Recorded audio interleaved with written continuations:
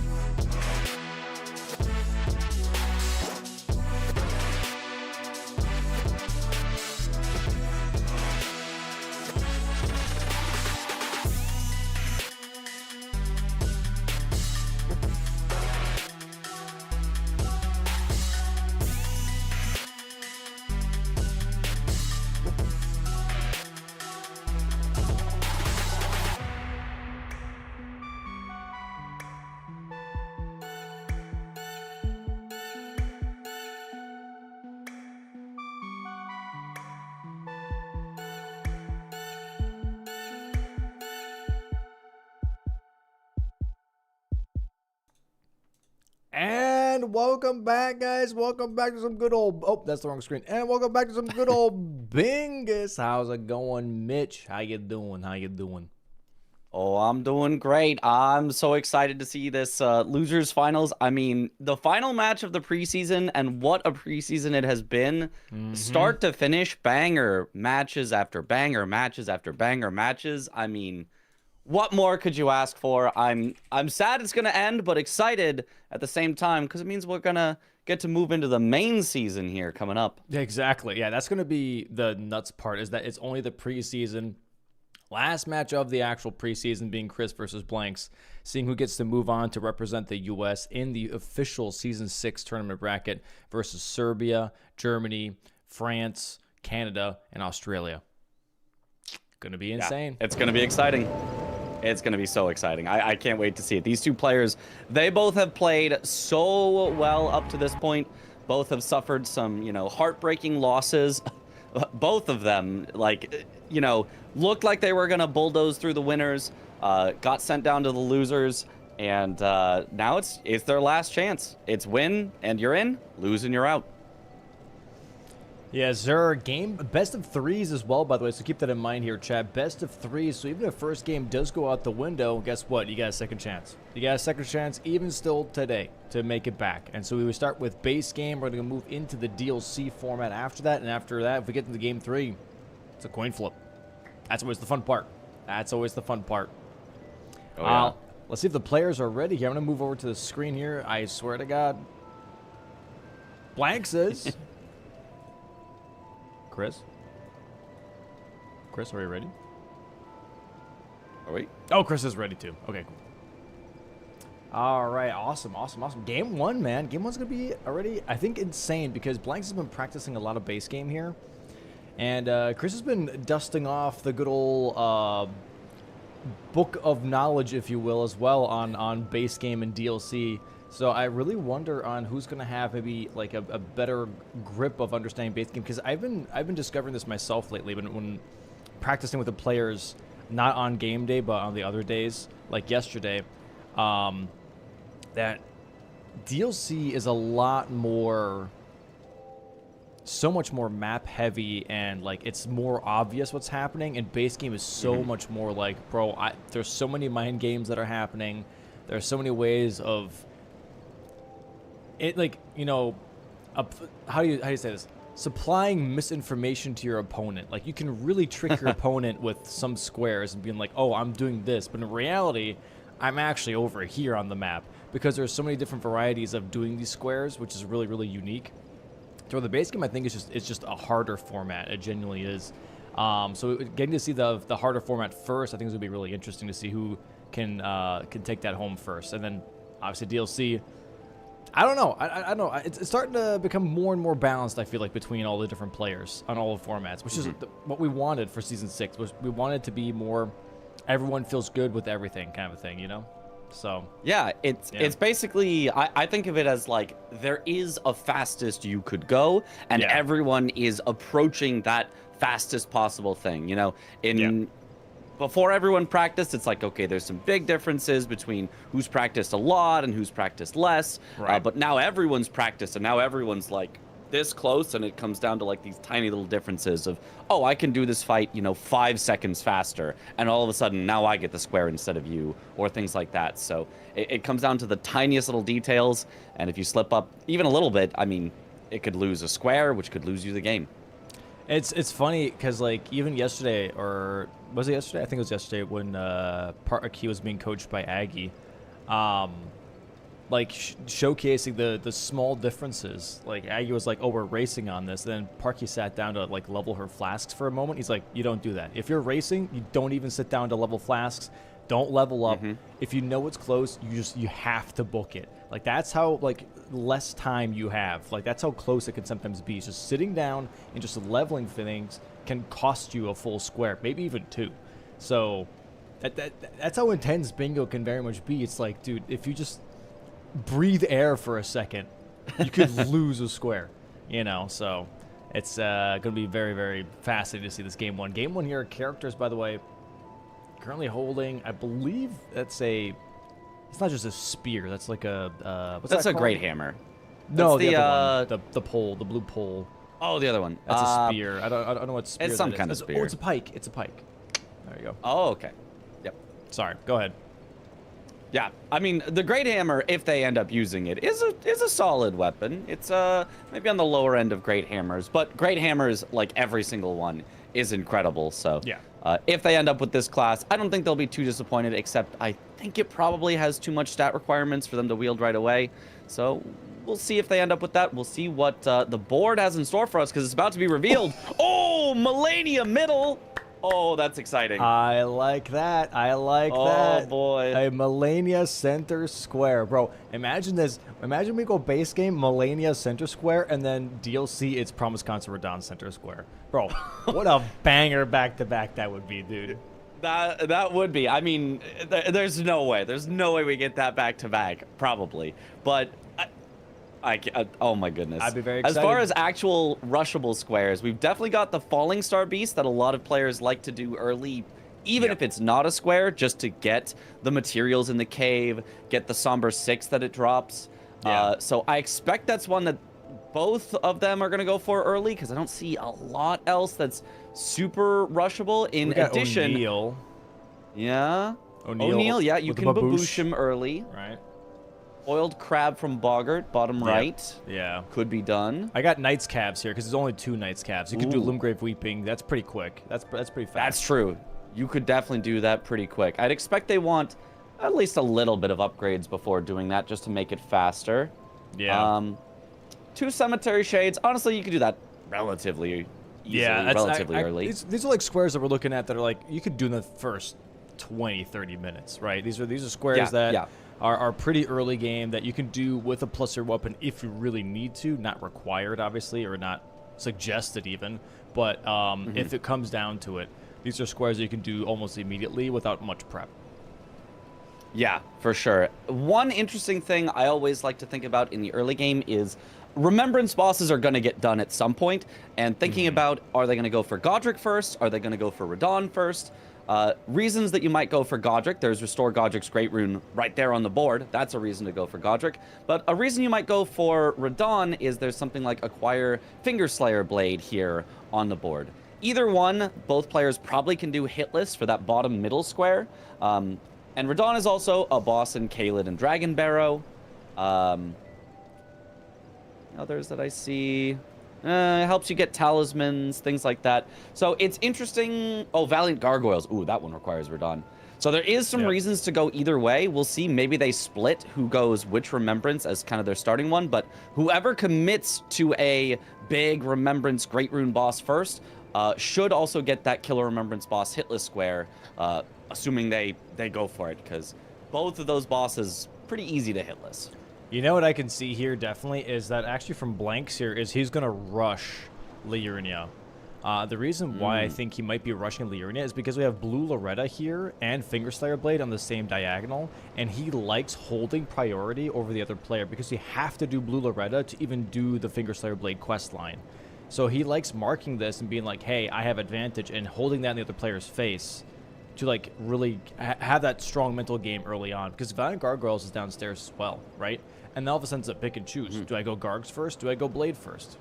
Blanks already has advantage on Blade, so maybe I should go Gargs. You know, it's like this. You're already putting your opponent into a bit of a mind game by just having Blue Loretta. And you can get a bunch of smithing stones on the way there too from all the gazebos. You can get smithing 2s and 3s just from going to Loretta. By the way, here we start, by the way. Venomous Fangs here for Chris and Stone Club for Blank. So 2 different classes as well. Yeah, interesting. I saw on Chris's screen there was a pickaxe on one of the classes, but I guess he did not end up going for it. I do quite like the pickaxe, but the Venomous Fangs being wieldable off the bat is great. Claws as a weapon type is great, and them doing that poison for extra damage isn't bad. He could definitely do an early Godric or an early Radahn with these claws if he wanted to, but the Stone Club, also not bad. I mean, I like the pickaxe better. I think great axes, or great hammers, actually. It's a great hammer that's definitely not a hammer shape, but is a really, really good weapon class. But honestly, both of these starting classes are quite good for them. So I think they're both going to be happy with this coming out of the early game. Yeah, so I mean, Chris does have the pickaxe. He started with 2 weapons, the Venomous Fangs and the pickaxe at the same time here. Oh, But yeah, for Blanks, better. I like the Stone Club pickup here because of Gargs specifically. They are weak to strike damage, and we've seen it so many times where people get to Gargs and they don't have a strike weapon. They're like, man, now I have to deal with this, and this is going to be tough damage. It's not going to be very good. But if you got that strike weapon, it is a breeze. It is so much easier to tackle. So we'll see like how this plays out. Yeah, I'm gonna be very interested, and I want to see more people pick up Cragblade. I know people are annoyed with me saying this, but I want to see more Cragblade, and I want to see more Wild Strikes from the front of Stormveil Castle. Those are 2 things that you can grab that can make your weapon shine, 100%. 100%. 100%. You know, and those 2, you know, you can't apply both on the same weapon at the same time, but having the ability to choose between them for when they're good would be great. Or at least getting one or the other, I think, is an excellent idea. It lets you infuse your weapon if you happen to grab a whetstone. Although, usually that would be with Frost, and I don't really see a reason to go to Renala on this particular board. Yeah. But, I mean, even just, like, heavy for better scaling into the late game is just a great idea. And both of those should be able to apply heavy to their weapon, if I remember correctly. So we'll see if they do it. I totally agree, though. Getting some sort of Ash of War is a big power advantage that you can grab kind of as you're going along through, especially because Godric's on the board, so you might as well grab Wild Strikes on the way. Right. Or you have to go to Radahn at some point anyway to get Fingerslayer Blade. You might as well grab the Cragblade. So I think either or both could be an excellent play. Ooh, difference of where they're going to already. Blanks, Chris, I think, grabbing maybe money here. Yeah, Blank's grabbing money, whereas Chris, he's keeping in Limgrave here. Is he going straight for the Knight's Cav? Is he going for a very early kill here? It's what it looks like. I think it might be, yeah, running straight towards that Knight's Bridge here. Blank's, I think, going to Ordina here for Frost Grease and money. So a little bit more setup. And that money might be enough, actually, to buy those 20 boiled crab here from Bogart. So I think they're both kind of going for opposite corner squares here. Chris top left, Blank's bottom right here. Yeah, nice start off already. And like here, look at the Venomous Fangs. Already putting in work. Already have the Rider and Horse poisoned. And the damage not too bad. Yeah, not too bad. You would probably not guess that this is a +0. You'd be like, no, this seems like a plus like 5 or something clause. But no, the Venomous Fangs just kind of shred, even early game. Yeah, really nice charged R2s on these as well. There it is. Horse should fall over. There it is. Oh, the soldier's checking in on his Knight's Cav, being like, "Yeah, are you all right? Are you okay? You doing all right there? Yeah, you got this? Okay. Okay. Oh. Nice kill by he doesn't Chris. got it. Yeah, he does not got it. Luckily, the soldier had a shield, so he just kind of hid behind it the whole time and did not poke. Yeah. That could have gotten tough for Chris, but nice, easy kill instead. Going right for the second one, and this is going to be a really fast... Ooh, is this a race here a bit? It looks like now Blanks is heading for the same Knight's Cav. Oh, he might be. He is going to be a little bit behind as Chris already killed one Knight's Cav. This is a nice weapon check for both of them as well here. Weapon shop check because this merchant, I think, has 3 weapons. Oh. Yeah, looks like Blanks is checking immediately. Oh, he's selling as well. Okay. Make sure he has the money we have for them. Sort of Knight in Flame and also just a broadsword. Not broadsword. It's like a soldier's greatsword or something. Yeah, it looked maybe like the Iron Greatsword to me. It was pretty quick, and Blanks is very fast at that menuing. But yeah, Chris actually committing to the Knight's Calves, whereas Blanks just wants to check on stuff. He says, oh, that Grace will be good later because there'll be Knight's Calves on the board, but not really. But it did get him some stones to buy. I expect Chris is going to go buy those same stones after he kills the Knight's Cavalry. So they're both going to be off to a good start in upgrades, but it's looking like Chris is going to be up 1-0 at the end of this. Yeah, +4 now for Blank. So just going to that one merchant here gives him a +4 weapon. He's like, okay, that might help me speed up the process a little bit. But yeah, Chris already way too far ahead on this specific square. So this is going to be a nice early square for Chris first. Not going to get sniped on Knight's Calves. We do see the damage difference, obviously, with this club here smacking the hell out of this horse. But sadly, again, not enough. Not enough. Yeah, just not early enough committing to that. Chris does like to do squares very early. He's comfortable with doing them +0. Blanks willing to get a little more set up before he commits to a square. And honestly, I like both of these styles of play, depending on the board. But this particular starting square looks to have favored Chris for sure out of this. Okay. I mean, Blanks is still ahead on setup, so it's not all bad for Blanks. So it looks like Chris is going to be looking for boiled crabs here now. Oh, and you want to know why? Look at the diagonal.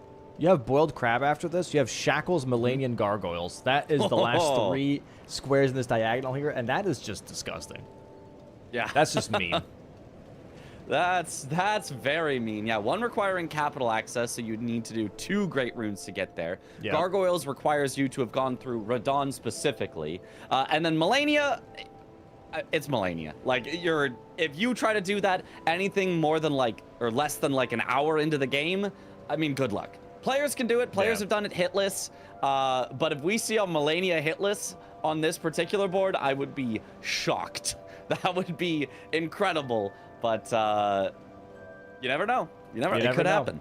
You never know. I could see definitely Chris, honestly, kind of bulldozing this line here, going for Radon first, right? Go for boiled crabs here. And then after boiled crabs, you go for Radon, get access to downstairs, get access to Gargs.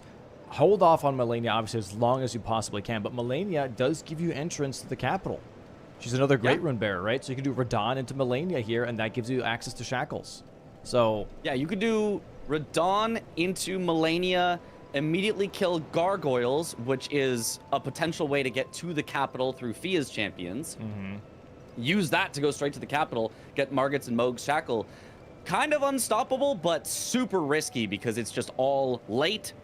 yeah, It's all difficult. It's some of the hardest fights you're going to see in the entire game here with the Gargoyles and Melania. So do you want to commit to that? It could be very powerful. It could be unstoppable even. But, I mean, if you get sniped on any one of those, it's like, oh my god, I've wasted so much time. looks like we have the Baboosh strat here on Commander O'Neill, by the way, for Blanks. Already at half health, just trying to cycle Commander O'Neill into these Babooshes over and over again, making sure that he stays on his horse. There we go, Commander O'Neill calling in his reinforcements, but sadly, I don't think they're going to get there in time. He's currently just absolutely getting blasted by acid juice. Yeah, That's why he's I got don't those think they middle boots even on. can walk over here. I think they're just stuck in that arena. It's only O'Neill that gets to wander around. So nice free kill here. Did not take too long and is going to tie us up 1-1 on the board. Chris, however, yeah, still setting up There it is. that boiled crab that he should have pretty soon.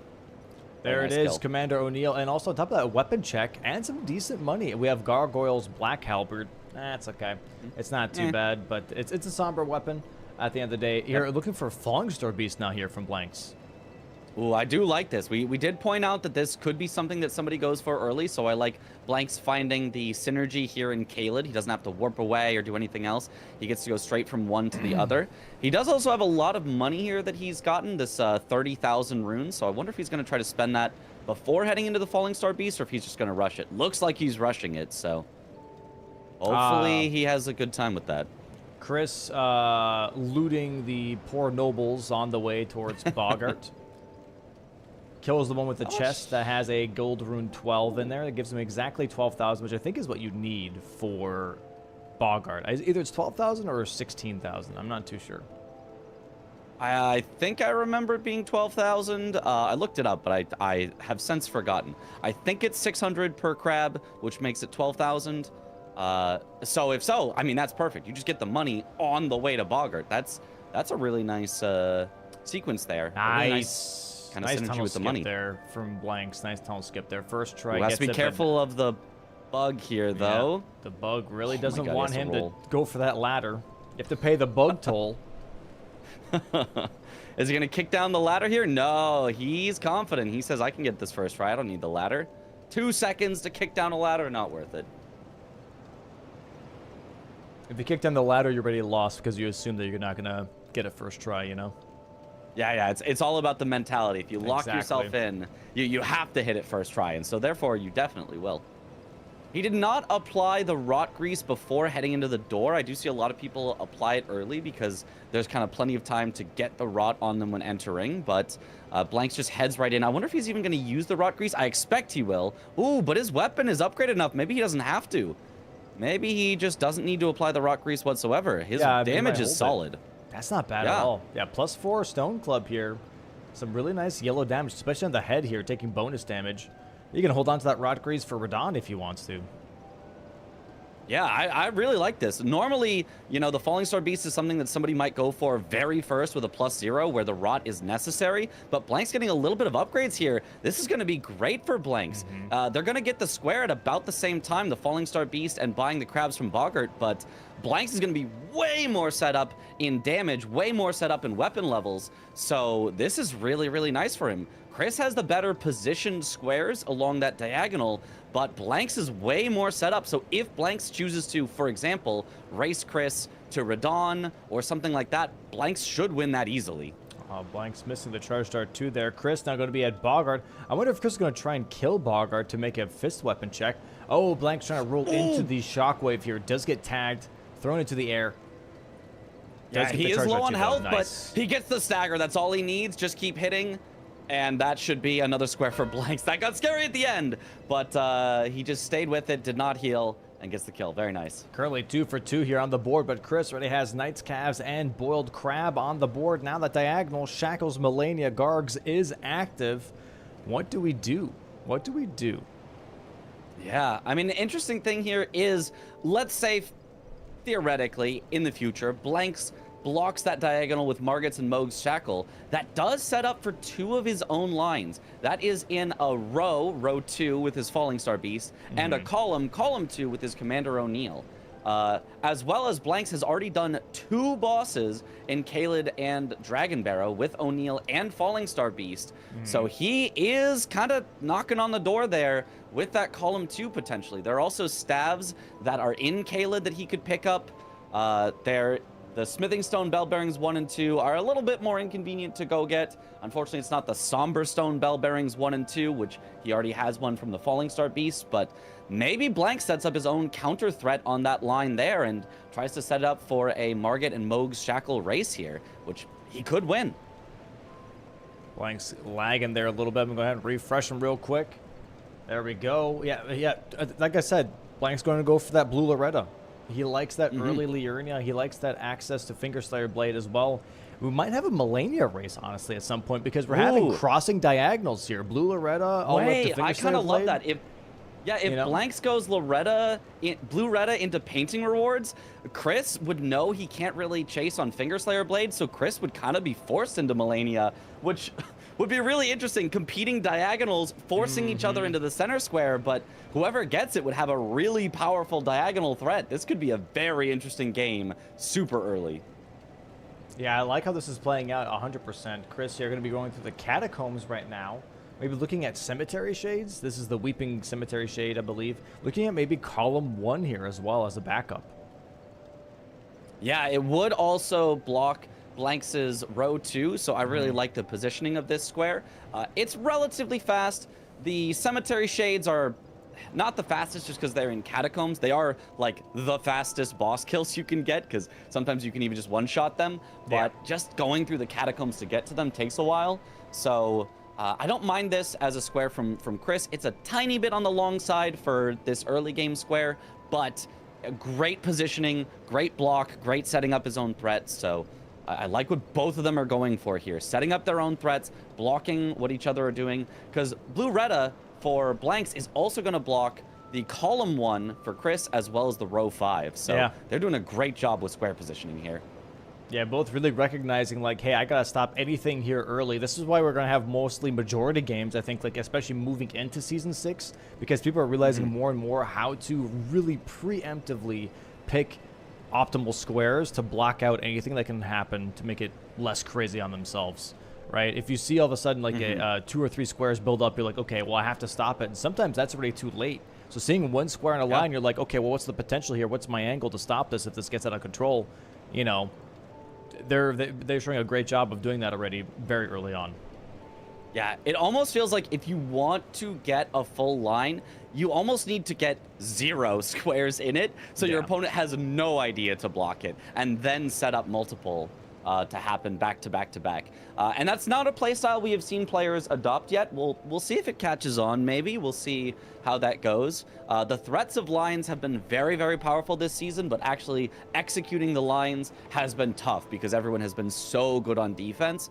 But sometimes even just forcing your opponent onto defense can be good enough. If your opponent sees your line early but has to block with something that's horrible, that still gives you an advantage and lets you head into majority with some time or square advantages. Yeah, I've seen some of it, but not exactly in like a very direct or obvious way. I've seen some players be like, hey, like I have this line over here, but then they fake out and go to a different line. I think that's currently where the mind game levels are at right now. It's like, oh, I got, 3 squares in column 1. What are you going to do about it? And it's like, oh, actually, I'm going to go for row 1, but you're going to block column 1. So, baby game for babies. Yeah, it looks like Cemetery Shade here again for Chris. Going to be the one in Kaled. Going to be grabbing that. I don't think we have summons +4 because Chris was picking up those glove wards, but there is no summon +4 on the board here. Blank's getting ready to do Blue Loretta in just a moment. So we're going to see both of them blocking each other off in just a second here. That's going to be very interesting because Chris now in a position to be close to Radahn. He already has an Altus Grace active, so he already has the Festival active to fight Radahn, and also he's on the way to Cragblade. Just saying. Yeah, he could grab that on the way. I'd be very happy to see him grab that between the Catacomb and Radahn. We'll see if he does go for that. But yeah, Blank's already with a +7 weapon, I believe is what I saw, which is a nicely upgraded weapon for this early game. He should have no trouble with Blue Retta. She is relatively squishy, at least much squishier than her Haligtree counterpart. So should be a fast kill here if he can keep up the pressure on her, keep up some staggers.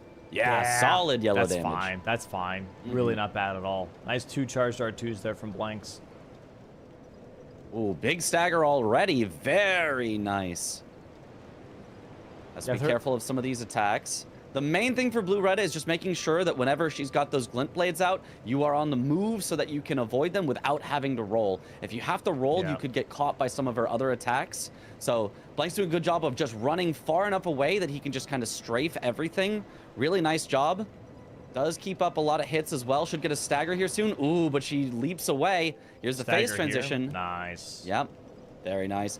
Chris, on the other hand, going for the backstab loop on the Cemetery Shade. We've got bosses on the left and right. Both going great for both players. Blank's got to be careful of these glint blades. Okay, nice dodges. Yeah, Chris is not doing too great on the damage here with the Cemetery Shade. These backstabs are safe and nice, but it does take him quite a while to get these backstabs off. So this is going to be a bit of a longer fight than usual for Cemetery Shades. It's going to give him a nice square here. There's Blue Loretta for Blanks now, and that's going to be blocking off column 1 and row 5. And now, maybe Chris also sees he's like, we're going to have to raise Melania in like probably 20 minutes or something. Yeah, it could be. It could be. I think, Chris has not really taken the time to upgrade very much. He's wanted to get a very rushy start. And that worked really well for those first 2 squares, but now it's kind of falling off a bit. I would really love to see Chris get a better upgraded weapon from this point, because if he's having to do fights that are this slow for the rest of the game, I mean, it's just not going to work out for him. He really, really needs more damage at this point. There we go. Gets the Cemetery Shade, though. That's another marking here for Chris. 3-3, square for square on the board right now. For Blanks, this is going to tell him, like, all right, that's fine. I'm currently working towards a Grace and Altus here so I can get towards Radahn. Yep. And that's pretty much it. That's pretty much it. I'm expecting paintings here very soon. I think Chris is looking at paintings right now, actually. Yeah, I think paintings is a great way for Chris to block that diagonal from Blanks, and Blanks not heading directly for it is probably going to let Chris just have this block, which is going to put Chris in the advantage in terms of pressure on lines. He will have blocked out basically all of Blanks' line pressure and still have that diagonal threat of his own. So I think if you're Chris, you're going to like this positioning, assuming you get painting rewards and that Blanks does not threaten anything else in the meantime. But I mean, board's still open. It's not as though there are only the diagonal threats here. There are a lot of other lines that anybody could threaten at any time. Yeah, and while we're waiting here on these players to get set for their next square, let's go ahead and check out the map real quick here. We could check out the map talking about paintings, right? So for paintings here, Chris Ray grabbed one of them, which is going to be the one in Limgrave. It's going to be at this shack right over here, right up here, right? So this shack here is going to give you a painting that is going to be in Limgrave itself. It's next to this graveyard here in the very beginning of the game. Here is First Step Grace. So this graveyard right over here is going to be where the reward is. So you want to go that way, right? Then there's going to be another reward in Stormvale Castle as well, under the painting, one of the rooms. That one's going to be in Weeping next to the church. And then Chris going for the Celia Tunnel one, or Celia Town one. There's a painting here. And that's going to be a reward next to the giant tree. These are the 3 most common painting rewards that people go for. And these are the locations that they have to go for with those painting rewards. To grab the actual... Just grabbing the painting isn't enough. You have to grab the reward of the painting. And for people that maybe haven't played Elden Ring enough, how that works is pretty much... The painting is a location of a place. And once you find that place of where the painting was made, you get a reward for finding that location of the painter that painted the painting. That's what the square is all about. It's a really cool little almost mini game in Elden Ring. Yeah, exactly. Of like, they give you a picture and you're just like, where is this? What? And you have to just go find it. It's really, really cool. Now, of course, all the players know exactly where to go. They don't need to look at a painting and, like, you know, try to turn it upside down and be like, wait, where is this? Exactly. But casually, super cool mechanic. It was something that I didn't even know either, because I picked a couple up. And then at some point, when I started streaming, people were like, oh yeah, you know, that's a good painting reward. I'm like, what do you mean? They're like, oh yeah, if you go to like the actual place, you get stuff. And I was like, oh shit, like, that's actually so sick. That's so cool. I really do like that, because it also makes you explore more. Like the Elden Ring is so much focus on exploring, and that really just kind of cements that more too. So it's, you know, going for those painting rewards is just awesome. It's a great mini game. And here, Chris going for a skip, by the way, going to be going for the branch skip all the way down if you can. Looks good. Oh, not all the way down, does but that's land okay. on the branch, but that's fine. Yeah, not too bad here. Yeah, so this will be his first painting reward, and the other painting reward in Stormvale will bring him closer to Godric, which is a nice spot to be. Not only is there Restore Godric's Great Rune, there's Killer Remembrance boss Hitless, and he's going to need eventual access to the capital for Morgott and Margit's and Mohg's Shackles. So, I mean, taking him at least to good spots, going for a block that is also got some nice synergy with different locations he'd like to be, but Blank's heading straight into Radahn here. Let's see if he gets this Hitless first. Ooh, with the iron balls. Yeah, these are super powerful. Where'd he get these? I didn't see where he collected those from. I think it must have been from the shop. Oh, just from running double grease here too. He's got rot grease and frost grease. Gonna be freezing his balls, and that's gonna be a lot of damage. Just in general. He's at +7. Yeah. +7 with multiple greases. This should be fast. I don't think it's enough for a 1 cycle, but we'll see. I guess it depends on how much the summons might help out, because there is no Radahn without summons on the board, so summoning should be a little bit better. Yeah. Some players choose not to summon even if that square isn't on the board, so we'll see what he chooses to go with. Yeah, Chris getting set up here, I believe, still going to these gazebos potentially for those smithing stones, but yeah, Blank's already in the Radahn fight. So this little early start that he had at the Merchant in Weeping, really showing a difference here now. Yeah, absolutely. It has just allowed him to just go on the rest of these squares. So It's been a very, very nice setup for Blanks. He's hoping for the one particular attack. There it is. The one where Radahn kind of winds up and attacks for a while. Because as long as you just stay under him, he just can't hit you. You can just keep hitting him, and you get just so much damage and stagger built up. Even a rot proc right off the bat here. Very nice. The damage Summon's is so helping good as well. Oh, yeah. We'll see if he switches to the freezing grease. I think he's maybe only going to swap for the second phase because he just wants to get as much damage in the first phase as he possibly can. In the way, by the way. Puts his giant noggin. Oh, there's a stagger, though. Oh, there's a stagger. Oh, can he get... Oh, he got the riposte. I did not think he was going to get that with the summons in the way. But very nice damage. Radahn is now going to fly up into the sky. So not close to a 1 cycle.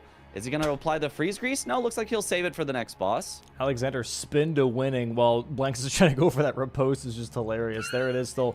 Rod procking happening on Radon here. He lands in, taking away. Oh, not going for the transition right away. Blanks has to be just a little careful here to make sure that he doesn't get tagged. All of his hard work doesn't go to waste. And there it is. There's the transitional attack from Radon. Now, does he get enough damage? Oh, this should be a kill before he gets another attack off. Ooh, not quite. He didn't go for the last hit here, but the rot is ticking. He could just run away and win, and there it is. Very nice. Very nice. Hitless. Okay, that was way earlier on his screen than my screen. Refresh him real quick. There we go. Yeah, very quick fight here. So that is hitless now. So that should tell Chris, like, okay, that might be Radon. Yep.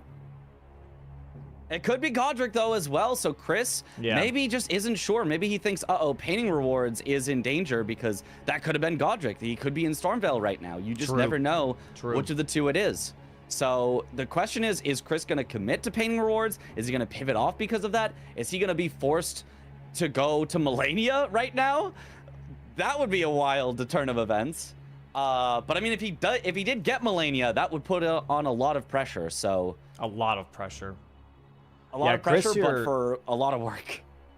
Now in Halictree here for Chris, so he's going to already be prepping to possibly maximize his weapon, and I believe Blanks is looking to do the same thing. He's currently in the Lake of Rod, grabbing Sombra 7 and 8, and Chris here grabbing 50,000 runes as well, the Lord's Rune pickup in Halictree. Both going to go for upgrades, and we might see an earlier Melania than we realize. Yeah. It certainly could be. Another thing to note, Blanks has now killed 3 bosses in Caelid and Dragon Barrow. So with one more, he can get that square as well. Hopefully he remembers. Hopefully. Oh boy. We have changed. The rules have been officially updated that if he does not mark it within 30 seconds after getting his 4th boss, he will be locked out. He'll be told he's locked out. But Chris will also be told he's locked out, so Chris just doesn't have to worry about it. It's just like a free block for him. So hopefully we do not see that here. That would be a devastating way to, possibly fall behind here in game 1. Wouldn't be game over by any means, but certainly losing a square for no gain would not be a great thing to see. Would be very, very tough. Obviously, if it came down to majority, Chris will still have to block that line, even if he knows that Blanks can't do it, because you still have to do that. But yeah, this is definitely a tough thing if Blanks currently still shows 2 on Caelid bosses. I'm assuming he just has it stored in his brain. Yeah, we'll see. He has O'Neill, Falling Star Beast, and Radon currently. Those are 3 bosses. So one more, anything specifically, he can just mark that. And honestly, that wouldn't be bad at all, because like that would create some pressure on column 2 here. Yeah. I mean, it looks like it's a great spot because it's like, oh, it's with all of his stuff, but the row has already been blocked, so it's only that column that it would put pressure on, but that is a very powerful column if Blanks decides to go for it. I mean, he can just get the Smithing Stone Bell Bearings 1 and 2, or at least one of them to have priority over Chris. He can just collect the staves, or even just some of them to have priority over Chris. And then if he gets access to Capital first, that's Margits and Moog's Shackle right there. So yeah, definitely something that you could be very sneaky about acquiring, or you could just force Chris into a long square. Very interesting here. So Blank's going for invading Magnus real quick, just going for some one-off squares, I believe. Also, this gives him a Sombra 6. I don't think he needs the Sombra 6. I think he already has plus 20. He hasn't gone to Halictree yet, which is going to be that Sombra 9 that he needs. Yeah, plus 20 Iron Balls already is like really good damage, though. Magnus here being a little bit of a headache, kind of dodging a lot of attacks from Blanks. Yeah, he is always a headache. You just hope he stays one-handing his weapon, which so far he has. This has been quite nice. If he starts two-handing his weapon, you're in for trouble. You're likely to get more Lion's Claws. He might just hyper armor through your attacks, but Blanks with maybe one more attack is just going to get it here. He just has to be careful. Nice job. Nice job by Blanks. Very nice pickup. There it is, 5-3 now. Chris just nodding, being like, okay. Can't tell if that hit list was still Godric or if that was Radon. Going now into Margit himself with the Iron Balls here. Yeah, I do like this from Chris. Just, you know, get your painting rewards to block that diagonal, get access to Godric for Godric's Great Rune later, and for access to the capital. I think this is a lot of stuff that Chris needs, but I think Blanks is now solidly ahead, and he's heading to Melania. Wow. Oh, this is an early Melania. He has no health. Well, he's got a little bit of health. I think he still gets one shot by anything Melania can do. This gives him capital. Yeah. That's Capital, crazy. Melania Square. He's got Radon down so he can do gargoyles. This is ridiculous pressure if he can get it. He's also got that column 3 that he's pressuring with it. And I mean, the damage he's got, it's not horrible. It's okay. Yeah, it's all right. He can get it done with this. He just has to lock in for, you know, 5 minutes, hopefully less than that, maybe like 3 or 4 minutes. Around, yeah, around there for sure. Yeah, if he gets this, this will be a wildly good play. Nice rolls here. Nice rolls on these waterfall attacks. Gets past the first waterfall. He probably has to at least deal with 2 more of these before he gets into phase 2. Maybe gets a nice stagger. Yeah, most likely with how this damage is, I don't expect he's going to skip much, but he's getting nice staggers. Yeah. Melania can be a bit tricky because sometimes you hit her for a stagger in the middle of one of her moves and she just refuses to stagger. But Blanks so far has not had that problem whatsoever. Yep.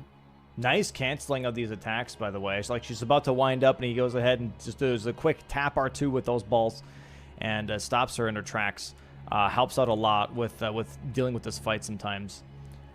Should be close to another stagger here in just a moment. I wonder if he's going to use that going frost for charge grease. R2s, which seems like it's a little too long. He's sometimes not getting her in her vulnerable windows, but instead getting her after she starts her next attack, so she's not staggering. But I mean, it's working. I might like to see tap R2s instead some of these times, but I mean, it's working for Blank, so what can I really say? He's getting the damage in. It's working. Ooh, waterfowl, though. Ooh. Does he get the roll? Nice rolls. Nice. The question is also like, does he get this hit list? That would be kind of funny. Yeah, I mean, he's already got the Remembrance Boss hitless square, so he he has doesn't the need square, to, but it was, yeah, it'd still be crazy though. Yeah, and he also still almost needs to do it hitless just to not die, because if he gets hit by any strong damaging move, I guarantee he dies. If he gets grabbed, that's death. If he gets stabbed, that's death. If he gets, you know, hit by a little bit of the flurry, maybe he'd be fine, but that's about it. Oh, all right, nice. there it is. Not going for the riposte here. Okay, never mind. I was going to say not going for the riposte because you can't go into phase 2 with a riposte. You have to do it with attacks here. So he has to wait it out just a little bit. There we go, phase 2. Let's bring him on the big screen here. Do we get the phase 2 Melania? First try? Yeah, there's the frost grease. He's got the rot grease on. I really like this. Apply it for the second phase. This is when it's going to help out even more. She's very susceptible to the frost. It can help interrupt her. Theoretically, it could knock her out of waterfowl, although I don't think he's going to risk that. Yeah. And just really helps with the damage as well.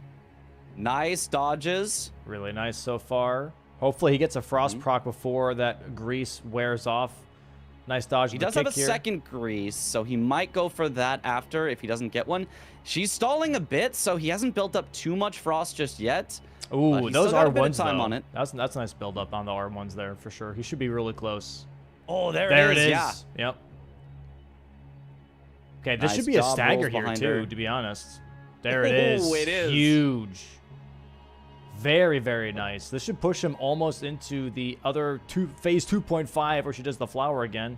Not just yet. She's kind of just walking towards him. Yeah, and he's always got to be careful. Oh, the illusion attack is exactly what I was going to mention. Got to be careful of that. Nice dodges. One more dodge for the final attack. There it is. Wow, really nice dodge. Beautiful. Great job there. You can tell he has put in the hours for this boss in particular, because that is just so smooth. The waterfowl has never looked close to hitting him. The illusions didn't look close to hitting him. This is looking like a full hitless kill. He's using his last frost grease. I'm not actually sure if he's going to be able to get a second frost on her, because her frost resist does increase after you frost her once. But if he does get a second one, that'll probably pretty much finish her off. Yeah, should be close. There's 3 painting rewards there for Chris. Oh, it did get kicked in the face. Kicked in the face, so not hitless, but doesn't die either. That is one of her least damaging moves that she has. So if you're going to get hit by anything, you'd rather it be that than almost anything else. Waterfowl, but he's far enough away he can just run. He's a bit of a weird Kinda spot, close to though. the wall. Yeah, the wall's here. Okay, he's fine. Yeah, He's fine. okay, but he's all right. He's all right. Okay. Very nice. Dodges still. He should have another stagger here soon, I believe. Tap R2. Should be getting a frost proc here in just a bit. 1 or 2 more R2s should do it. As long as this doesn't wear off. Nice patience here from Blanks. Nice stagger there. Oh, doesn't get the riposte, though. Oh, and the grease wears off, too. So no frost But, I mean, proc he's there still for only him. a few hits away. Another waterfowl. He has to do the close dodge. Oh, what really a good nice. dodge. That was really close. That was almost out of time there.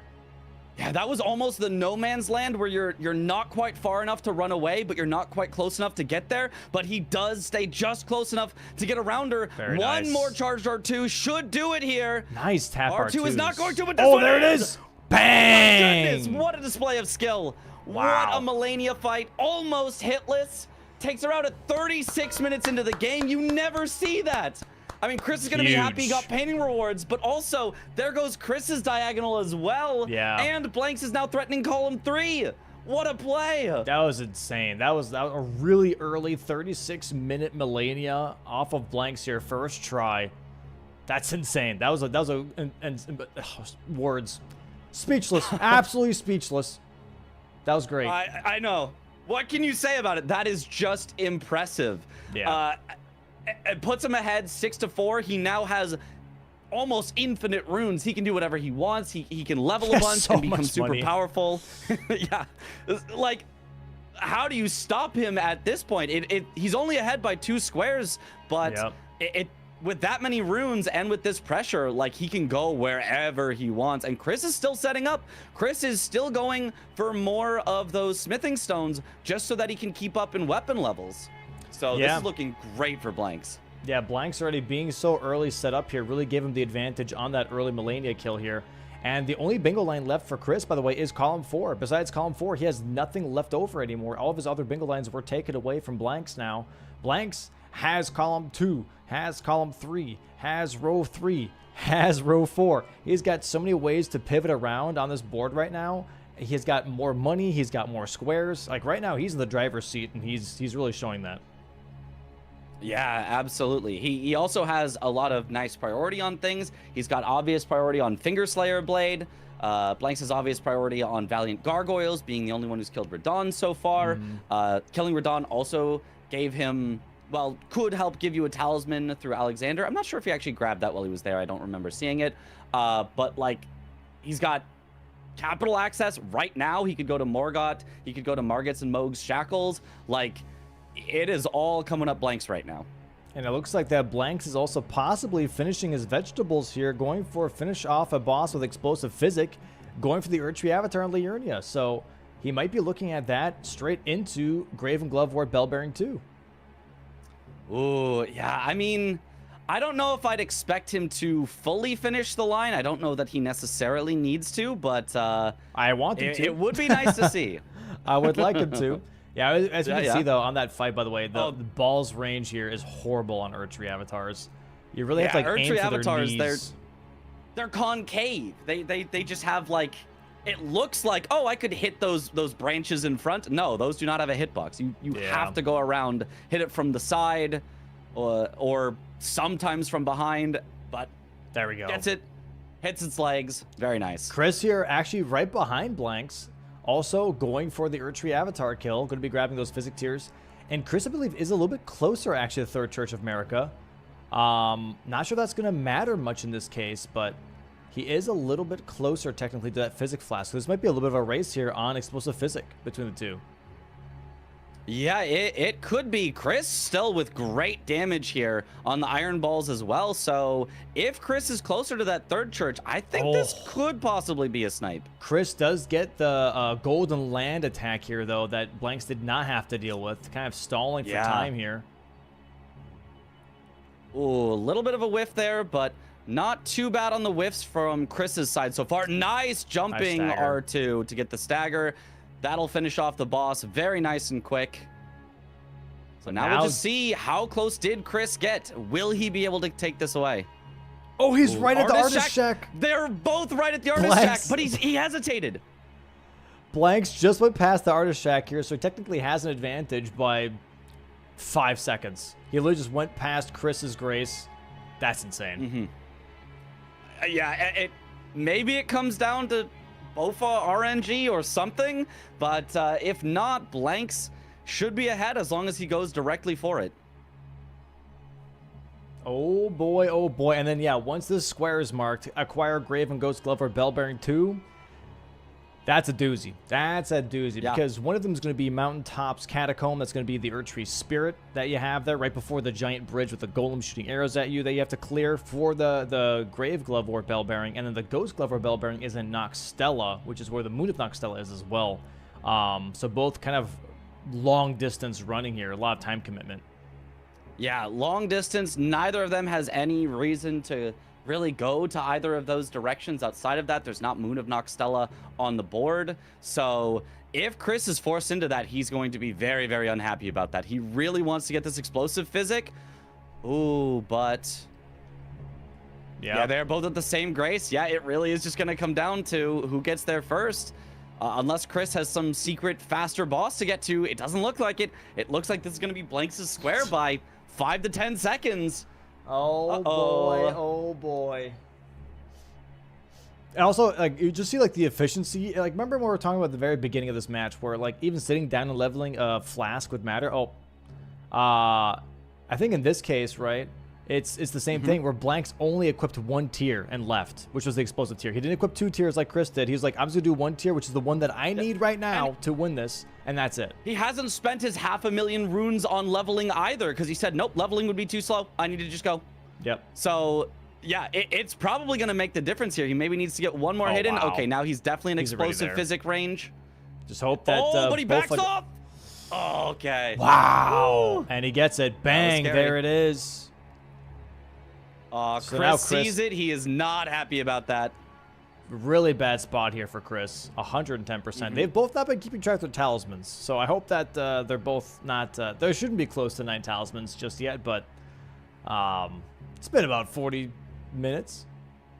Yeah. Yeah, this Well, definitely Blanks- puts Chris in a huge pickle, though. Yeah, Blanks does tally his 3rd Kaled and Dragon Barrow boss on the board for the viewers at home. So he has remembered. He does have 3. Chris Not gonna here lock himself out. going to be going for the Graven Ghost Glove or Bell Bearing 2 here for the block. He has to. He doesn't know if Blanks has been working on this. Blanks has been finishing his lines lately a lot more in his practice matches, especially versus me. And so I wonder if Chris is like, okay, I can't risk it. I can't risk it. Yeah. And this is different than we saw Chris in his previous matches where he would like completely ignore the line because he always expected the other player to kind of bluff it. Yeah, I think he kind of knows. You know, Blanks has been bluffing, but as soon as you start bluffing too much and you become known as, oh, he's the person who bluffs, well, now it's more powerful instead to not bluff and go for it. But reverse, Blanks is bluffing it. He's not going for it right now. Yep. So Going for being the person who always bluffs is still working because people think eventually you're going to stop bluffing. But no, he's still bluffing. And here we go. We're going downstairs now here for Blanks. Gonna be looking maybe at Gargs. Is he looking at row 4? Ooh, I mean, He does have I capital definitely... access. It could be. It could also just be blocking off column 4. He could just be saying, okay, I need something in column 4 in order to shut down the last line. Then I can go for majority. So either way, it puts pressure on Chris. It takes pressure off of himself. And it's another square. So I don't mind this from Blanks. It's not the fastest thing he could have gone for. I maybe would have liked to see Talismans or Duo Trio instead as the block and keep priority on Gargs, but I don't think this is a bad play whatsoever. Chris here getting tagged by the Golem Archer. Tries to get back on his horse. Yeah, this is that really Golem interesting. Archer can be tricky. You kind of have to like jump around it or quit out or something to not get hit. This is really interesting because if Chris does get this doesn't really help him either. This just blocks a very scary line, and that's pretty much it. Oh my god, Big Chungus Man. Killing Chris. Kills him.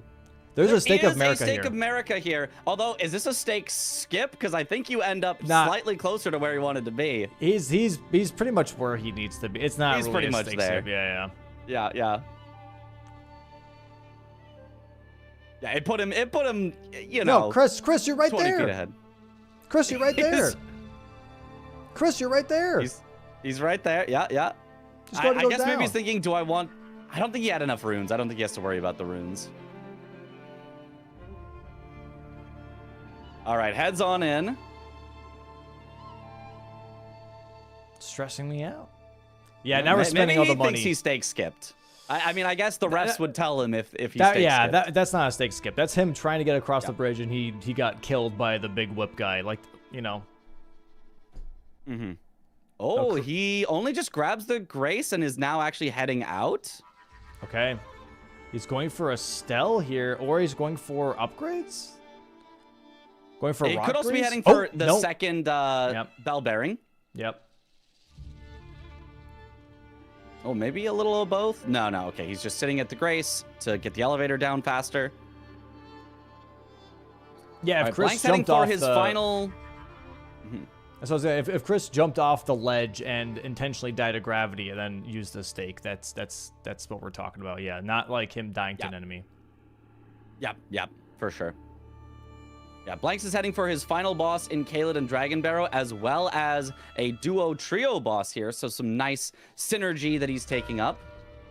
There it is. There it is, his last Kaled boss. And now Chris is like, great, yeah, that's what I was worried about. He's just going to go for just squares on the board that aren't this line, and I'm kind of screwed because I don't know if he's ever going to go for this. I'm wasting my time now going for the square when he can just go for whatever he wants. Currently 8-4. Yep. Blanks holding on to that 4-square lead, and there's still so much board to play with that's going to be really hard to pinpoint where exactly Blanks is going next because he's such in the driver's seat right now. Yeah, absolutely. He can really go wherever he wants. We have seen big comebacks before, but usually that comes from having some hidden priority that your opponent didn't know about yet. In specific, I think comebacks like that maybe are easier in the DLC because you can have a lot of priority in the DLC. You can just be like, I'm the only one who has access to this part of the map. You don't have access yet. Whereas in the base game, you can kind of get anywhere you want with the exception of like Capital and Underground. And Blanks is the one with access to Capital and Underground. So Chris really struggling to find any foothold here to claw his way back in when there's just so many things that he cannot contest from Blanks. He right now cannot contest Valiant Gargoyles. He right now cannot contest Morgott. He right now cannot contest Margit and Moog's Shackle because he just doesn't have access to those places. So if Blanks goes for those, that would put him all the way up to 11 squares, and then Blanks just needs to find 2 extra anywhere that he wants. Oh, Fingerslayer Blade as well. Blanks is the only one with access to Fingerslayer Blade. So that's 4. That almost puts him all the way to a full majority win here. And it looks like that Chris is kind of split progressing right now, going for these bell bearings. Smithing Stone bell bearing 1 and 2, grabbing the 2 here currently in this tunnel. Maybe Member of Grace right afterwards. And Blanks killing his Mimic Tier. And yeah, I wonder from Chris here, he has killed Radon, right? Has he killed Radon? No, he hasn't killed a single No, he has not. Great Rune Bearer. Damn. Yeah, not a single one yet. He's set up into Stormveil to get the painting, so he does have access to Godric if he wants to do that, but he would have to, do 2 Great Rune Bearers. Yeah. Yeah, that's real tough. That's tough. Yeah, we'll see what Blanks finishes with first here as he has made his way underground. I expect to see Valiant Gargoyles first, and then Fingerslayer Blade maybe after. And that does look like the direction that Blanks is heading. Chris here I'm now surprised he doesn't back. grab the Grace a little closer to the Fingerslayer Blade, but he can always make his way back. Yeah. Chris going back to Noxtella here, going to be grabbing those Ghost Glovewort Bell Bearing 2. And then, I'm assuming he's going to complete this square and just hope that he's kind of guessing right. It's pretty much the position that he's in currently. Yeah, that's pretty much where he's got to be. I mean, if Blanks goes for all the things that he has priority on, then Chris needs to get every single other square on the board. So, yeah, he's going to need Bell-Bearing Hunters. He's going to need Duo Trios, which Blanks already has one of. Godric's Great Rune, he should be fine on. He's going to need the Smithing Stone Bell-Bearings 1 and 2, 6 Unique Staves, Misbegotten Crusader, Talismans, and a Stell. That's a whole lot to try to get. It's possible, but that's a whole lot. This is going to be a very uphill battle for Chris, no matter how it shakes out. And the cool thing here for Blanks, by the way, is that we're getting the rare Valiant Gargoyles, but also Duo Trio Boss combination here. Normally, Duo Trio Bosses is already off the board, but Gargs and Duo Trio are still up, and this is a duo fight 100%, so this is going to be a nice little add-on here for Blanks. Yeah, I completely, that slipped my mind that even is the case, so yeah, this is going to be really, really nice for him. Hopefully, he also remembers that it is a Duo Trio. Oh, look at that damage, though. That strike damage. That strike damage just destroys Gargoyles. They are so weak to strike. And he should get a stagger soon as the second one is flying in. Ooh, didn't quite get it on that hit. I thought he might have. But one more hit probably does it. Yeah. One more R2 should There it is. I think he can just take the riposte and get the kill, or didn't even have to. Just hit him in the head. Give him a good old concussion. All right, the poison ticking on him a lot, though. Here he's low. He got hit. He's down to low health. Those flash heal for nothing. He's got to be super careful on those second gargoyle here. Ooh, gets ticked by that as well. He's completely out of flash. He's just over half health. Healing. Oh, yeah, he has just got to be careful. One gargoyle is not that much of a threat, but sometimes you just get ticked by things. Sometimes the poison gets a tick on you. Sometimes the attacks you try to dodge and it just doesn't quite work out right, so he's got to be super careful. His damage is still great here, but nice. Okay, nice hits. Ooh, that was close. He barely got that roll off. Okay, this stagger will do it. There it is. There it is. Nice little tap on the head. There we go. Go for an R1 on the riposte, and that should be enough. There it is. Beautiful. Yep. 9-4 now. Blanks holding a 5-square lead on Chris here. Chris currently stuck in a catacomb trying to go for those Grave and Ghost Glovewort Bell Bearings. And this is going to take him a while, too, because he has to deal with a really long Tree Spirit fight. That imp trying to ambush Chris here on the elevator. Definitely a very tough position here for Chris. Very tough position, and the squares that he's being forced into are not helping with that. After this, he still needs some way to block row 4. He still needs some way to block row 3. He still needs some way to block column 2. Like, all of these spots that he's got to go to are just rough. There's so many potential lines, as well as Blanks just building and building and building on this majority. So, no matter how you look at it, this is a tough spot for Chris. I don't see a path into it just yet, but we've seen miracles happen. So I think once Chris gets this block, I think we'll start to see a shift maybe on decision making here. But Blanks grabbing the Duo Trio boss here, and then can go for Finger Slayer Blade, can go for Morgott, can go for Shackles. That's already 12. Actually, no, that's 13. Yeah. After Duo Trio bosses, that's 13. He can just go for Finger Slayer Blade, with the Morgott, Duo Trio. Shackles. Yeah, that's all he needs. Just Duo Trio, which he's finishing off right now. I'd like that. Take away the thing that Chris could most easily get from you. Yep. Yeah, and then all he has to do is everything he has priority on. Very tough position here. Very tough position. I wonder if Blanks is going to just go for the things that he has priority on, counting up and going, okay, if I just do these, I win.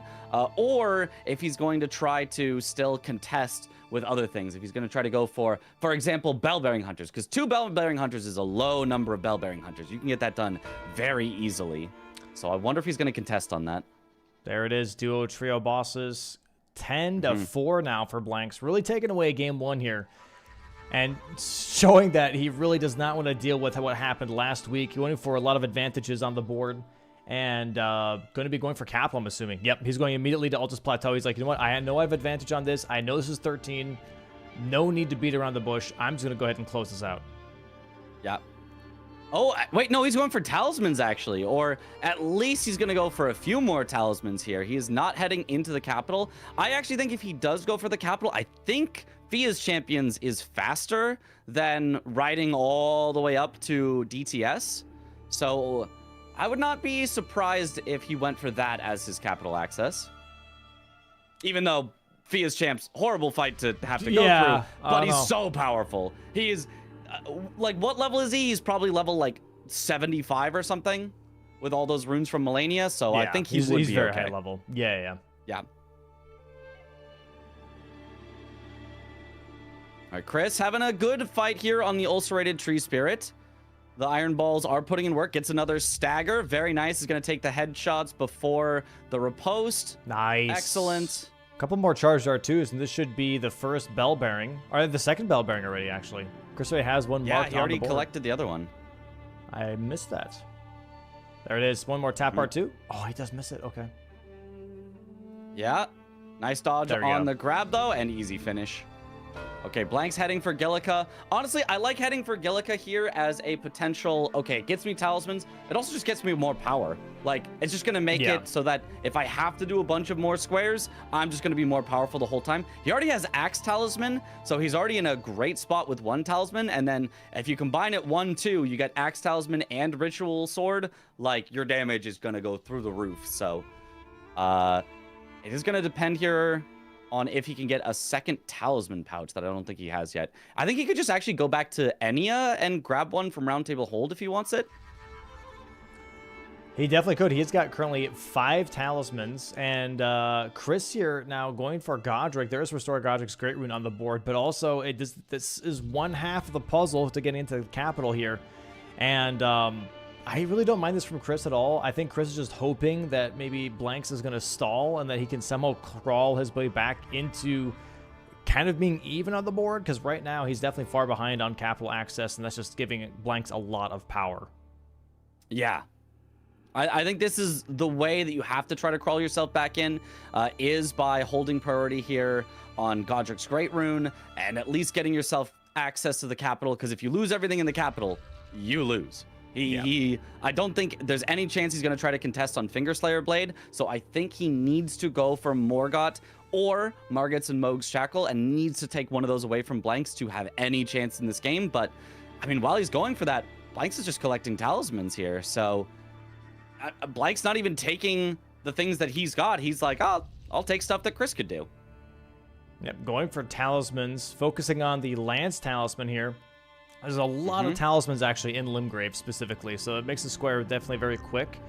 Chris here killing Godric now, and we'll see if he goes for the Restore or if he goes straight for another Remembrance boss, or Great Rune boss.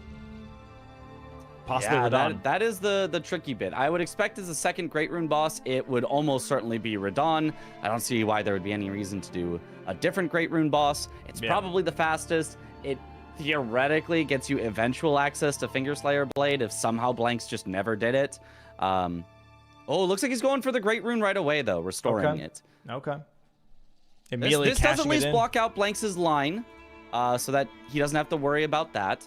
But, I mean, without holding priority, without getting Blanks to waste his time on things, it is going to be hard to make any sort of comeback in the majority. You have to snipe Blanks on things, and that's going to be a lot harder with Blanks getting the talisman square here. Yep. Blanks only needs 2 more squares now, wherever he wants to go. And that's going to be Morgott and Mohg's Shackle, I believe. He's going back to Altus. Looks like it. Taking the teleporter now. I think he's going around that way towards DTS, potentially. Or he's going for Bellbearing Hunter. I don't know. I would guess he's going still to the capital, but this is just the fastest way to get there from the graces that he has. I still think that probably going through Fia's would have been a little faster, but, you know, this one's a lot nicer. Iron Balls absolutely shred DTS, whereas Fia's, they can be a bit of a problem. So just avoiding possible incidents is a very reasonable way to go, even if maybe this is a little bit more walking. Yeah, he could also go for the Fingerslayer Blade at any time, but I think he's probably just holding that in his back pocket. Maybe he's going to go do just Morgott, not worry about the shackles, then come back to Fingerslayer Blade. Because if I'm blanks, I'm thinking, okay, this is my 13th square. I'm not going to go cash on it right now because, you know, then all of a sudden maybe everything else starts to get in contention. I'm going to save that one for the very last one because I know Chris can't take it away from me. Nice stagger here from Chris and this Bell-Bearing Hunter. Going for the 2 Bell-Bearing Hunters just to get an extra easy square out of the way because he knows that Blanks has been going for all these one-offs. Yeah, and he does have a Grace that's pretty close here to the 2nd Bell-Bearing Hunter. If Blanks happens to be going for the Bell-Bearing Hunters here, he will absolutely get sniped on this, and that would be a good way for Chris to start to get a few more squares in his favor, but... Yeah. Chris still needs one more Great Rune holder, though, to even get into the capital. So even though he has Altus access here and is maybe a little bit ahead, actually, of Blanks, he doesn't have the access. Oh, you do not have the right. You do not have the right. He does not have the right. But Blanks is at least heading over to the Grace at the Bell-Bearing Hunter. This might just be to have it in case he wants it for later while heading to the capital. That's what I would expect. But we'll see. While he's here, maybe he just decides, I'll kill a Bell-Bearing Hunter. I'm already here. We have their Sword Lance and Scorpion Stinger. Not bad. Sword Lance is a pretty damn good weapon. Chris sitting down now and going for that Bell-Bearing. Yep, looks like they're both going for the Bell-Bearing Hunters now. Blanks going to possibly get sniped on this, as Chris is currently already in the fight and already has 1 Bell-Bearing. Nice stagger. Yeah, I mean... honestly, I don't mind this from Blanks. Just do things while it's efficient. Do things as you're heading on the way through. Because if Chris did not do Bell-Bearing Hunters, then Blanks would be like, oh, well, I can just take it away whenever I want. This will be super free. So even though it'll end up being a snipe in Chris's favor, this is not too bad for Blanks. He's only going to lose 30 seconds maybe on the fight. Here we go. Nice endure here from Chris to make sure he doesn't get stopped from doing those charged R2s. Bang!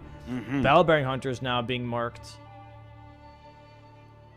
Yeah, very, very nice for Chris there. And 11 Chris to 6. Going for Restore Godric's Great Rune. Blanks could be thinking like, damn, maybe he's got capital access. Yeah, he could be thinking that, which could scare Blanks off of Morgott or the Shackles, which he has possible priority on both, or get him to split progress, which would kind of slow him down as well. But yeah, with Blanks committing to capital, this is something that Chris cannot contest. Nope. Chris getting tagged by the golem here. Batted away like a fly. Let's see how he does with the arrow. The arrow's the one people usually struggle more with.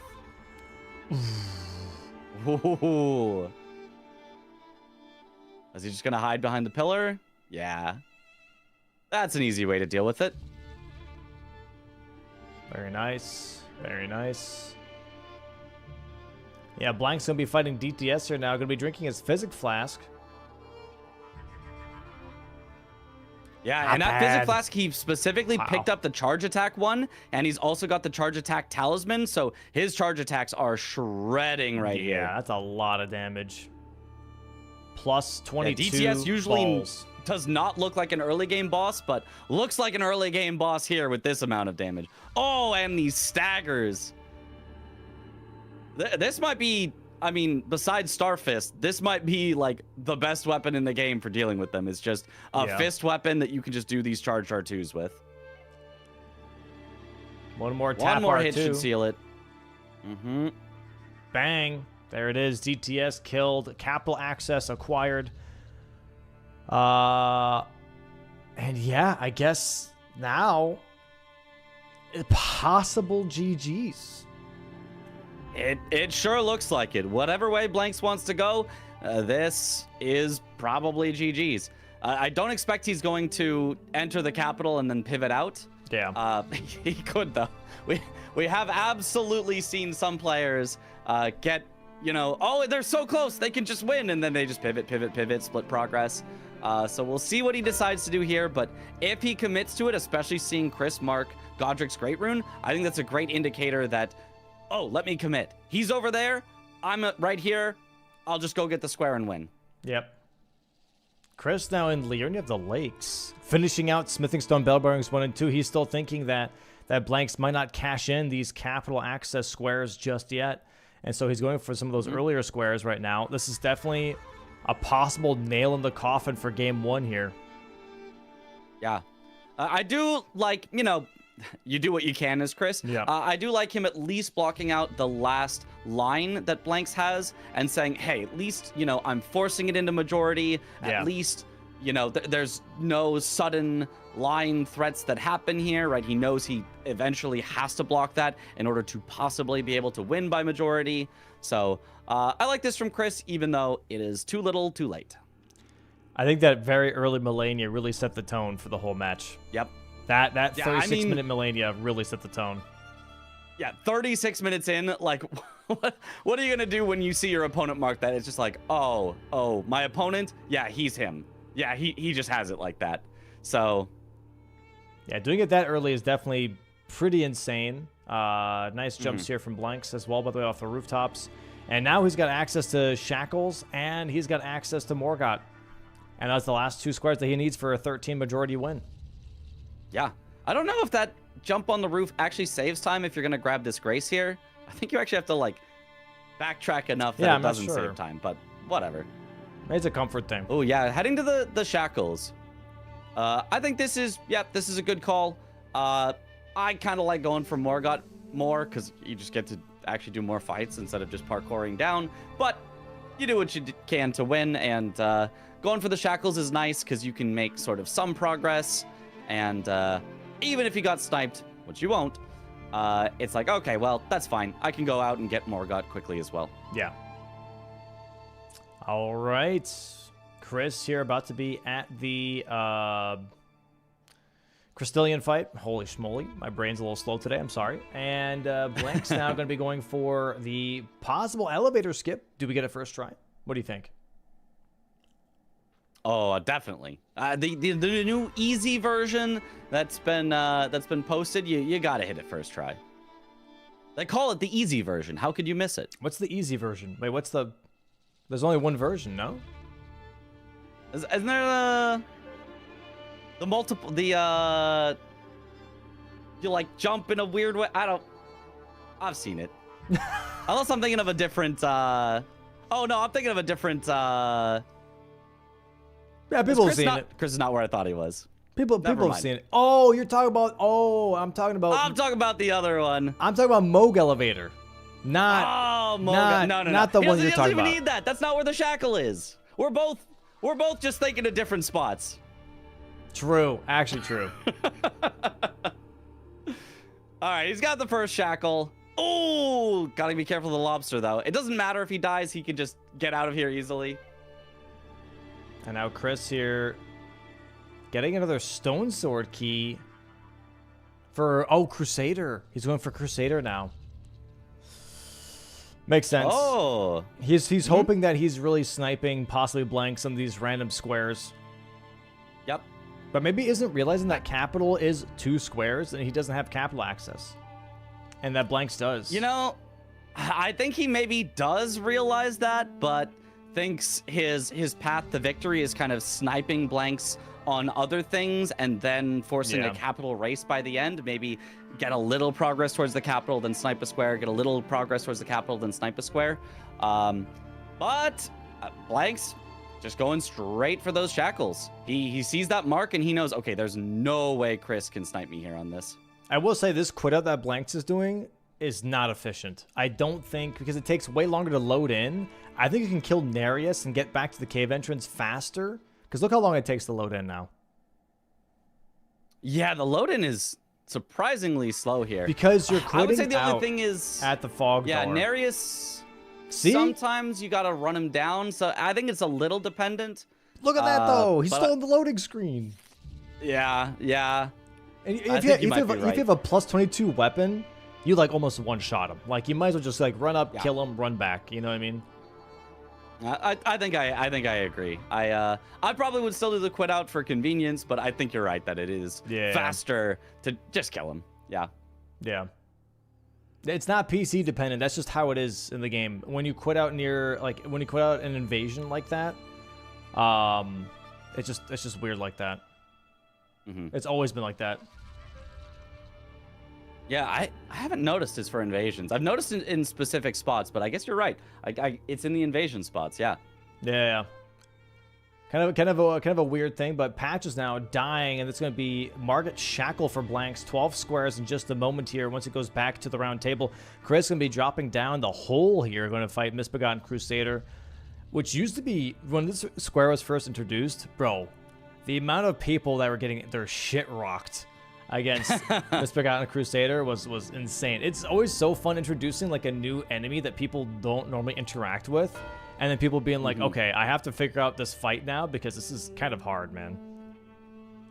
Yeah, I mean, so I bursty. still see that happen to this day. So we'll see if Chris can take him out pretty easily. Mostly, I see people go for it super early for like the 2 Misbegotten bosses square, and it's just like, oh, that's tough.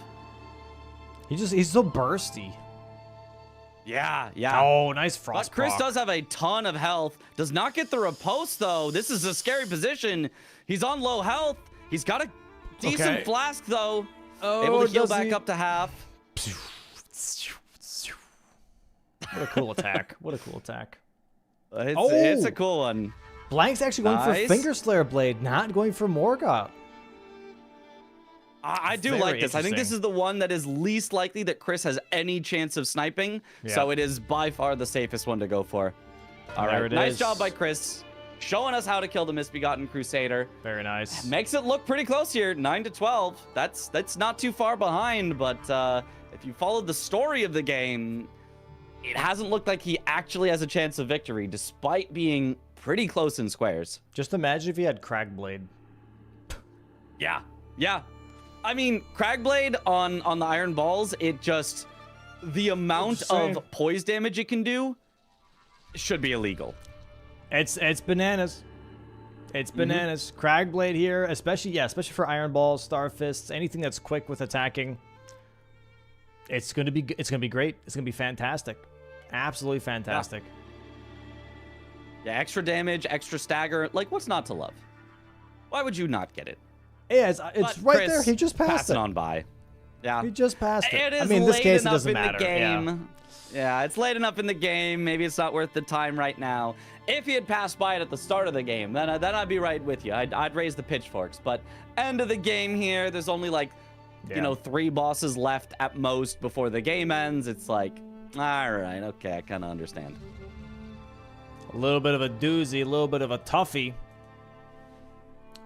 And here we go, Finger Slayer Blade in just a moment for Blanks. Does Blanks know the cool drop down on the pillar? Or does he run all the way around? Ooh, we will see. I expect him to know it. He is a speedrunner, so he knows how to, practice those skips to make them consistent.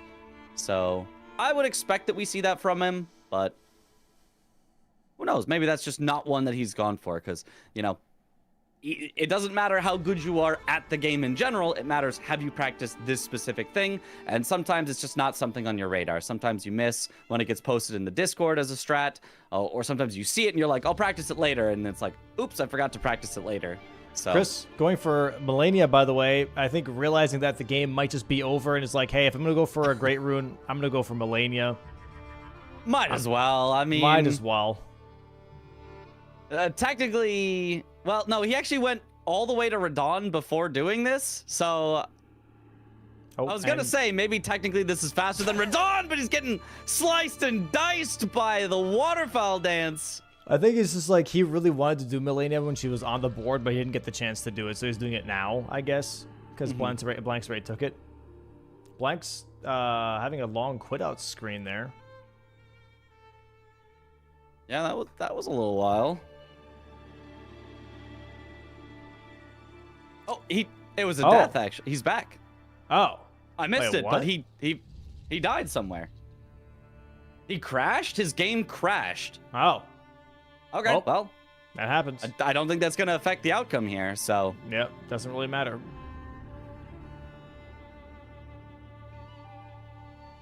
Yeah, interesting that it put him so far back. Like, crashes absolutely happen, and they can lose you a little bit of progress because the game doesn't save every single moment. It saves once you kill something or acquire runes or things like that. So if you're just walking, it can set you back a bit. This set him back quite a ways. Chris here has to be careful. A little over half health currently on the Melania. Yeah, but he is, lower on flasks than you'd like to be. Yep. 3 flasks. Yeah, three left is less than half of what he started with. I think he started with 7 around, and he's still in the first phase, so this is not going so great for him. Ooh, barely gets that interrupt before getting smacked in the face. Stagger? Yeah, oh, nice. Nice stagger. All right. Almost a phase 2. Does he kill Melania before Fingerslayer? Probably not. Probably not. I don't know. It doesn't seem like it. Probably not. He might just finish it out during the break. Maybe he just wants it for his own pride here. Oh, Blanks is just going the normal way. Doesn't look like he has practiced this skip here. The pillar skip. Okay, interesting. Yeah. Doing the drop down. That's all right. He's got plenty of time.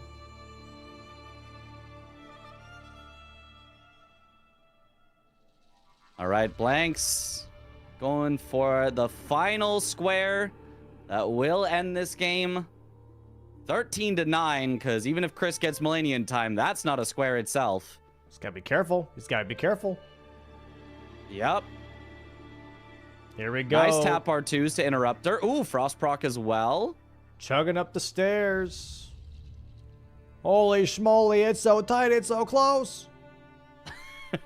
Oh! No way, he's opening up the chest. Jesus Christ. Finger Slayer blade. 13-9, GG's. 13-9. GG's on game 1 here. I mean, just an excellent, dominant performance here by Blanks. I think from the start of the game, he had a plan. Chris really looked like maybe he got off to an early lead by sniping away those Knights Cavalry. And then Bogart also felt like a very powerful play on the diagonal. But Blanks with that Melania play, taking away the diagonal, threatening his own diagonal, and just getting so many runes to be powerful throughout the game, let him just absolutely bulldoze the rest of the board. And a very, very nice victory from Blanks.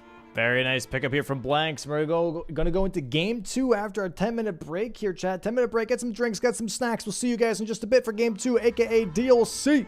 All right. See you in a bit. See you in a bit. Hold on. Wrong button. Holding on.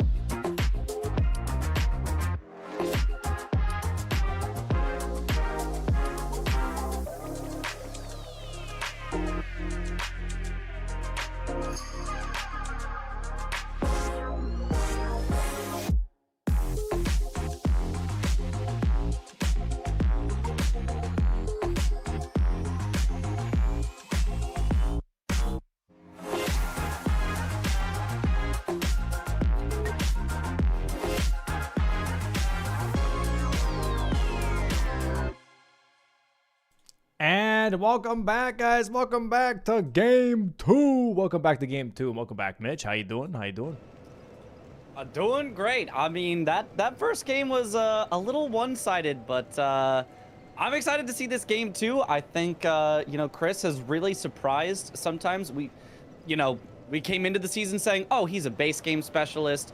He's going to do best in the base game, but he has absolutely taken games in the DLC as well. He has really shown to be resilient, you know, not worry about falling behind at the start of a set like this. And, you know, he's got a great mental. I was even listening to him a bit post-game, and it was just kind of vibing. He was just listening to some music. He was just like, yeah, I'm just still having fun with it. So I think he really... As long as he, you know, is able to then lock in from there, I think he's in a good mental space to bring this to Game 3, and I would love to see it. But Blanks also, with that stone cold focus, Blanks has just been practicing, putting all of his effort in. So, you know, I'm excited to see what both of them have in this game too. Gotcha. Sounds great. Yeah, I agree. I think it's going to be interesting to see how Chris plays in the DLC. I played him yesterday for the base game and the DLCs, both.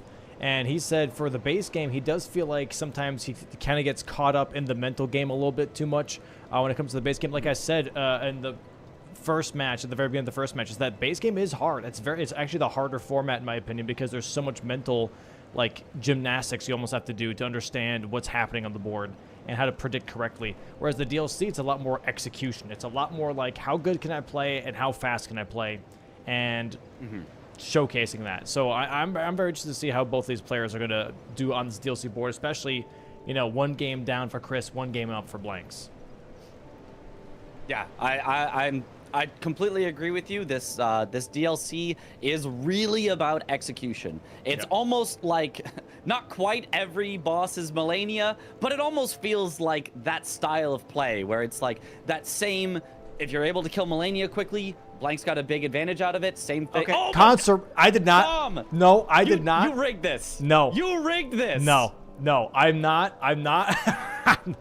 I'm not. You. There's no way. There's no shot.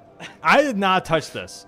You know that I did not touch it because for the fact that it says click to reveal, I did not see. I could not see the whole time. It was just revealed to me too. We all believe you. We all believe you. We all. That's crazy. None of us doubts you for a second. That's crazy. That's actually insane. That's genuinely insane, dude. I mean, but they're not going to go for that first. As far as early rush squares, there's actually quite a bit of rush here as well. There's going along the top row. Yeah. There's Drain the Water, there's Larval Tears, neither of those needs killing along the top row. Then the second row, we've got Blessings of Marika that can be done quite quickly. The Heal the Wounded Kindred, you could do as soon as you have access to Shadow Keep.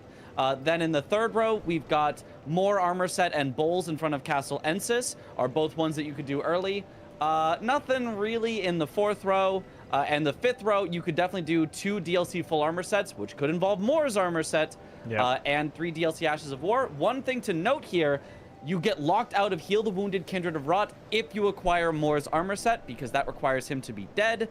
So the routing here is going to be a little interesting. This is actually exactly the set of 3 squares that we saw in Blanks versus Tom that caused a lot of confusion of like, wait, is it worth it to get the armor set and lock yourself out? Is it worth it to go for the Heal the Wounded Kindred first? So this is an interesting set of 3 squares, and we'll see, does someone aggressively push for Moore's armor set and the full armor sets while locking themselves out, or do both of them say, no, I'll wait till Heal the Wounded Kindred is off the board?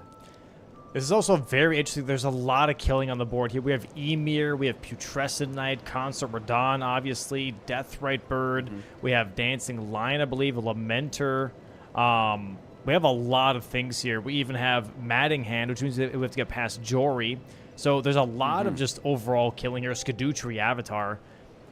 This is going to be a banger match. And, like, we're looking at, like, look at Concert Radon and also Burn the Ceiling Tree. So that's a little interesting here because you're going to, whoever marks that first is very much saying, hey, I got a head start on Concert Radon. We might have a race on Mesmer Romina, which are both not on the board, which makes Burning the Ceiling Tree a very vital square. That square is going to give you so much information of being like, okay, am I behind possibly 2 Remembrance bosses, or am I right behind this person once the square is marked? You won't know anything pretty much up until this square is marked. And that is kind of like very crucial information to have. It's like almost like killing Ancient Dragon Man or Drain the Water. These are very critical information squares. And here we go. We're starting off. Chris starting with the Bloodhound Claws, by the way. And I believe we saw Flamberge actually from Blanks. So 2 different classes here as well for the DLC.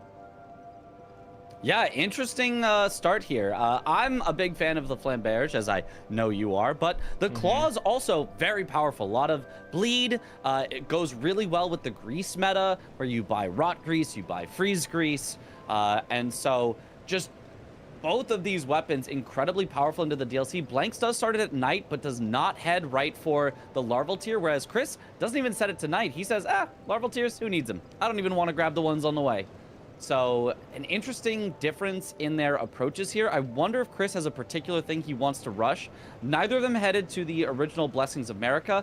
Blanks is going to do the Gravestone skip, whereas Chris just had in the normal 3-path crossway. I wonder if he's thinking maybe about setting up for a later Scorpion Stew. I think the way this is looking is he's looking at like getting the Grace for balls in front of Castle Ensis Grace here, and also they get to the perfume bottle, right? Because that little camp right outside Balls does have a perfume bottle there, and this Grace that he has gets him closer to more. So this road 3 is kind of looking nice for him to possibly kind of push that into a threat of Concert Radon if he really wants to. But overall, I think that's Chris's plan here for Blanks, kind of skipping all of that. I think he's looking at, I just want to bulldoze, Drain the Water, and maybe armor sets. Yeah, absolutely. I think that totally makes sense. I'm a little surprised, though, that neither of them even set up the larval tiers, too much here. I think that could have been a way to, you don't have to actually commit to it, but just grabbing some along the way, just in case you have it kind of in your back pocket there. Especially at least just setting it tonight, At least Blanks does have it set tonight, so he could go get them without having to change that. Another interesting one that could be done early on this board that maybe Chris is thinking about is put Florisax to sleep. It would require going through ADM, but having that 3-path cross will really help him in order to get that concoction so that he can do that later. So Chris is setting up for possible more synergy across the board, but Blank's more rushing for some of these first squares. Blank's already having the dialogue done with Tillier as well, so he can go to Moore and grab that concoction for Florisax to sleep. Because if you kill Moore here off the rip, you're not only locking yourself out of Heal the Wounded Kindred, but also Florisax sleep, right? You want to get the concoction first before you kill Moore, because otherwise you're out of 2 squares, because he gives you the black syrup for Tillier.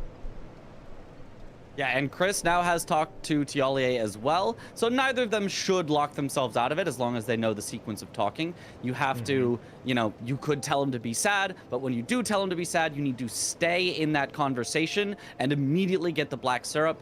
If you, port out or warp or leave or whatever, he'll just change his dialogue to being like, oh, I'm so sad now, I'm not going to give you the syrup. Yeah. Espresso, depresso, as they say. But I expect both of them do know that, so they shouldn't lock themselves out of that. It's really only the Heal the Wounded Kindred of Rot that they do have to worry about for that. And yeah, very early head start here on Morth Ruins for Blanks specifically. Going to be grabbing a lot of Skidoo fragments, and we'll see exactly what square they're going to go for first, because right now, it's a lot of prep. Right now, it's a lot of like map progression prep that's happening in the DLC specifically. Yeah, it's interesting. There's almost so many rush squares that you don't have to rush any of them because, my opponent got this one a little before me. That's okay. I've got this one that I can do right after, and this one that I can do right after. So it's interesting. If there's only one rush, it feels like both players have to race for it. Whereas if there's, like 6 rushes or so on this board, it's like, okay, he can have 3 and I'll have 3, and it'll all kind of shake out in the end. It looks like Chris is definitely prepping a lot more of the early game squares here. Has a Grace for balls, has a Grace for Moore's armor set potentially to talk to him. Just grabbed and acquired Blessings of America as well off the floor here. So he has a lot more of these like early game squares prepped up a little bit more, where Blanks is kind of just like rushing right now for a lot of graces, rushing for those Skidoo fragments and Skidoo Altus, and then maybe looking for a Drain the Water here. I think he's trying to wait and see what Chris is marking so that he can kind of respond.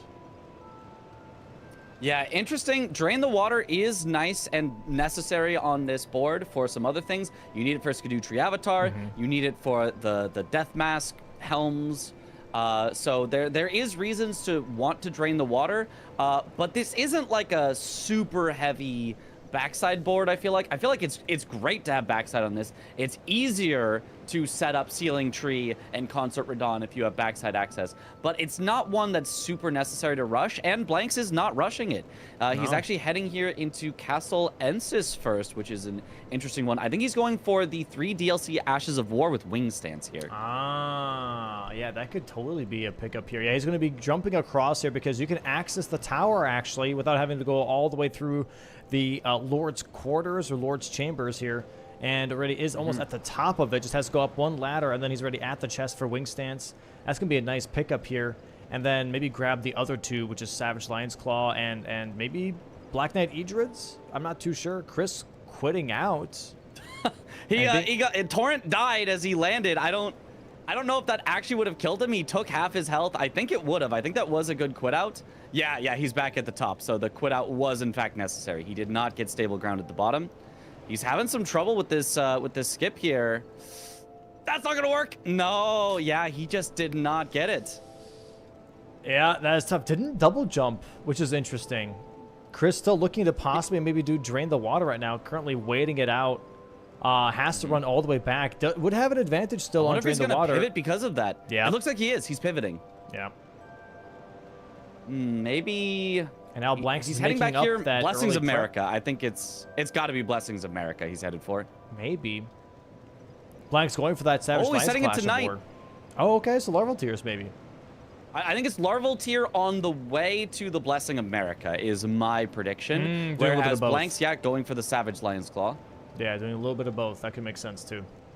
Yeah. If Blanks knew he was going to start with the DLC Ash of War, I feel like he maybe should have gone 3-path cross first instead of the Gravestone skip. He would have just, I think, saved himself time overall and been better set up for Florisax to sleep later. So maybe like a slight misstep in the sequencing from Blanks, but Blanks also going for the Larval Tiers now, it looks like. So he grabbed Savage Lion's Claw and is going to get the Larval Tier here. So it might turn into a Larval Tier race after Chris gets the Blessing of America here.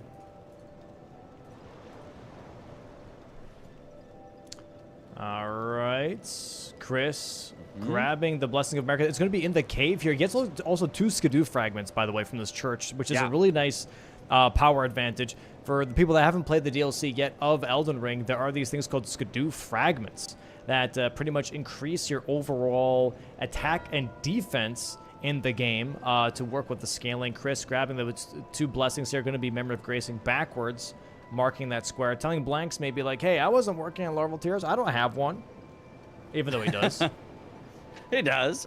Blanks not finishing off Larval Tears either here. Maybe now Blanks is heading for Drain the Water. He saw Chris mark Blessings of America and he says, oh, you're not going backside then. Well, I'll just take it then.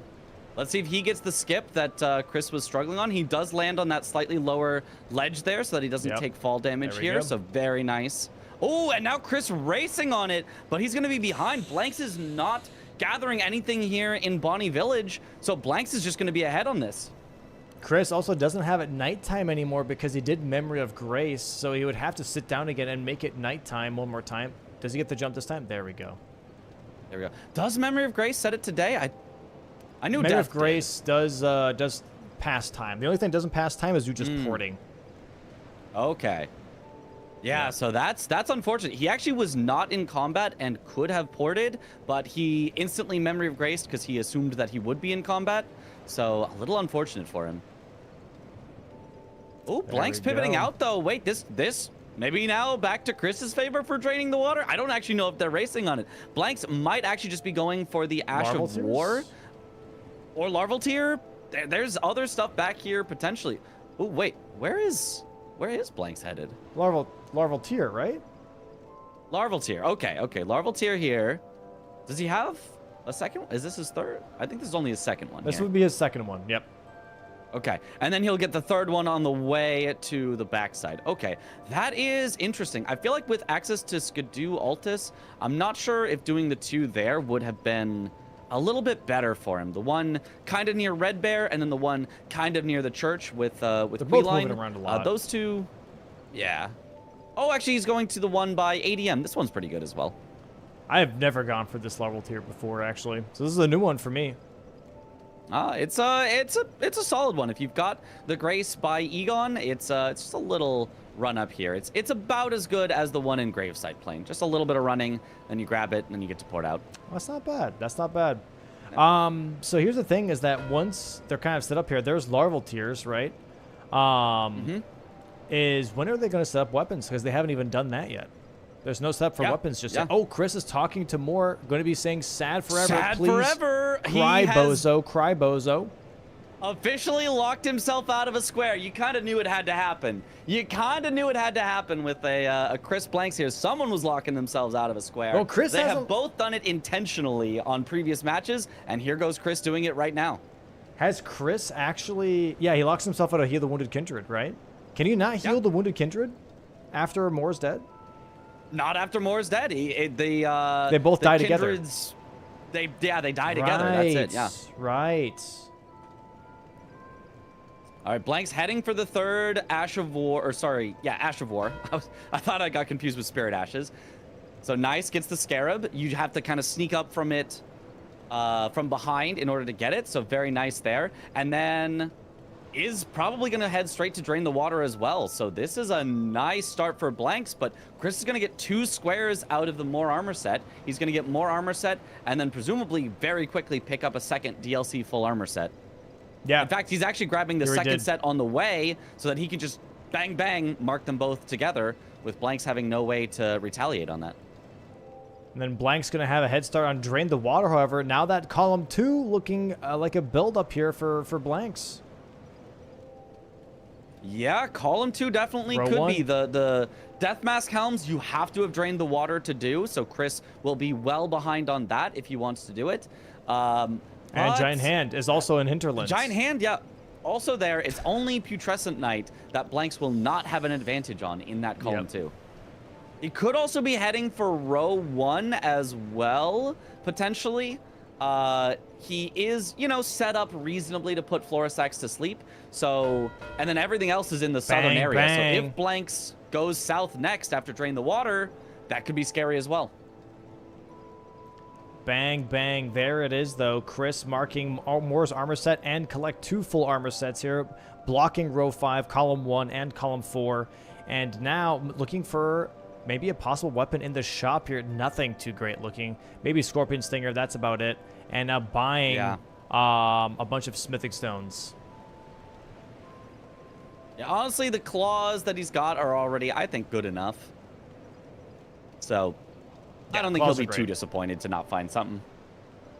Although, they would be terrible if he had to do something like PK. I think PK is very resistant to slash, and I don't think bleeds at all. I think this is actually really solid for Chris here in this case, because you have Count Emir, Mateer Mother Fingers is weak to slash, also Burn the Ceiling Tree, Mesmer is weak to slash. So this column 1 is kind of nice. Yeah. Yeah, it's not bad if you want to commit to that. It's all in different directions, though, is the only thing. It's like, you know, if you force Blanks into one of those, that's great, but you've also kind of forced yourself into weird squares to force Blanks into weird squares. So it is very interesting, though, that Burn the Ceiling Tree has direct synergy with Consort. St. Trina Talk to You has direct synergy with Putrescent Knight. And then I don't think I see Meta on the board. So Ymir is the only one that kind of doesn't have that direct synergy. So that would probably be the one that you would want to force Blanks into while claiming Ceiling Tree and St. Trina for yourself. Chris has also Sleep Grease. Eternal Sleep Grease he's going to be using for balls here. Very interesting.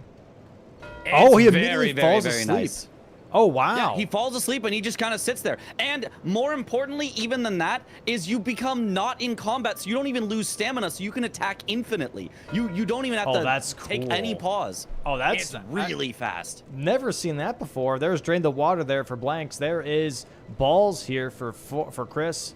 4-3 right now. Chris holding on to a 1 square lead at the moment, and now possibly going to be going to Ancient Dragon Man. I do like this. I think you need access to the southern area.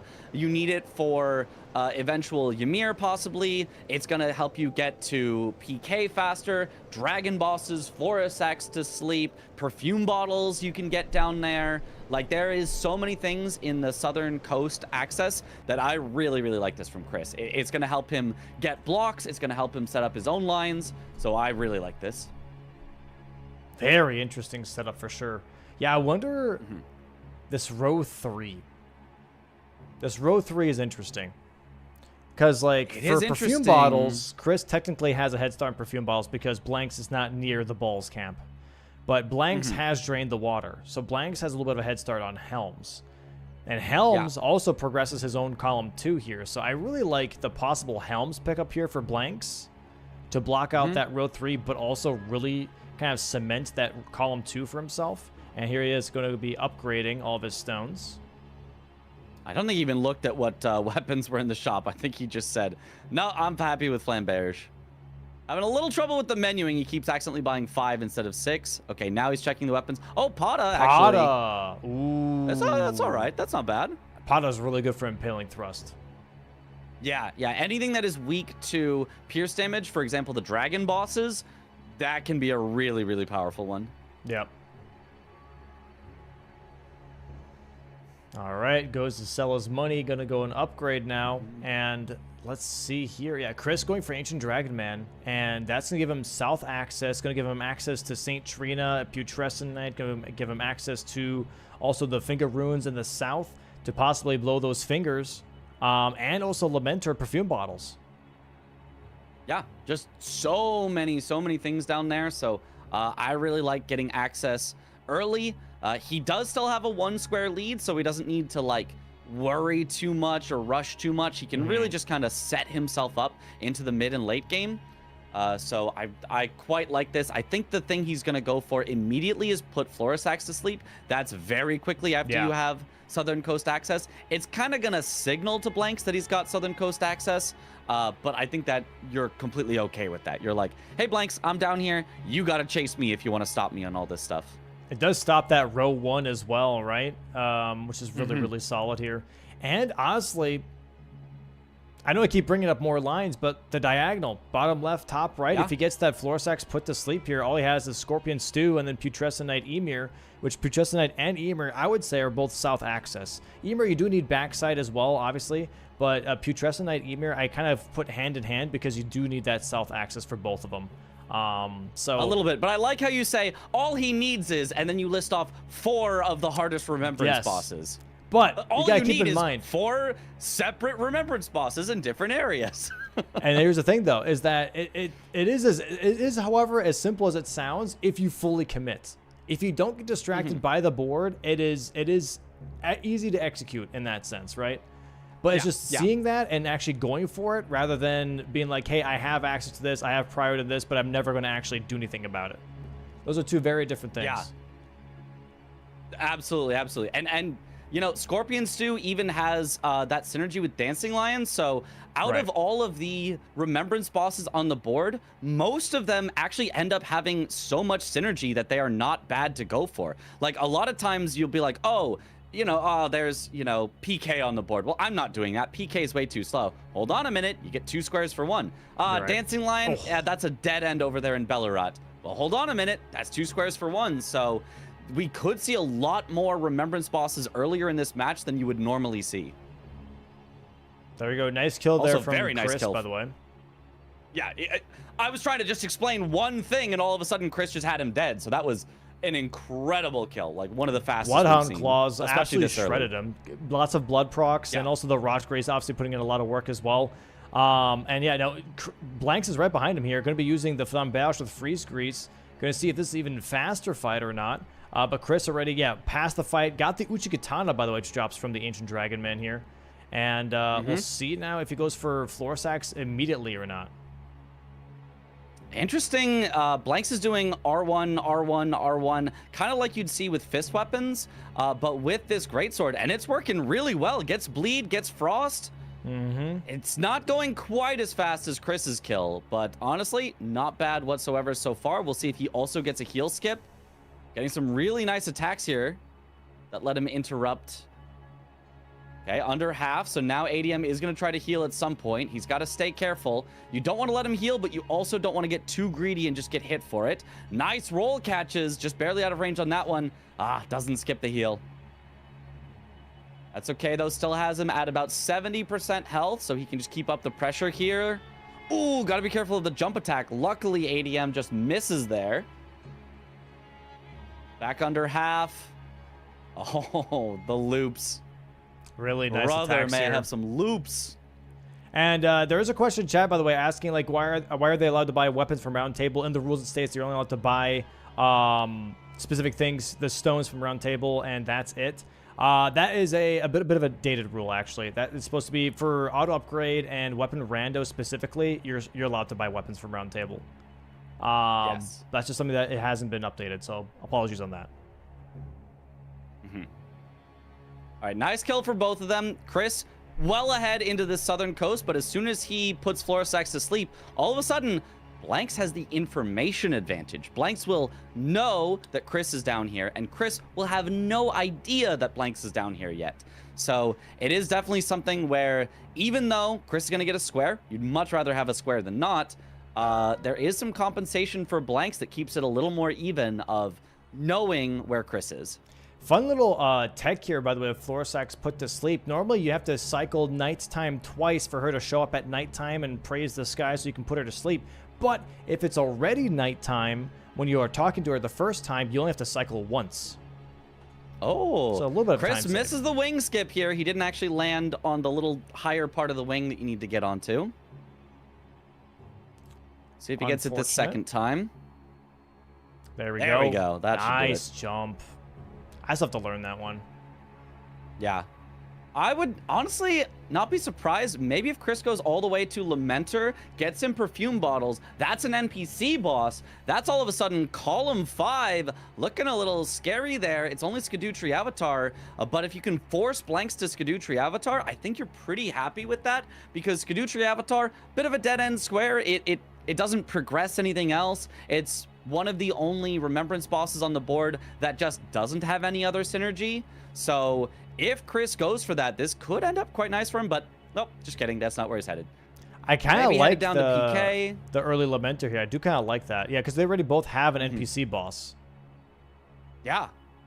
ADM is already down, so all he would need is Mark Lamenter, immediately go out and get a third NPC boss, and he'd have it. So could be quite quick if he goes for it. Okay. Blank's grabbing some talismans here. Chris going for the perfume bottles here. Going to be grabbing that lightning perfume bottle next to the giant lightning ram.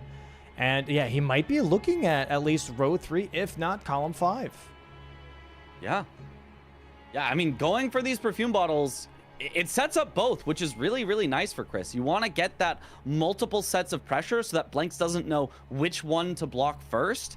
And that's going to really give him some nice advantages. So Blanks, I mean, I like the way that Blanks has kept map access everywhere. He has not let himself fall behind in that, but he has fallen behind a little in the squares, which could let Chris get some great pressure on.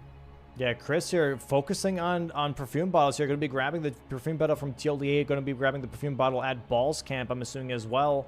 And already at 2, going to grab his third one here. And then, yeah, maybe going Lamenter right afterwards. And so Blanks here thinking, okay, this might be a bit of a problem going into Shadowkeep, going all the way up to the Loft. Going to get access to Gaius. Going to get access to Mesmer as well with this skip around.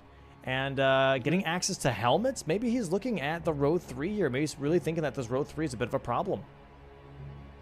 Yeah, I think that would completely make sense, especially because if he gets that, he's also setting up his own line. This is definitely a bit of a threat for threat type of board where you need to both block the opponents and get your own threats, and Deathmask Helms would be great for that. Block Chris's row 3 and set up your own column 2, but that's not what he's headed to right away. He's maybe going to challenge on Lamenter here. He's at least heading generally in that direction. Chris leveling here as well. Chris could actually put maybe some okay, this is gonna be tough. This is gonna be tough because we did see the practice matches yesterday with Aggie. Having a really early Lamenter was incredibly devastating. Trying to have enough DPS for that fight. This is only 25 minutes in.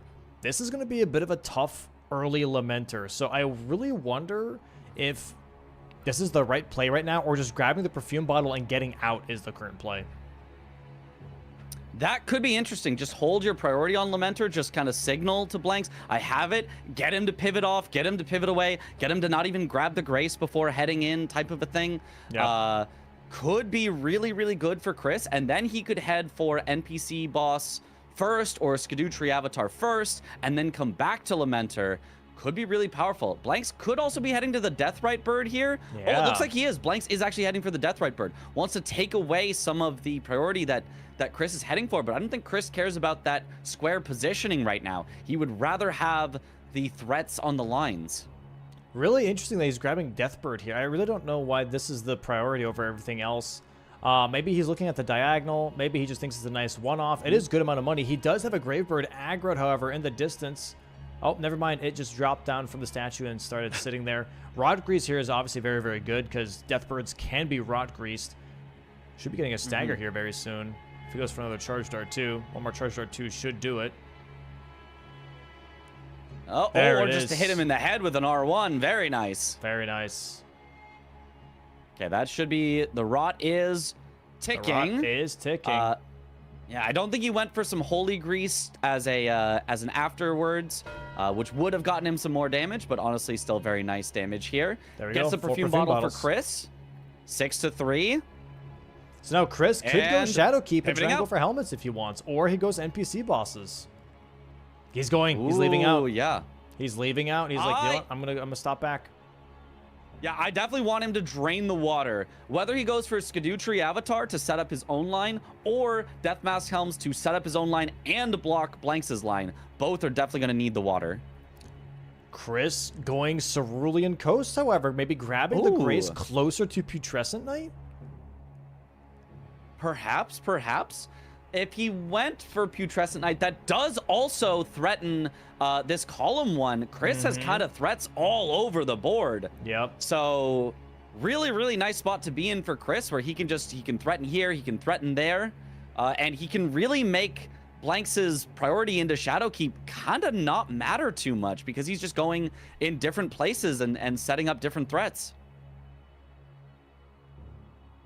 All right, nice kill by Blanks on that Deathrite Bird. I gotta refresh. That might have even been pretty much hitless there. That was very nice. Yeah, Chris grabbing the Skidoo fragment here. And Blank's now going to be jumping down as well to get some access to the Cerulean Coast for, you know, the Finger Ruins, but also for Putrescent Knight. Yeah, Chris grabbing the Grace here. And now maybe, yeah, going backside. This could be... No, not backside. He has the Grace closer. Is he just going straight for Hippo? No. That's would be a strange play. Oh, Dane. Dane probably for NPC Oh, NPC bosses. Okay, yeah, he's going to be... Yeah. Okay. I don't have a problem with that at all. Skidoo as well. Don't have a problem with that at all. Yeah, go for Dane here. Yep. And then that way you can go for a Solitary Jail Knight right afterwards for NPC bosses. You don't have to do Lamenter. Yeah, I mean, I would still like getting the synergy with Lamenter. Or at least Blanks is maybe going to think you're going to do that, and so probably doesn't contest it. It's just so early. If you can force your opponent to do an early Lamenter, you can really almost kind of stun lock them because it's just such a tough fight very early on, right? Yeah, for sure. I mean, both of them have, I think, been getting a good amount of power increases. They've been getting some runes from the things they've been killing. They have gotten a lot of Skidoo fragments. Chris, even, you know, in going for those Blessings of Marika, was able to get more Skidoo fragments. So I think Chris is back. back The at power Lamenter. level is good enough. He's sending it. Oh, wow. Okay. Okay. Yeah, I can definitely see this. I think there's a decent shot that that Chris can get this here. First try, or, you know, if not first try, then like second try, he'll be like, okay, I need to, you know, get extra blood on him to see him or whatever it is. Yeah, and yeah, so God, I these think Chris screaming has enough enemies. power here. Screaming Yeah. enemies are the absolute worst. Yeah, okay, and Blank's going straight for Putrescent Knight here, though, going all the way up the coast now, maybe grabbing the inside grace of the cave here, or whatever you call it. Is it a cave? It's more like the hole in the ground. I don't know what that is. That a good word for that? I'd probably call it a cave if I had to give a name to it. The local it does watering go hole. underground. Oh, that too. Okay. Fissure is, I think, the official name for Ah, yes. Okay. it. Mm-hmm. There we go. Grabbing the second key here. Oh, gets slammed by the pot guy, though. All right. Yeah, this is interesting because for Chris now, yeah, this column 5. I was gonna say column 1, and then turn it to just like a weird, whatever the hell number that was. This column 5 here looks really, really interesting. Chris doesn't have Drain the Water yet, so obviously Skadutri Avatar is not on the board for him right after grabbing Lamenter and NPC bosses, but this is a really nice pressure point to possibly distract Blanks into getting some other stuff, and maybe even push Majority. Yeah. Definitely, yeah, whatever he goes for. The double mark here, forcing Blanks into Skadutri Avatar is going to be really, really nice. Actually, I'm a wonder big if fan Chris of is him even taking gonna these drop-down damage, though, because he's using flasks now they could use for the fight.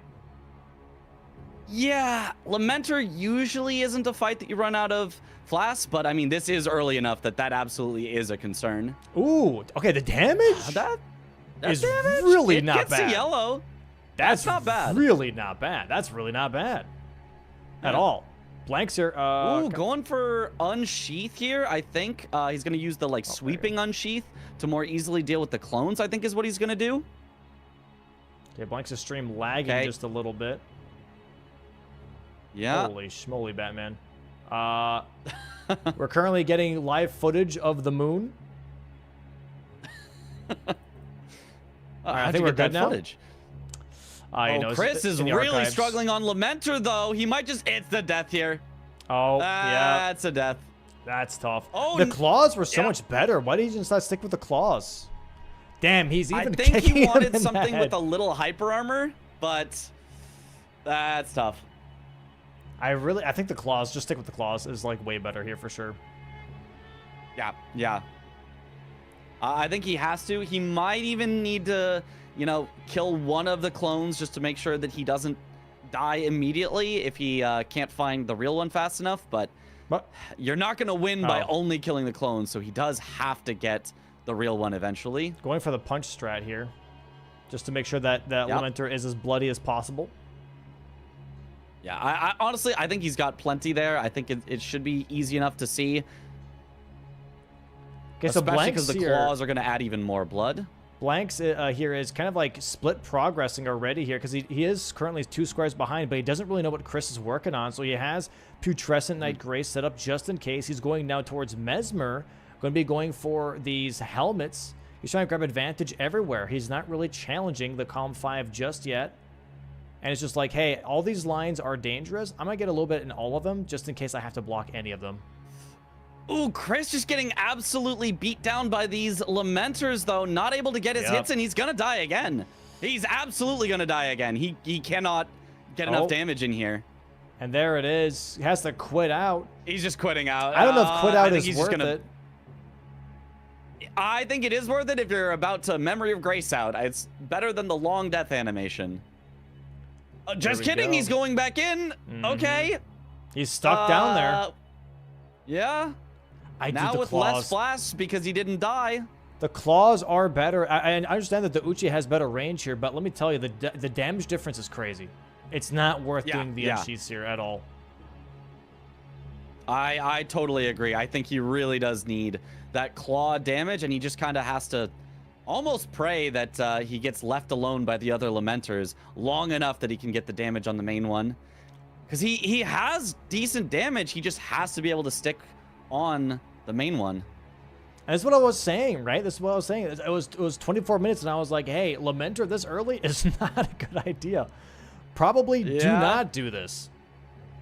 It sounds like a nice synergistic get some good play. damage there. There with it the is. claws this time, though. Yeah. I've been saying the claws. Much better. Yep, The stagger is DPS dependent, not poise dependent. So he definitely just has to just get quick damage in as soon as possible.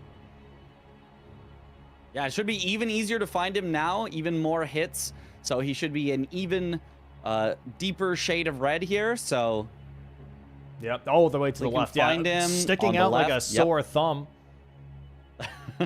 There it is. One more R1 should possibly do it. It has to be a almost little enough damage. Maybe one or two more hits. Nice. Yeah, he's got this.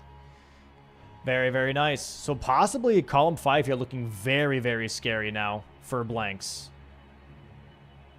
Yeah, he is going to have to defend that with an early Skadoo avatar. Okay, Chris using a Blessing of America. Hey, it's the fastest just way for to the heal quick up. heal.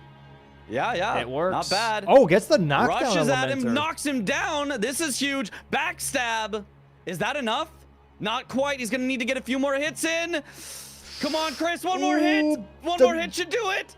No. No shot. No shot. He's dead. Oh, he got him. He got him.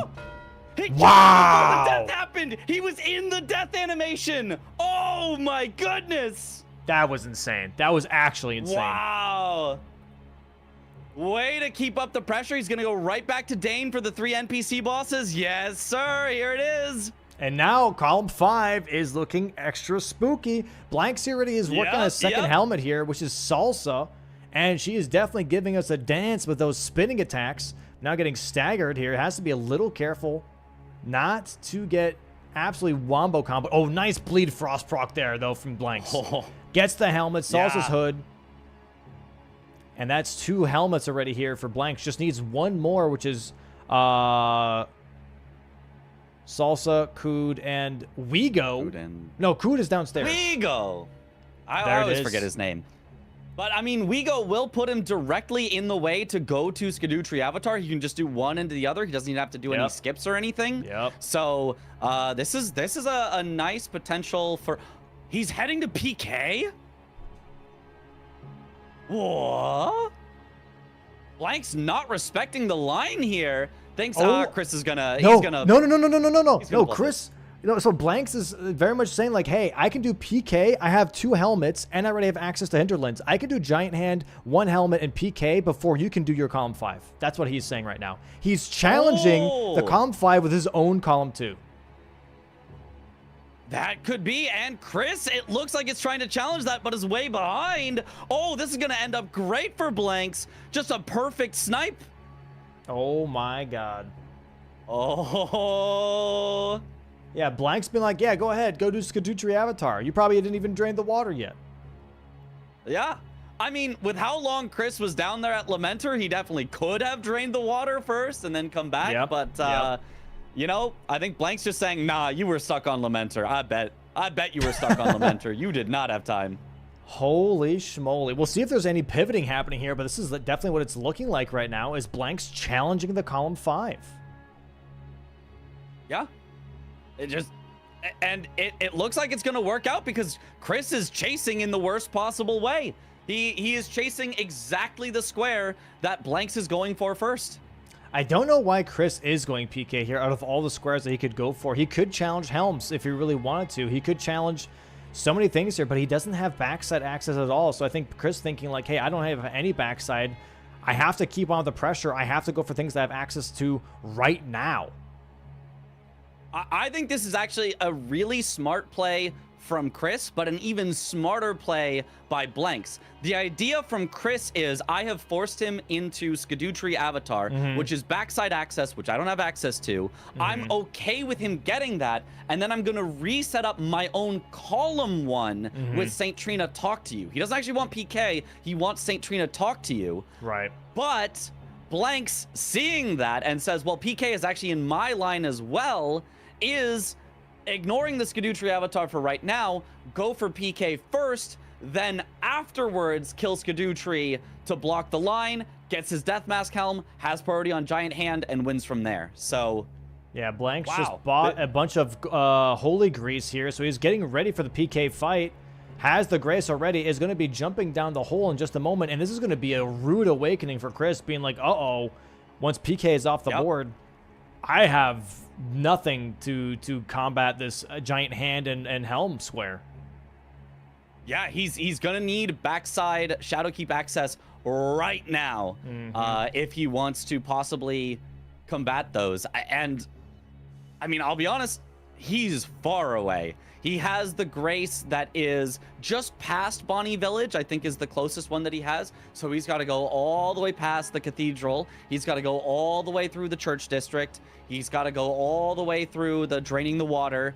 He then maybe has to go all the way up to the loft if it's going to be the Giant Hand. So Chris could Blank's definitely just do absolutely in the Skadootree. driver's seat. I mean, Chris could definitely do. Yeah. But he's resorting not to doing it. And Blanks, yeah, I think seeing the squares that are being marked, besides Lamentor taking a little bit, seeing the squares being marked, he's like, I don't think he has backside. Because you look at all the squares that Chris has. It's Moore's armor set, floor sacks, balls, perfume bottles. That's just the southern half of the map, center of the southern half. There's no showcase of him being ever in the north, ever, on this board. Yeah. So this is the right call from Blanks. Yeah, it's a great call. Yeah, calling his bluff, absolutely. Just says, you are not actually threatening Skadootree Avatar. I can come back to that after, and I'll still be fine. And completely correct. Oh, Chris gets knocked off, has to quit out. Luckily, does get to quit out before falling to his death. Oh, man. Stagger, nice. Nice stagger here on this Putrescent Knight. Chris has to be really careful that here. golden grease has done great damage for him so far. It has worn off now, but the damage still great. Gets another stagger, interrupting the phase transition from Putrescent Knight, so he doesn't have to wait it out. This has been a really, really nice kill from Blanks so far. And I wonder at which point, you know, he's going to mark it compared to where Chris is. If Chris is going to keep going for the next Grace, or is just going to immediately pivot out if he sees this mark. All right, nice jumping over. Finally, we get the phase transition since it got delayed so much. There's the roar attack, kind of stalling out the fight just a little bit. Double slam down. Blanks having some nice dodges, though. Charge dart, too. Looking pretty solid here. This might be just the square for Blanks. He does get stomped on. Has to be careful. Now comes the AoE slam down. Yeah, has to heal. Jump over. Ooh, yep. Gets absolutely slammed here. He's got to be careful. Okay. This phase transition, there's not a lot of time to heal. You kind of just have to avoid the hits. If he does one bad dodge, he could die here. There but we it go. looks like he's fine. Okay, just heals nice. up at the end. Keeps his composure. I really like that. I think a lot of people will, you know, try to heal in a bad spot and put themselves into a worse spot. So great composure there from Blanks. Just has about 10% health left to go. Chris at the fight now himself, hits. about to drop down, but that's going to be the time when Blanks actually even marks the square, is when Chris is going to be jumping down the hole. Bang! And there it is. And now column 2. Uh-oh. Chris pausing and being like, well, shit, I can't do any of this. I can't do column 2. Oh, he's committing to it. He wants St. Trina anyway. He says, the only way I'm going to win here, I've got to make my own threat. I'm deciding against it. Chris being he like, thought about it, though. He definitely thought about it. Man. Column 2. He's like, shit. Yep. That's a scary one. It looks like Blanks is heading right for the last helm. I think Blanks might just finish his veggies here. Might just go all the way for that line. Yep, he is. Because I think he could get this line even faster than he could kill Skadootree Avatar. And what's better than blocking your opponent from winning? Winning yourself. And he's very much in the position right now, running up to Kood or Wego. I get those two mixed up. I'm not too sure. One or the other. Huge bomba, though. Absolute explosion in the cathedral here. Has to be careful. I do wonder how they're down here, by the way, while the water is still up. I don't understand it. Like, do they just have... Are they snorkeling? Are they snorkeling the whole time? Is that what's happening? I mean, I guess it has to... I wouldn't think these fire zombies would survive underwater. It doesn't... It feels like they'd be like Charmander, you know. Tail fire goes out and they're done for. So you move the lever, and there's the helmet, by the way, here for Blanks already. Gets the helmet, and there it is, column 2. And here's the thing. Like, you move the lever and you immediately just have squatters in the cathedral. Like, you move the lever, 2 seconds later, squatters. It's insane. Unbelievable. Yeah, you can't prove yeah. I wasn't here before the water. Yeah. You can't prove it. Insane. Absolutely insane. Yeah, Blank's now going to be setting up here for possible Skadutri avatar. He is ready to take the elevator down. If he does go for Skadutri, this does give Chris a chance to block Giant Hand, though. Yeah, I think Chris can get up to the progress that Blanks has on Giant Hand before Blanks can fully finish off Skadutri Avatar. But if Chris chases on Skadutri Avatar instead, now all of a sudden Blanks just gets to win. So, dude, it's scary. Dude, yeah, no, Blanks is full committing, I believe, from the looks of it. So this is going to be a possible chance for Chris to block that. Bro, this is crazy. Yeah. They're both blocking each other's lines instead of finishing their vegetables. Yeah.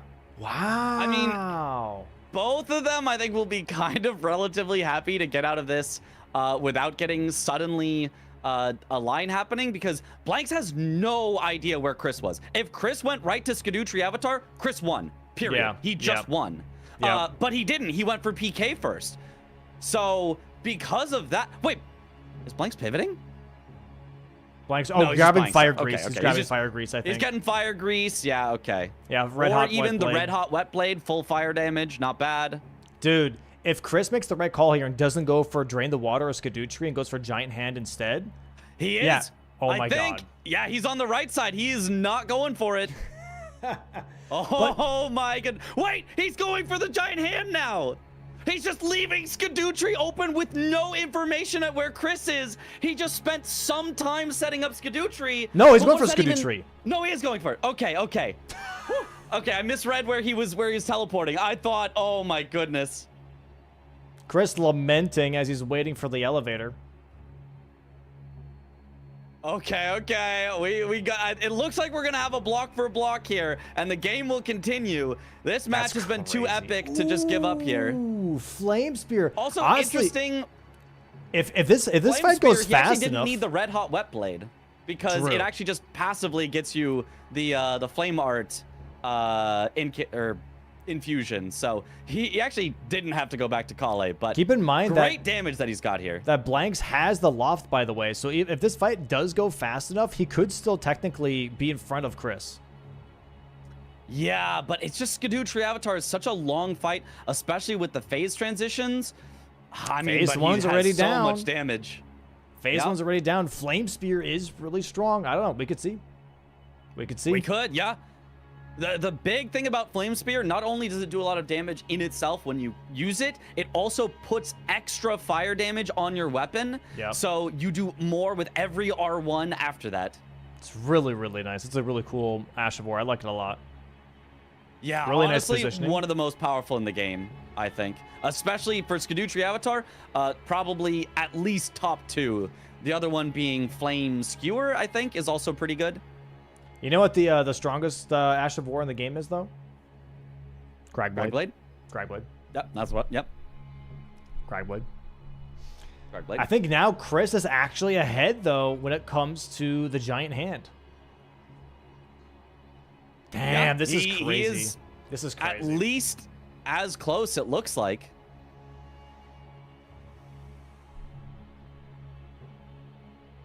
There it is. Phase 3. Ain't no way. A Phase 3. Bang. Nice dodge here from Blanks. Nice dodge. He just does that visually. You know, I go for the jump buffer, but he just does it visually, which saves him a bit of stamina here, so we can get even more attacks on the Skadutri Avatar. And here's after the double. explosion. Oh, yeah, Bang. this is scary. Nice dodge. Bang, bang. Nice rolls. Oh, he just knows the timing. Beautiful rolls. There it is. There's Skadutri Nice. Avatar. So for Chris, this is very much like, thank God, to be fair. And Chris is He's right headed now back to the ahead loft. on Giant Hand. Chris is ahead as long as he has a good fight here. It's not as though Chris Wow. guaranteed gets this, but once he does, everything kind of shakes out, and we're kind of just in a even-ish game.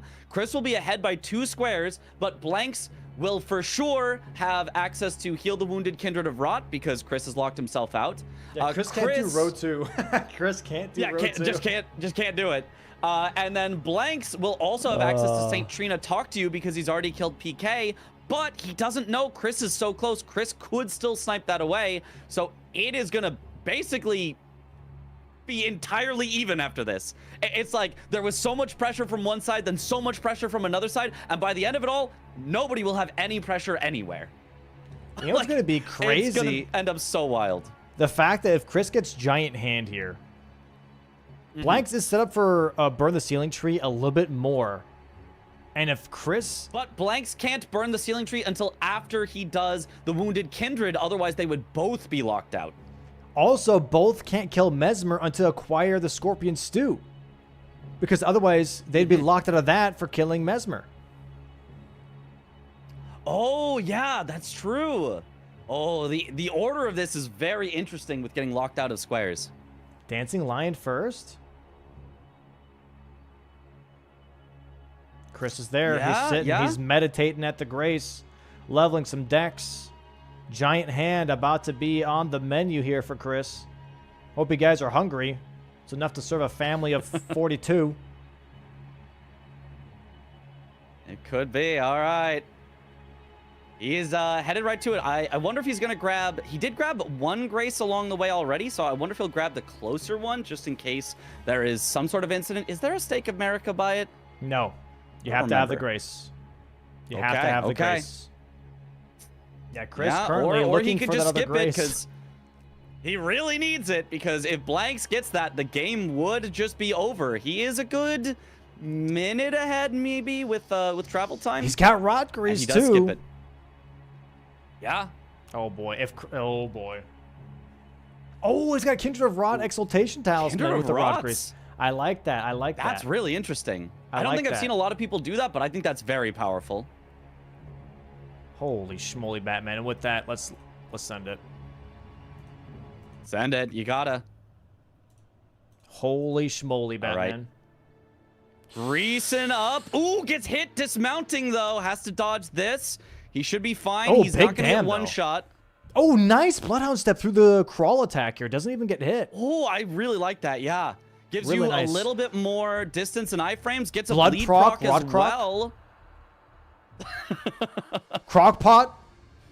Crockpot. Something Okay, something already hot down top. to half health. He definitely... Oh my God. that Oh bleed my damage. God. What is this damage on the claws? There it is. There it is. There it is. Huge block Just that from Chris. easy. Bang. Huge block 9 from to Chris. 7. 9-7. Whew. Oh my God. Chris saying okay as if it was like given to him on a silver platter. And now we have a dancing almost line felt race. like it with the amount of damage. And now he we have did. dancing line if race. he had not blocked himself out of Heal the Wounded Kindred, this row 2 would have been really scary. But now, yeah, a race, Dancing Lion, Scorpion Stew, 2 squares there, 2 very important ones to get. Oh and my. Chris is ahead again. Chris ahead here, holding his lead. Currently 2 squares. Going for Dancing Lion. Gonna have Scorpions do. That's a double up. This is a double up. It's gonna put Chris at 11. This is very dangerous here for Blanks. This is very dangerous. Because this Dancing Lion as well. This is Blanks' last line. This Dancing Lion is gonna give Chris majority. Yep, gives him majority. It also, I think Chris's only line left is column 1, but he doesn't have to go for that at all, because if he just gets a few more squares, including Dancing Lion, he just wins majority. He doesn't even need a line. He could leave a line open for himself and still just win on majority. Dude, here's the thing. Here, I kind of like this. Dancing Lion, Scorpion Stew for Chris. That's 11. He then goes for Dragon Bosses and then goes Saint Trina. He steals away the Saint Trina that Blanks might be holding because Blanks might think that he's scared Chris away off of PK. Yeah, He can steal the Saint Trina. I agree with steal the Saint Trina. How is it hard to talk? Steal the Saint Trina, but then actually go Sealing Tree, because Blanks isn't allowed to Sealing Tree until after he gets the Heal the Wounded Kindred. So you have a warning system. If you see Blanks mark Heal the Wounded Kindred, you can pivot off if you want to. But as long as you don't see Heal the Wounded Kindred, you just get Burn the Sealing Tree, and Blanks cannot contest it without locking himself out and Blanks no longer having the chance to win the game. Dude. Yeah, Chris currently maybe like a 45-second head start on this Dancing Lion. Has the Lamenter buff going as well for damage resistance. Doesn't have to wear armor. Currently running through Bellerot, the same as Blanks. Getting past the Shadow Man here. Ah, the light. Ah, the light. Nice dodge here. Yeah, I like the Bloodhound step. Anytime that you would need to roll, instead you just get more distance on this Bloodhound step. It costs you a little bit of mana, but I think it's even more stamina efficient. Like, really, really nice way anytime you need to avoid an attack. Now comes down to who has the better Dancing Lion fight almost.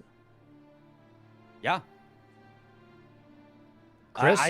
I mean, Chris's claws have been shredding, and Dancing Lion very easy to bleed. So, I mean, I would expect Chris to have a great fight here and just take this away. Here we go. Dude, this is... He's grabbing some greases first. This means that Blanks actually has a head start. Chris going to Graveside Plains first. Yeah, and the Dancing Lion is very weak to fire. The Flame Spear here actually is going to be great for Blanks as well. This might be the amount of time that Blanks needs to catch up. They're going to start at the same time. Yeah, Blanks is going in. Blanks not even grabbing the Grace. Oh my god. Oh my god. Can I get a run of similar? Yeah, it really is who gets a faster fight here. Flame Spear is so juicy here. Oh, but the Labyrinth is coming into the fight with him. He might have to quit out. He has to quit out. My god, I've never seen my god.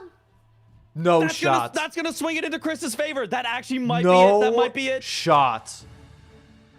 Oh my goodness. He had to quit out because of the Labyrinth.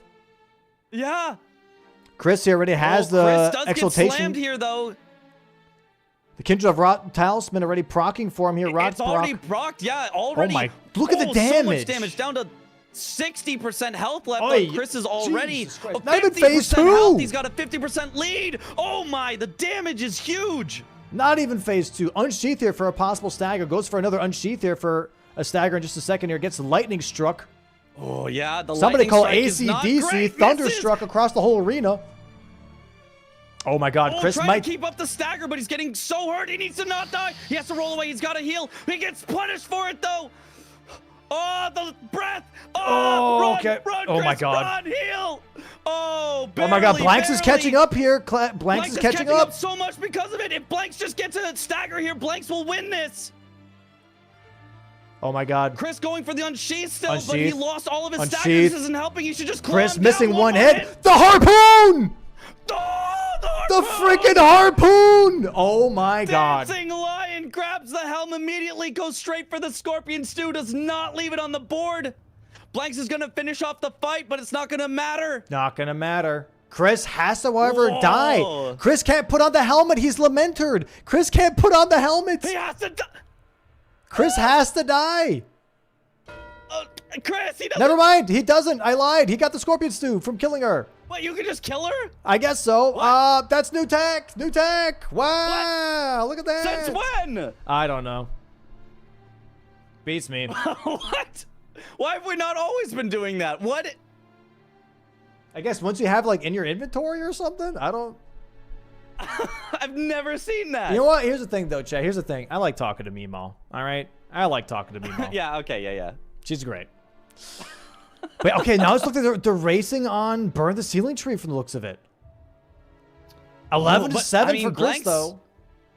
Yeah, Blanks has to know he has to heal the wounded Kindred of Rot first, which is going to take him some time here away from burning the Ceiling Tree. Even if he gets it, I mean, Chris could just go other places. Chris, you can't heal the wounded Kindred. Chris, you're locked out of heal the... Oh, you're locked out of that. No, Chris. Chris, did you not watch the previous set of games? Chris.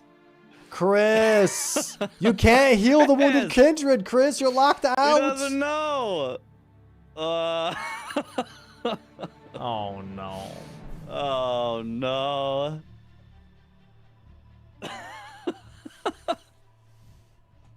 Oh, boy. Oh, boy. He can't hear us. You gotta yell louder, Chad. You gotta yell louder so he can hear you. He can't hear us. Oh, my God. Crystal holding the advantage right now. 4 squares. That's a huge lead, especially this late into the match. Almost an hour in. And we'll see if this is going to stay or if this is going to go. because right now Blanks is making his way towards Romina and maybe going for Mesmer right after. I mean, he can go for Mesmer now because the Scorpions do, besides the healing the wounded. Oh, Chris going for PK. Yeah. He's going for St. Trina. Oh, for I told St. you. Trina. I like this. I really like this. I told you. Yep. Oh, yeah, man. you did say it. He unfortunately has horrible weapons for this. No strike damage, not even standard, which I think is decent. I think Slash is going to do nothing. I think we might see our first instance of non-yellow damage from Chris. But the Rot should help quite a lot. Possibly. Or Chris goes for St. Trina here. St. Trina to Emir? He just stalls out? Mm-hmm. Yeah, I could totally see it. Once you're at 12, might as well just go for something that's kind Chris of summons Tiolier as well for the fight? Why the hell not, I guess? How do you activate that? I've never seen that summon sign there. I guess because, like, he bought his perfume or something? I don't know. I guess. Beats me, man. I thought you had to do way more than that. Yeah, I guess not. Okay, Chris, still kind of yellow damage on the pretty claws. good, This isn't damn. horrible. Yeah, that's not bad. And the Rod proc again. Yeah. Oh, the jumping R2 actually did great damage there. Oh, he's got to be careful. He's got to be careful. Tiolier throwing out his freaking poison perfume bottle bullshit that doesn't do anything. He's not even poisonable, is he? I don't think so. Oh, stagger! Wow. Why did they give you Tiolier on the boss that isn't poisonable? What were they thinking? It's all for the lore, man. Yeah. Romina here now for Blanks. I guess that explains why Tiolier needed your help to get down here, because there's no way he's winning this fight on his own. Yeah. Oh, Chris has to be careful here. Okay. Heals just in time. Yep, jump over Romina those. staggered Nice. here for Blanks. Holy grease. Unsheath. The Rod Grease really putting in a lot of work here, man.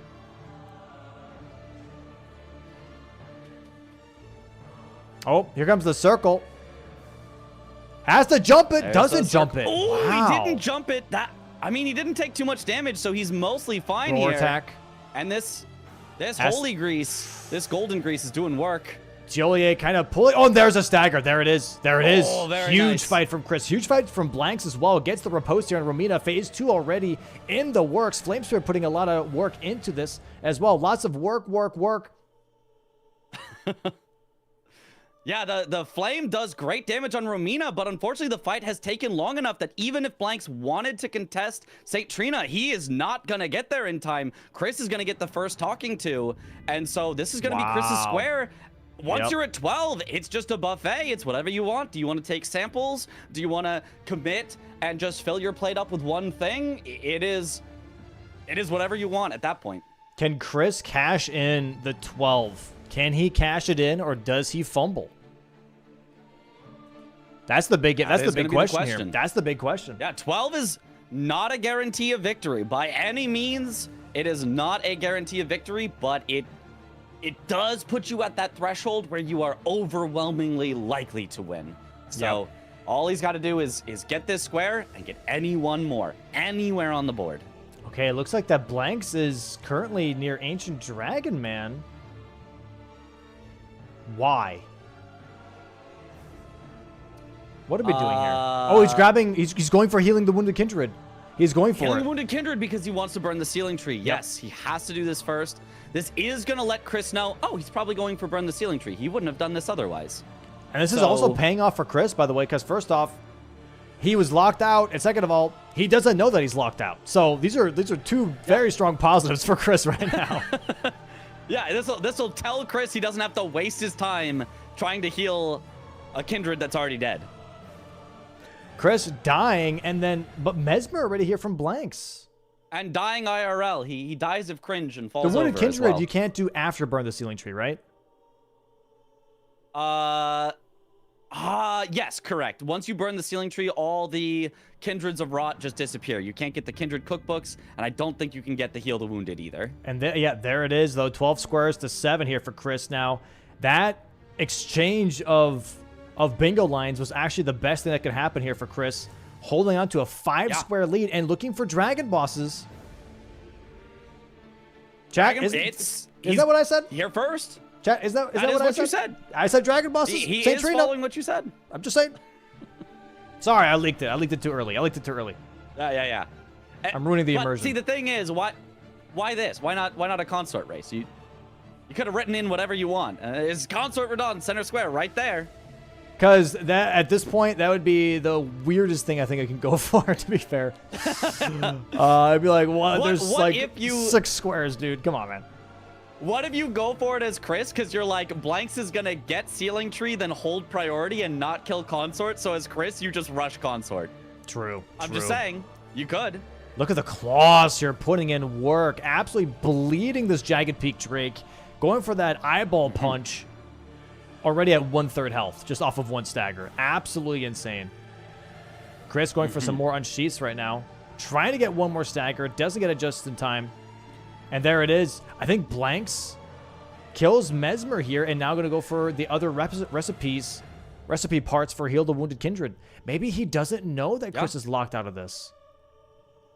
I mean, he has to. He just knows, hey, Ceiling Tree is something that I can use to hold priority on, to show priority on. So I think Blanks is just thinking Ceiling Tree is the best square to get right now because I can grab it, hold on to consort, then go around and do other things.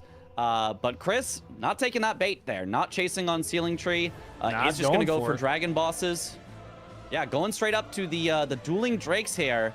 A fight that has given me trouble more times than I can count, for sure. But we'll see if it works out well for Chris. Chris going, for the Dueling Drakes, and then maybe going for Ghost Flame Dragon as his last one. Kind of putting him in a winning position here, possibly taking Game 2. Dude. All right, hear me out. Insane Chris does Bale as the final Dragon Boss. I genuinely, no that was in the back of my head. I'm like, Chris might just do Bale for the shits and gigs, and that's going to piss me off. Yeah, he would do that. He would do that. We'll see. We'll see what happens. Mm-hmm. He doesn't have a great weapon for it, though, I will say. I think if Chris had an optimal weapon, he might. Yeah, honestly, he should have picked up the Pata from the shop. That impaling thrust, that pierce damage on dragons is so powerful. So I would have loved to see him pick that up. The claws, honestly, though, they're shredding. They're doing just fine. And Blanks is now pivoting out to Dragon Bosses. We've got a Dragon Boss race. So Chris either is going to have an incident or he's going to get this square first. Oh, wow. Yeah, Blank's kind of split progressing here because he's like, dude, I don't know where Chris is, and I just have to guess right.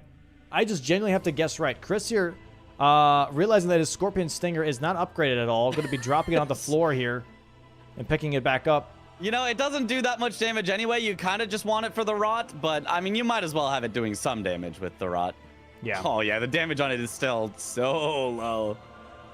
I don't think that made a difference at all. Blanks is catching up with really, really good damage on this Jagged Peak Drake, so he won't end up too far behind. Should still be far enough that Chris gets this first. Chris is way too committed to this Scarlet Rot. I'm not going to lie. He's way too committed to this Scarlet Rot. You know, it's been doing work for him. I can't really criticize too much. Hey, there it is. There's the Kindred of Rot's Exaltation. Nope. Also a nice way for Not yet. No, that was his multi-attack tier pop in. Yeah. Oh, I think now. I was gonna say, now. the Kindred of Rot lets you know once you actually get the Rot proc, so you know when to swap, which is quite nice. But Yesn't. Here's the interesting thing with the Kindred Rot Yesent. Talisman, actually, is that if you aren't close enough when the Rot proc or Poison proc happens, you do not get the buff. You have to be in the vicinity of the puff of Rot or Poison proc for it to actually apply to your talisman. If you're too far away, like that close, you have to be close. If you do it with arrows, it's not going to proc. You could arrows and use poison arrows or Rot arrows. It does not do that. It's so silly. You have to be in the vicinity of the puff. That's so funny. Oh, nice stagger here, though, from Chris. Gets a bunch of claw attacks. Take the riposte before you get slammed. Nice. Nice. Big. Excellent And job. looks like Blanks is cashing in the Kindred Rot first after going for a second dragon here. Yeah, I mean, I think this makes sense. It is get some priority on things. The conventional wisdom is if you're behind, you rush. If you're ahead, you split. But that makes it so that doing the opposite of the conventional There it wisdom is. actually ends up kind of countering. So Chris is rushing to counter the conventional wisdom, and Blanks is splitting to counter the conventional wisdom. Two So- dragon bosses. Here we go. And then Chris going for his last one. Ghost Flame Dragon. Seals Heal the Wounded Kindred. And I'm assuming for Chris, it's like, thank Christ. 13 Like, oh, square. thank goodness. 13 square is a lock. I just have to make sure I don't mess up this Ghost Flame Dragon fight. And then I got game 2. Yeah. And he's got that golden grease. Only one left. He probably would have wanted to have a bit more, but didn't want to take the time to go to Kale. And I agree with this. I think his damage should be good enough. This Ghost Flame Dragon is still rottable. I wonder if he'll do that again, if he'll swap to the rot to start. And I hope he doesn't. after that, the Holy should do well. Katana check. Oh, Dragon Hunter's Great Oh. Katana. Swap to that? Yeah, Honestly? he's like, might as well. Yeah, right yeah. now. Might as Bang. Do it again. Bang. Dude, it's like the perfect weapon right Third next to time? Nah. this dragon. That's kind of insane. well. Yeah. I guess he should have checked this dragon first. It would have made the Right? other two a little faster. Oh, and a stagger right Oh, afterwards. nice stagger. Here we go. Goes for some R1s maybe. No, it's going for the more of the Dragon Hunter's Dragon Wound Slash. Here comes the Repose. Gonna maybe skip phase 2 completely. And bang. Oh, here we go. Transition. Yeah, stay close to the body because the frost will linger on the outside. So if you roll away, you actually take more damage. And there it is. 3 dragons. GG's is. for Chris taking game 2 DLC. Oh my god. Yeah, 13-8. Honestly, what a Wow. ridiculous game. It Wow. felt early like Blanks had the map presence. It felt like it was going to go his way. And then Chris put up Wow. some incredible threats. Blanks had to respond to them, and that allowed Chris to just run away with it. Excellent, excellent game. Dude, the trade-off on the bingo lines was actually insane. Genuinely Yeah. insane. If Blanks committed to that column 2, you It could have turns gotten out it. if Blanks had gone for his own line, he would have just won. He went for the block instead, which felt a lot safer, but you know, ended up being a little bit too slow to let him come back in the majority because he was behind at that point. And so Chris takes it. Chris taking it, and here we'll be right back, chat. 10-minute break again. We're going to move into game 3 in just a bit here. Get some snacks, get some drinks, follow the stream, subscribe on YouTube, check out the players, follow them as well. We'll see you guys in 10 minutes. BRB, BRB. That's the wrong screen.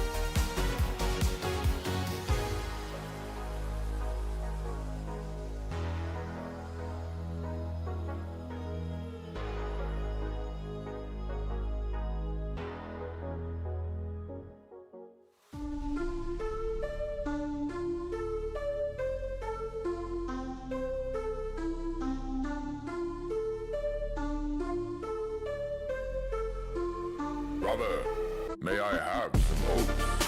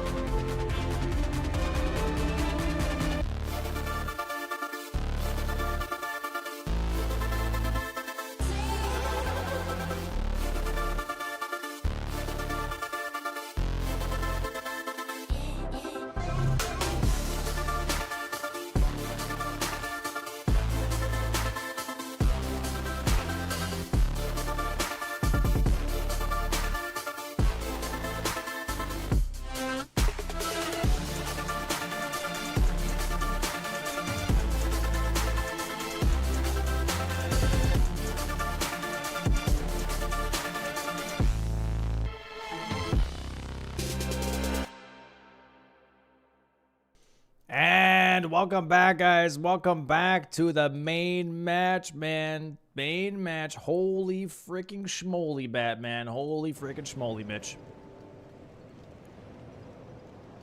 Mitch, you're muted.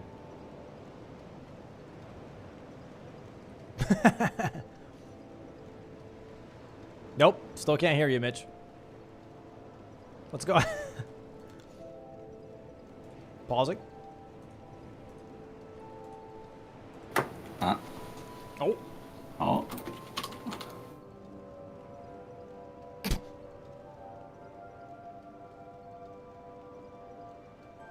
Now we should be back. Ah, there we go. Welcome back, Mitch. Welcome back. There's a whole procedure when my mic disconnects. You gotta close everything. You gotta unplug it, plug it back in, open it all back up. It's a whole thing. Hey, it's all good. It's all good. I forgot, actually. We have to set up the bingo picker anyways here. Mitch, after those two games, man, what would you like to see again? The base game, I think, was a bit more one-sided. The DLC was very much like an even turf, it felt like. I wouldn't mind seeing DLC again. How do you feel? I agree. I would like to see some more DLC. I think it really could have gone either way. Blanks had some great chances. Chris ended up pulling it out in the end, so I would love to see that. I think also, though, if we go back to base game, Chris would have a better showing. I think that, you know, maybe wasn't his best game the first time around, but yeah. I'm looking forward to some DLC. All right, well, let's see. Let's check it out. Bang! What does the board say? Oh, Let's see. It's even. It's even. Oh, it's a bit more red. Oh, it's a bit more blue. It's a full board DLC. It is. Oh, my God. That was a full board. 12 DLC. to 12 it was. Wow. DLC it is. Here we go. Here we go. We'll let the refs know. Get the players set up. Holy schmoly. Refs, DLC was rolled. There we go. Get the player set up there for the DLC board here. Damn, another DLC board. I would like to see Promise Concert Verdun again because I was hoping that we get to see it. I'd like to see him maybe not center again. Maybe that's a little too scripted. So maybe Midra center, consort corner, maybe. Or make it even more enticing. Throw in a Mesmer Romina on the board.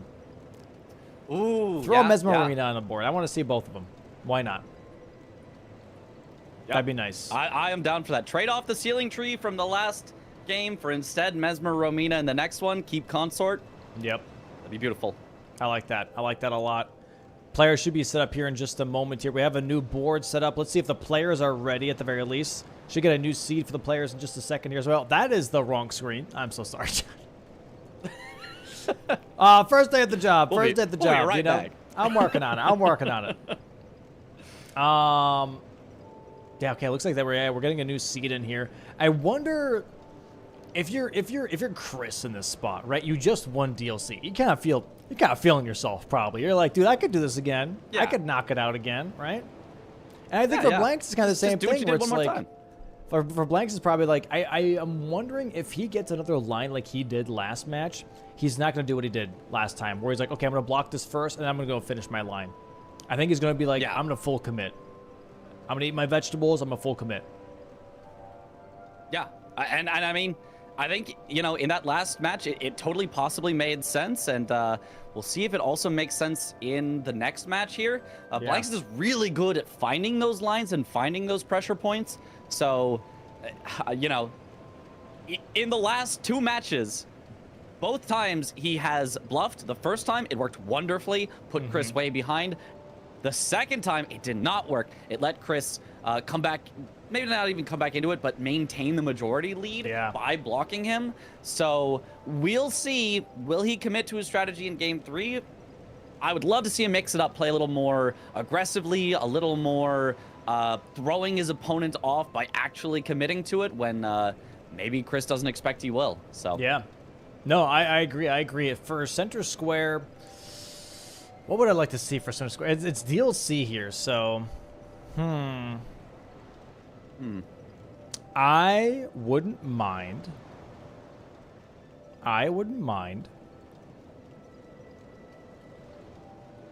Honestly, give me Giant Lightning Ram. Oh, give me Giant Lightning Ram. I want them to race on that, and I want to see some people dealing with some shenanigans. You know what I mean? That's what I want to see. I want to see some shenanigans today. I know what you mean. I mean, if they've got a weapon with Savage Lion's Claw, it's not so bad. You can kind of trade hits and hyper armor through. But yeah, that one definitely can be one where, oh, somebody's gotten there 30 seconds faster. Oh, just kidding. They got rolled over 4 times, and now the other person gets it. So yeah, no, definitely a volatile one that it could be. A very, very silly one. Looks like we're all loading in here. Class is set up. Butchering knife for both players, by the way, on the Vagabond.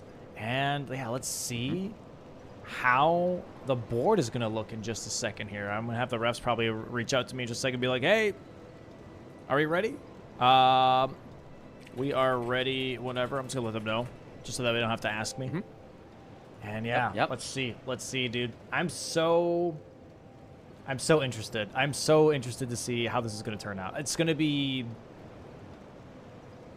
I'm glad. I think just a best of threes, game 3 on the final match.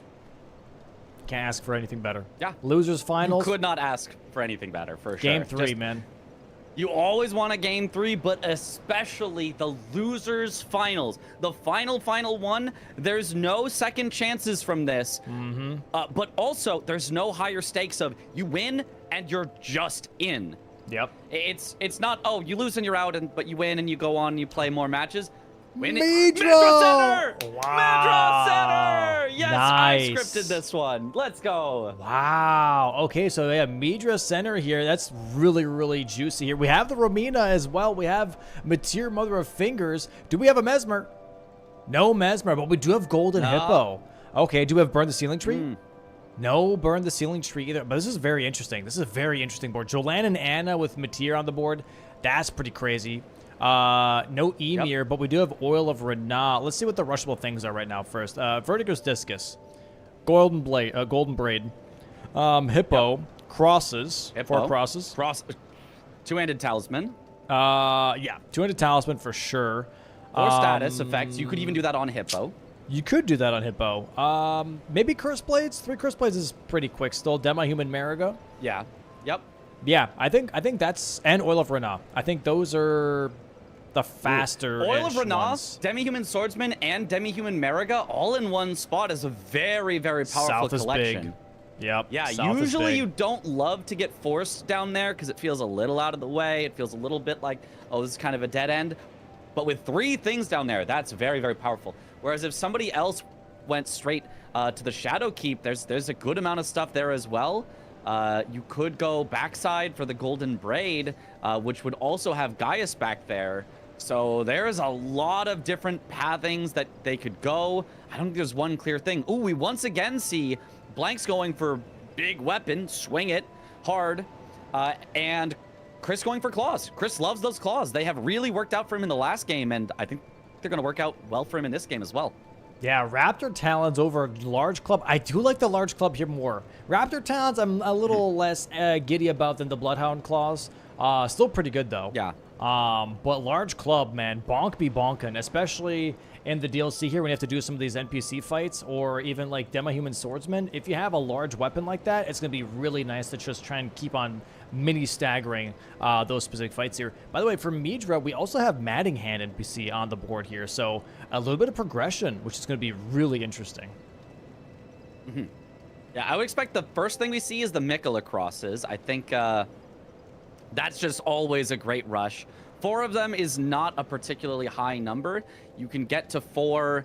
You can even do the Gravestone skip and just do Tialier and then 3 in Skidoo Altus for a really, really fast set of 4 Mikola crosses. Or you can go the 3-path cross, the kind of more normal path, although I think that loses you the rush if you're both going for it. I think the one in Ensis is a good bit faster if you are just trying to rush it out here. So I think that's what we're going to see from Blanks. It looks like he's setting up towards the right end here, where he's going to go straight to the Gravestone skip. We'll go ahead and refresh both players just to be sure that I am on the latest feed possible for both of these guys. And yeah, both of them. Okay, yeah, looks like that Blanks is immediately going for the Graveyard skip yet again, but Chris going straight for a 3-path cross. Really interesting.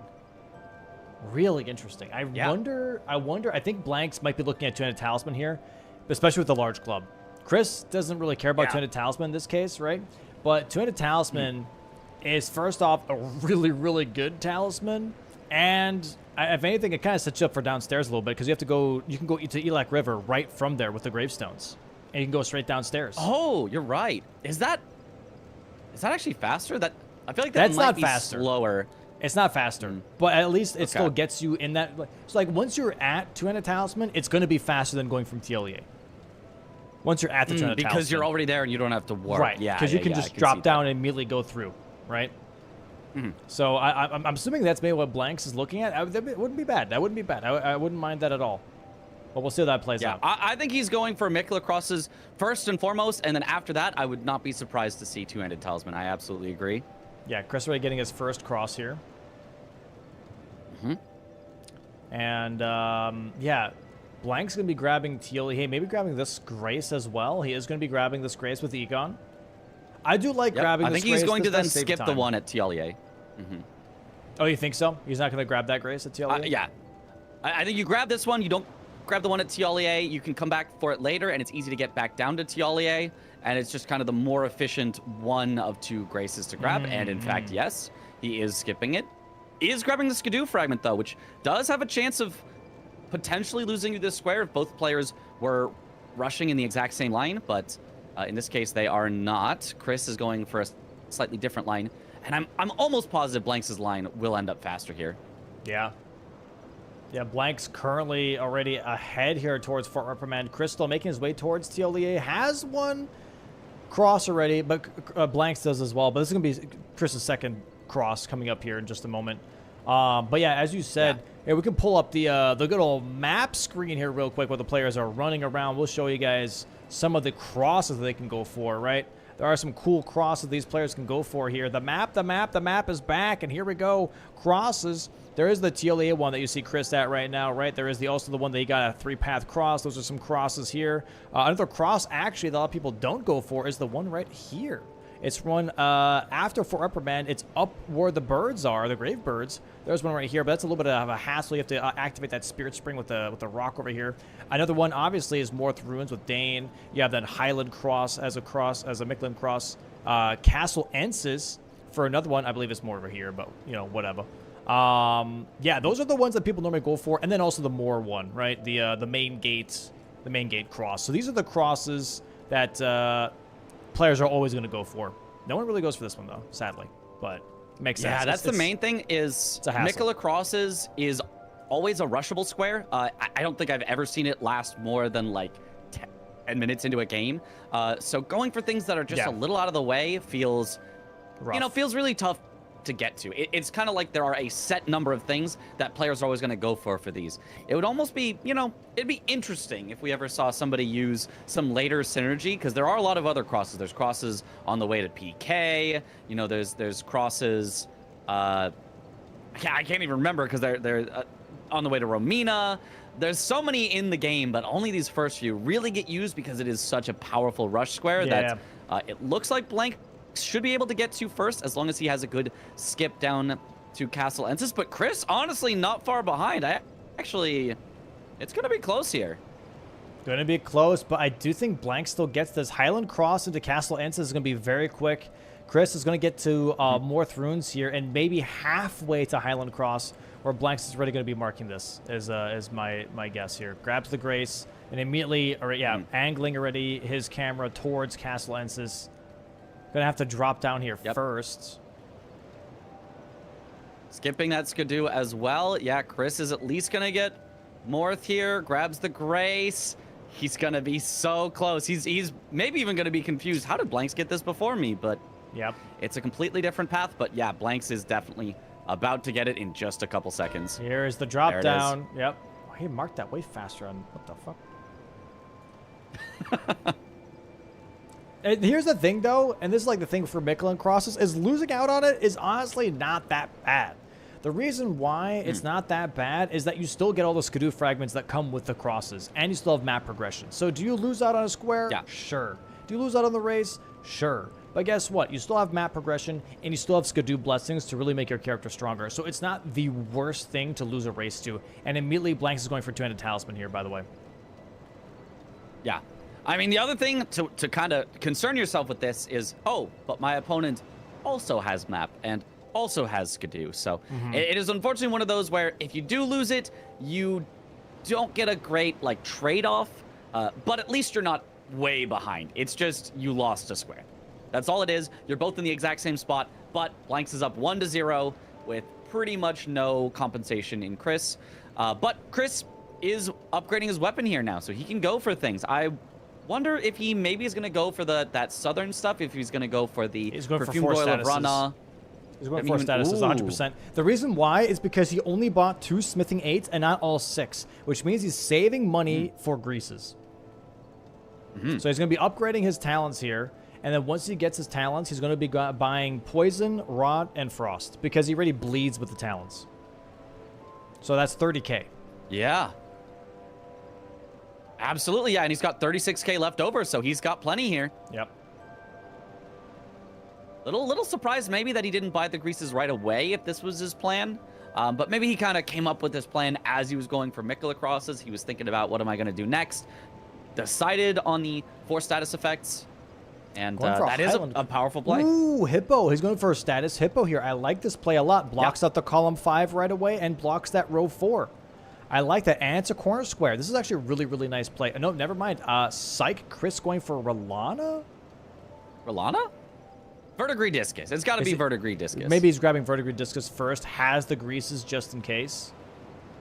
Yeah, I don't mind doing a little bit of setup before you actually go for your next square, so that as soon as you get that square, you can immediately pivot off to the kind of main thing you're doing. I also like the fact here that, so Blanks already is set up to block out that column 2, by the way. because he is going to be grabbing two-handed talisman here. That two-handed talisman is going to allow him to also grab the 2 legendary ashes, which is Talu and also Divine Bird Ornus, which are also in the Rao base section that he's currently at. Yeah. Oh, Blanks has to be careful. Though. Almost dies here to the Shadow Men throwing their pots and rocks, saying, hey, this is not a place for Tarnish. Get the hell out of here. Oh, he doesn't even grab the Skidoo over here near the two-handed talisman. I would usually see somebody pick that up. Maybe he thinks it's a race here. He thinks, oh, I just barely won Mikla crosses. I've got to rush to this. But he is going to get it. There uncontested. It is. Two-handed talisman. It's going to tell Chris. It's also 2. Sorry, go ahead. Yeah, it's 2 in the line here. Yep. So Chris is really maybe going to prioritize that 4 statuses maybe more than he otherwise would have, because he has to go there soon. If Blank's got the 4 statuses, that's not a line you want to be forced into. The unique curse blades could be picked up quickly, and then Matter, that's you don't have to go there. That's a doozy. I agree. Yep. I agree. Once his Vertigo's Discus is picked up here, yeah, the 4 statuses is definitely on the menu, and I think the 4 status Hippo play is definitely on the menu here for Chris. 100%. Here's the Vertigris now for Blanks, but there it is already. So Blank's gonna immediately turns the car around. Is like, all right, never mind. We're not going to go there. Little people leave right there. And maybe going to go for the Hippo. No, he's going to go for upgrade now, but Chris already has upgraded. So Chris has a huge head start on killing the Golden Hippo here, and a huge head start on statuses. Yeah, this is nice for Chris, especially if they race on this and Chris ends up winning it. He'll be up 3-2 because he gets 2 squares out of this. So that would be quite excellent for him. Blanks will have some compensation in just having the two-handed talisman, which is just a very powerful talisman. Ooh, yeah. Nothing good in the shop either. Nothing great. Nothing great at all. I saw the Cypher Potter there, and I was like, oh, no, get it away from me. Yeah, Chris definitely going for Hippo right now. Yeah, this is a really solid play for sure. Both of them making great calls. Both of them making great calls for the early game here. Different calls, but great calls.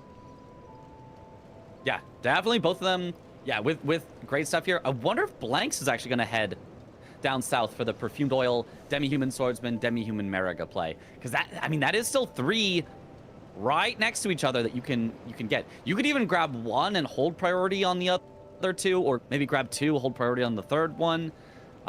So there's a lot of options here. A lot of options indeed. And the problem here with Grease is when it comes to Blanks compared to Chris for Hippo is that Blood Grease is absolutely atrocious. Blood Grease is not very good in the game at all. So Club here wouldn't be great to do 4 statuses with compared to the Talons. The Talons here have built-in bleed, so you don't have to rely on the Bleed Grease to proc it just in time. And the Poison, Rot, and Frost are going to be just fine here. And here we go, Hippo for Chris, going for, I believe, the Poison first. Gets the grab attack off the rip. First. Yeah, the reason you do Poison first is because it's almost impossible to see the Poison if Rot is already on them, because the Rot sort of overtakes the visual effect. And since they're both ticking effects, you're like, I don't know if there's Poison because there's already the ticking from Rot.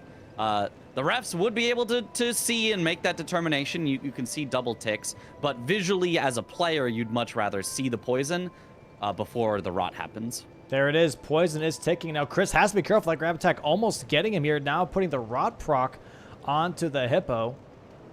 That's a little stinky Hippo there. Yep. And yeah, Curse Blades right now for Blanks, by the way, going for those unique Curse Blades. This is his first one. And yeah, we're looking already at that row 4. Yeah, definitely looking to set it up, but Chris already going for taking away. There's the Rot. He just needs the freeze.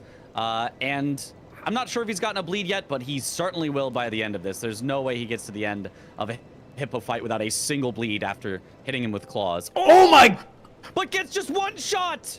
That rolling move is so dangerous. That's 30,000 runes out the window, too. That is devastating. Yeah. That is devastating for Chris here.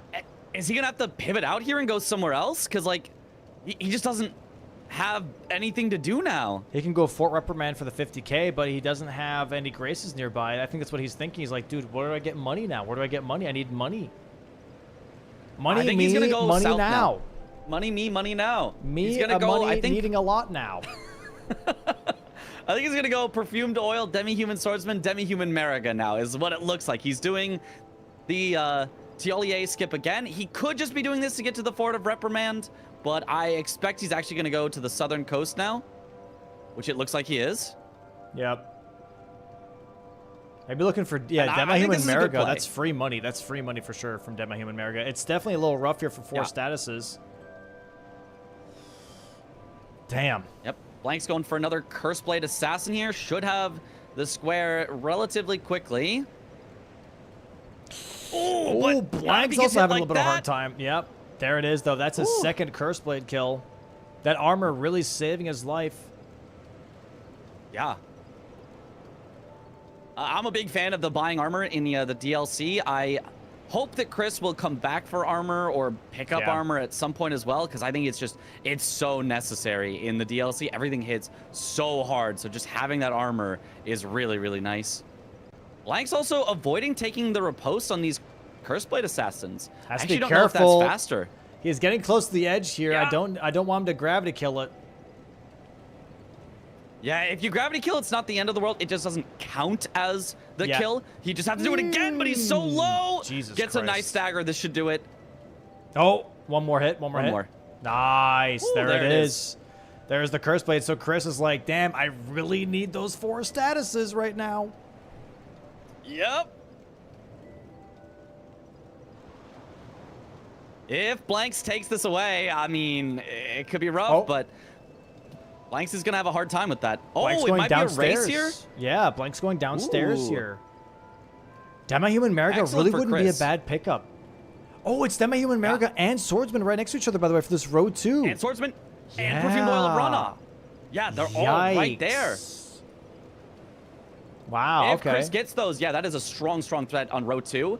The Matting Hand NPC and Scorpion Stew, both, you know, kind of far out, like, not places that you necessarily want to go to. So it would be excellent if Chris gets those and forces Blanks into one or the other of those. Yeah. No, I agree. I agree.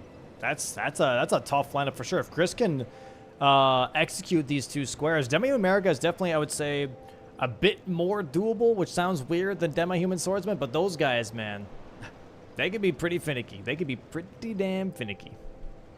Yeah, that's for sure. I mean, I think Demahuman Mariga being a base game boss has base game type moveset. She does like 1 attack and then she lets you hit her. And then she does 1 attack and then lets you hit her. Demahuman Swordsman, he's like, yes, I shall attack now and again and again and again, and then I'll keep going, and then I'll flip in the air, then I'll come down, then I'll do an explosion, and you're like, okay, wait, my turn. Yep. Yeah, pretty much. Pretty much. Hey, Mitch, do you want to rejoin the call real quick? Your camera's lagging back a little bit with your audio. Sounds good. We'll do. Yeah. All right, we'll see Mitch here in just a second, chat. Pause. Look at him. Oh. Perfect. There It's we all good go. now. Perfect. All right. And yeah, so Blank's here currently still doing the drop downs into Elac River. He's actually really far behind compared to Chris here. Skipping the Grace as well. Maybe going for the Grace at the Cerulean Coast here. But Chris definitely has at least, I want to say, a 1.5 head start. 1.5, 2 minutes. He's chilling. Yeah, definitely a bit. The question is, what is Chris going to go for? And when he marks the first thing, is Blanks going to pivot or try to steal one thing away? I think that Chris does not have time for all 3. I think he's going to be able to get 2 before Blanks, but I think Blanks is going to steal 1 away. I don't know. Yeah, he could. And if anything, the best one that Blanks could steal, to be honest, is probably Oil of Rana here for that column 4. Because you have Oil of Rana into Dancer. That's complete 2 mausoleums in that same column 4. You could start progressing towards that. And then look at this backside, right? Then you go kill Mattinghand is on the way past Rakshasa. Like, I kind of like this column 4 play a little bit. Yeah, that's not bad. The only, you know, slight caveat there is now all of a sudden Chris would have a threat on row 2 that you would not have blocked if you don't get Mariga or Demi-Human Swordsman. So the more aggressive play would be the Perfumed Oil of Rana. The more defensive play would be Demi-Human Swordsman or Mariga in order to block that line. So we'll see. Chris He won't make the that Swordsman. decision probably until Chris kills one of these. Yeah, Chris skipped the Swordsman here, going for Mariga first, though. Yep. Probably for levels and for money. And for a Katana check. Could be a great katana. Has to be careful. These demi-humans and demi-human Mariga herself can be kind of devastating sometimes. Yeah, luckily Blanks is in the vicinity. She does hit the other demi-humans with her attacks, so she can kind of clear them out for you. He's doing a good job of sticking near her. Just kind of stick under her, and here's it's a easier to get stagger. hits. Oh, has a weird... That's fine. He's fine. Yeah, honestly, he still gets this with one more attack. Here's the thing. When Chris marks this, does Blanks immediately go for the swordsman here then? Because he's right there. Yep, he immediately drinks the physic. Yeah, he does. He immediately drinks the physic. He's like, all right, cash in time. Yeah.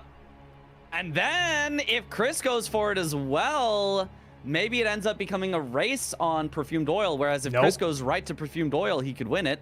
Chris immediately buying greases. I think he's just looking for 4 statuses here. You know what? I don't hate this. I don't hate this at all from Chris. Immediately buying greases. He thinks he's got the priority here.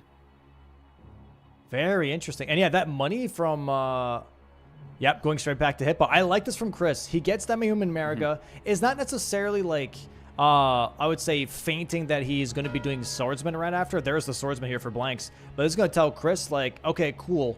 Like, I did not get chased on Mariga necessarily, and now I've got time on 4 statuses. Yeah. Blanks did not even pick up the weapon afterwards, which I believe would have been another katana check. He says, I'm happy with the club. Club is solid. Yeah, back to more runes immediately, which is interesting because both of them not going for the Oil of Rana. Yeah.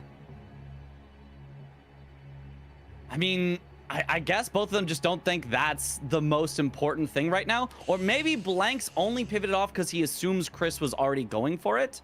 Yeah. Whereas Chris pivoted off because he assumed he had priority and wanted other things at the moment.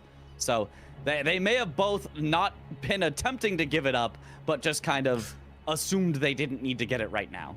So blood proc and a poison proc already on the move here. Maybe a rot proc already as well. Oh, yeah, there is the rod proc. So now all we need is the frost grease. And then we have 4 statuses on the Hippo. Chris has to evade the spikes, has to be careful not to get tagged. Again, the spin move. There's the rolly. Which is devastating my God, damage it still does here. So much damage. Immediately into the grab attack from the Hippo here. Not going to give Chris any breathing room, really. Nice multi-hits, though, here from Chris with these Raptor Talons. Just has to have the Frost Grease proc, and he has got 4 statuses activated on 1 boss. Might even get 1 more. Ooh, being a little greedy here. He was a little too close. That's the scary thing with the jump attack on the slam. It can be really good, but only if... Oh, my God! He's got to quick step these. Only if you're far enough away.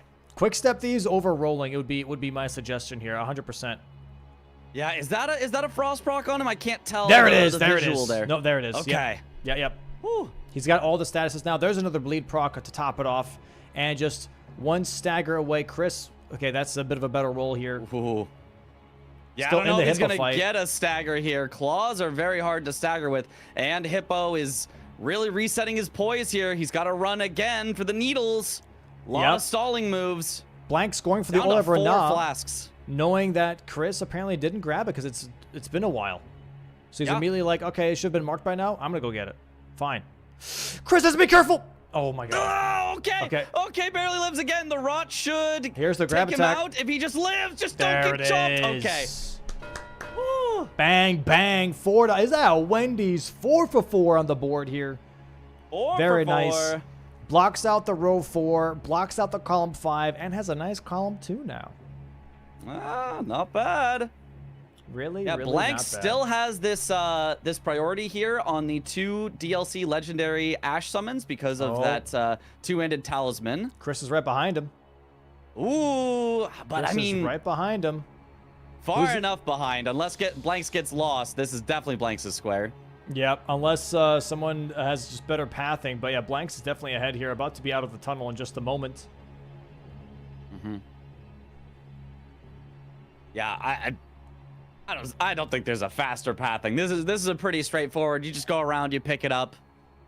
So left around or right around? Left around. Yes. Blanks does the left around. There it is. And yep, there's Oil of Renat. So there is Mausoleum still on the board, though. Chris might go for Mausoleums. Nope, he's quitting out. Okay. That's fine. Yeah. Not the worst time loss, if I'm being honest. Not the worst. Yeah. Yeah, did not take too long. It was interesting that kind of both of them were like, he hasn't marked it yet. I'll go there. And they just happened to go at very similar times of, he hasn't marked it yet. Yeah. All right, so now it's like the big, I think backside. Backside's pretty important here. And yep, Blanks agrees and immediately is in the backside section here of Skidoo Altus. Going to be going towards Emir, going to be grabbing that Grace. And going to be going Chris is going for the mausoleum. He quit out thinking he was going to warp, but then he says, no, I'm here. Let's commit to this. This is kind of dangerous without armor. If he doesn't have Ritual Shield active, he is going to possibly get one shot by that fire move. Yeah, he has the Dragon Crest Great Shield that I saw, but I do not believe he has the Ritual Shield, only the Ritual Sword. He has Ritual Shield. Oh, is it? Nice blood Okay, maybe proc. it's both then. Yeah, it's Ritual Shield and Ritual Sword. Yeah. Oh, Ritual okay, Shield, okay, Ritual Sword, Rotten Sword Insignia, and Dragon Crest. Okay, yep. That makes sense. Constantly getting canceled out. He has Rot built up already. There's the fire. That's what I'm talking about. That right there is what I'm talking about. You do not have armor. Oh, you do not have the right to this fight. Yeah, that's one of those things where I really think the early armor is super important here, and that's kind of showing potentially why. This I mean, maybe he still would have died because his good. Ritual Shield was down, but... I don't like this. He's going back in. I don't like this. This is not a good call. This is a bad idea. Yeah, it's a weird square. You don't need it right now. I am definitely someone who likes efficiency, likes getting some progress while you're in an area, but this is a weird square for right now. Oh, nice damage, though. If he gets it this kill, it's not bad. There's the poison. Okay. Ooh, takes a big hit there, though. I really don't like this. I don't like this.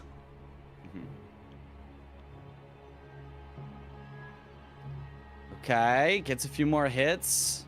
Careful! No, don't roll backwards! What are you doing? Oh my goodness. Okay, Frost proc here very soon, though, right? I think so. Ah!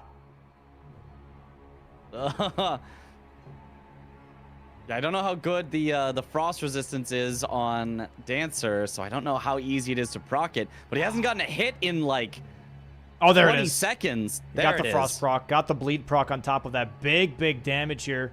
Dancer does heal, which is definitely unfortunate, but he is past the bulk of the fight, I would say. Just has to be careful not to get oiled. Yeah. Pause. Okay, some more good hits here. He's got her down to half, so he's just got to keep not trading hits and try to just get those hits in. No, not like that. That's a traded hit. He's got to heal 2 more times. He's down to 1 heal left. He has to play this so safe. Okay. Okay, I think you don't even heal right now because it doesn't get you enough value. I think you have to save it. Now you need to heal, though. Okay, It's not even enough. completely out of flasks. And it's not even enough. I didn't even proc his Ritual Shield. He has to be careful here. The poison is gone. The frost is gone. The bleed is gone. Chris's mind is gone as he's currently going for the square. I don't like this at all. Yeah. And now he's just playing it super safe, which is how you have to at this point. But that slows you down so much, just having to constantly dodge away after everything. Try to get 1 hit, then dodge away, then 1 hit, then dodge away. This could take another minute or 2, just by how slowly he can get hits in here. And he's getting hit as well. Okay, there's the bleed proc. Another bleed. It's not going to be enough, though. No. Okay, gets another tag. Okay, nice hits. Gets another tag. Okay. I see you. Has to be careful just of the fire. There it is. Nice. Oh, there it is. Wow, Kill. he clutches up. Gets some armor here. Gets some weapons. Never mind. He ports before he gets the drop. Okay, that's fine. He doesn't need him. Okay, but he's back to round table, so now he can buy armor while he's here, which surely he will do. But in the meantime, Blanks has made his way all the way through the backside, all the way up to the loft. Like, he's gotten so much map progress in the meantime. Yeah. Yeah, that is definitely devastating because the Golden Braid here is going to be an easy pickup here for Blanks. And on top of that, Yeah. Gaius's pants potentially, right? So that's going to be really, and Giant really strong Hand here. in the Finger Ruins Dio. That's a 1, 2, 3 back to back to back that he can get well back here. And Materia Mother of Fingers now. He's got access to those ruins back there as well with Jolene and Anna. Yep. It's a lot of stuff back here. There's a lot of stuff back here. Chris might be focusing on Mausoleums and then maybe do Invaders afterwards. But he's got to keep in mind that those Legendary Ashes can be easily blocked by Blanks. Yeah. Yeah, I don't know. I don't know that I would actually commit to the Nameless Mausoleums. It doesn't feel like an important square right now. I mean, you know that Blanks has access to one as well, so maybe that scares you into doing it earlier. But in general, it's a slow square for exactly what we just saw there. He took so long fighting that Blanks got all the way through to the backside and is going to get multiple squares out of it. Chris is going for the Mausoleum here. He's going to be going for the Solitary Jail Knight as his next Mausoleum. That's going to give him some more armor and another weapon check, which is a great sword. But yeah, Blank's going to be going downstairs now. The elevator going to be getting access to the Hinterlands. Going to get access to the Golden Braid, the Finger Ruin Dio. Just a bunch of stuff here. Very strong map progression here for Blanks. Yeah, definitely. Just he has access to wherever he wants to go. Neither of them has gone through ADM yet, but this board is not one that screams that you need to go through ADM early. They're going to eventually need to go through there for Senesax, for Dragon Bosses, most likely, for Metter. But as far as right now, the backside access is the most important spot. That's where Blanks is, and he still has a 5-4 lead. Chris here now going into the Mausoleum versus the Solitary Jail Knight. The first enemy that anyone has dealt with when they entered the DLC, and my God, was this guy a menace. Absolutely, especially with that heavy armor. You can see Chris cannot bully him like he did the Dancer. If you try to just keep hitting him, the Knight is just going to swing through your hits. So Claws, an unfortunately not super great weapon against the Knight of the Solitary Jail specifically. There we go, though. Nice bleed proc, nice rot proc. Really big damage, though.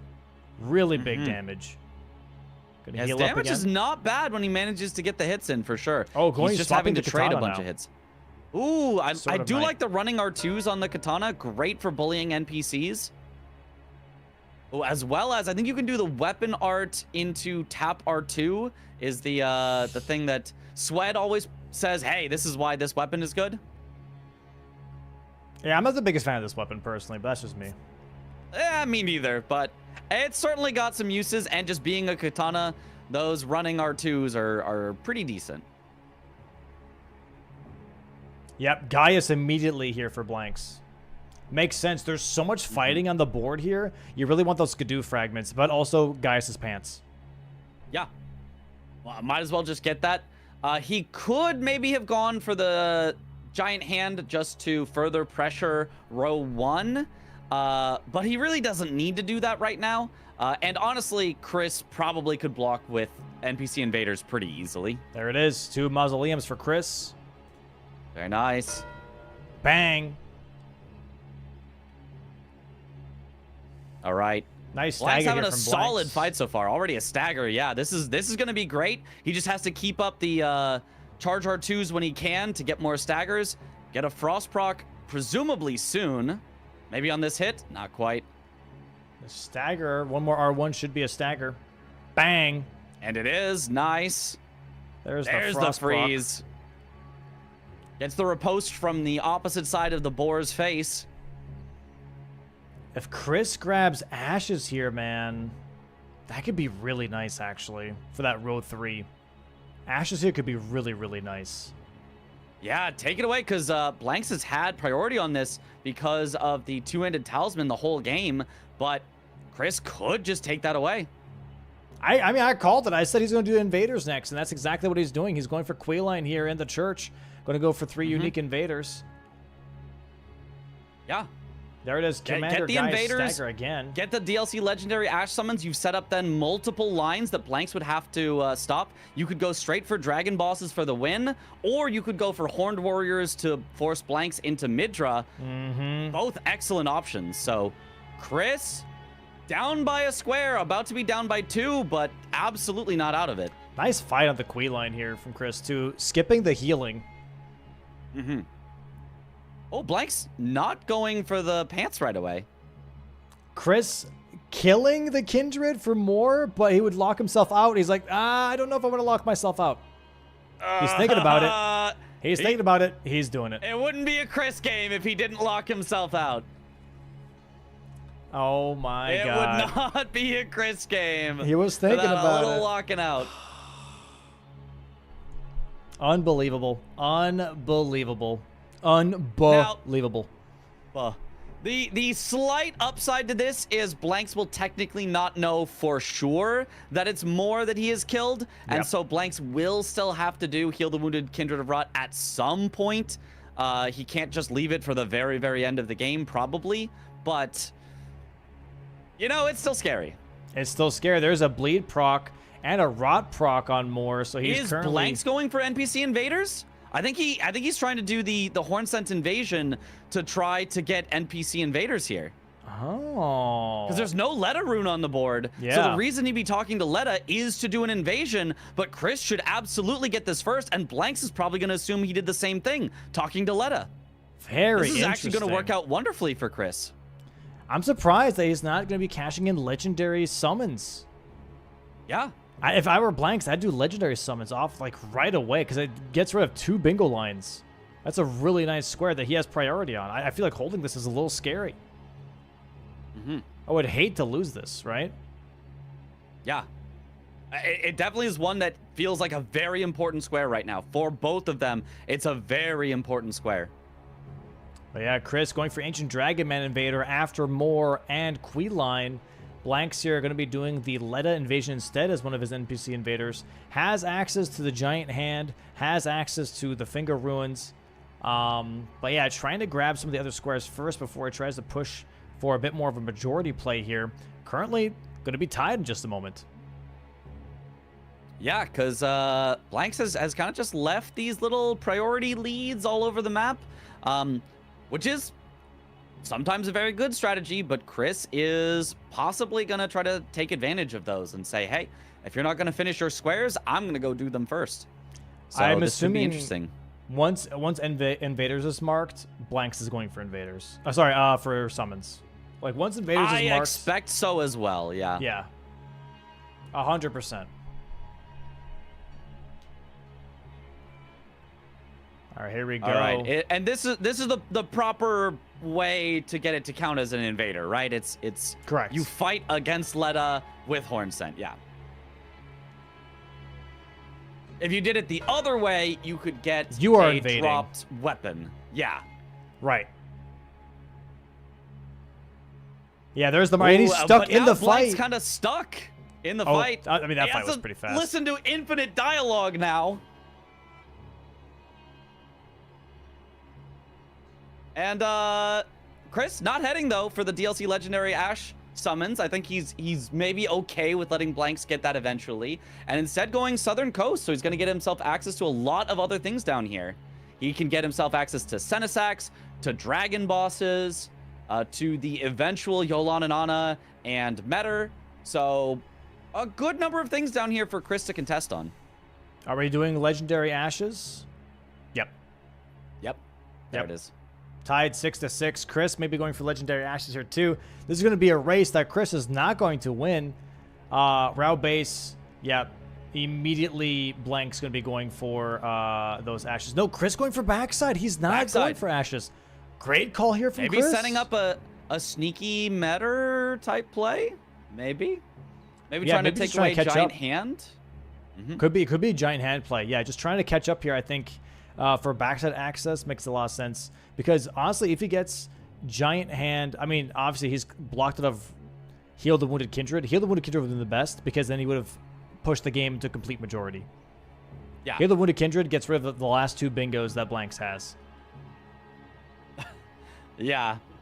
I mean, but he's got plenty of stuff on that bottom row I think he can have access to. I don't think he'll be too scared of that one. But that middle column... that's scary. Giant Hand, which, of course, Blanks currently has better access to, unless Chris goes and gets it away. Midra, that's a tough one to be forced. Metter, that's a tough one to be forced. So yeah, he kind of has to either go for the giant hand or has to set up for an eventual meter, and those are both in the same area, so might as well get some backside progress. Yeah, very nice call here from Chris. 100%. Good call here from Blanks as well. Obviously being like, hey, I don't want to mess with this column 2, row 3 shenanigans here. I'm just going to go ahead and cash in. Already has one of the legendary ashes. Has to do the whole forge now, which does take a little bit to get there and everything. So Chris, very optimally wasting time here right now. Yeah, for Blanks. Yeah. And Blanks did not grab the Grace on the way through to the Templetown ruins initially, so he has to run back quite a ways here because he didn't grab that. All right. Still anyone's game. Still tied 6-6. How is this going to... I don't know. I don't know how this is going to develop after this. I don't really have an idea. Yeah, I mean, once the DLC Legendary Ash summons is gone, basically all actually threatening lines on the board are done. Technically, both of them could go for row 5 because there is nothing in row 5. So, yeah, you know, either of them could go for it. But that's not really a threatening line. And even that column 3 is not that threatening at the moment with Blanks only having the 1 in it. Although it's a little more scary than it looks because we know Chris is locked out of Heal the Wounded, Kindred of Rot.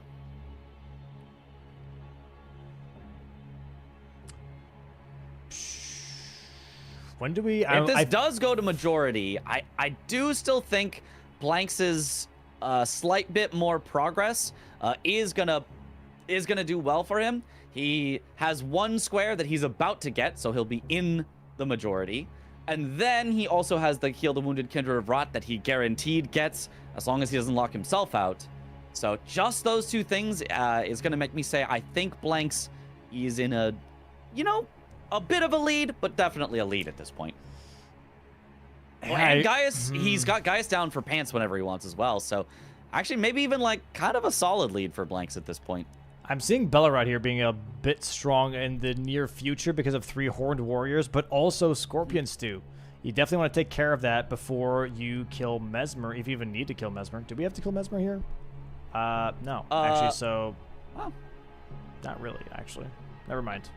There is Romina, but no Mesmer. No Mesmer, and no Enir Limb, so yeah, it doesn't really matter. Yeah. Interesting. So a lot of things that they could have gotten locked out of, but this board does not really make them. Unless you just wanted to lock yourself out for NPC invaders. Right. Yeah, exactly. Chris also skipping the Skidoo on the water there. I do see a lot of people skip that one. I like getting it because it is just like directly along the way, but it is a bit scary. If you miss the jump, you die, you're back a long ways.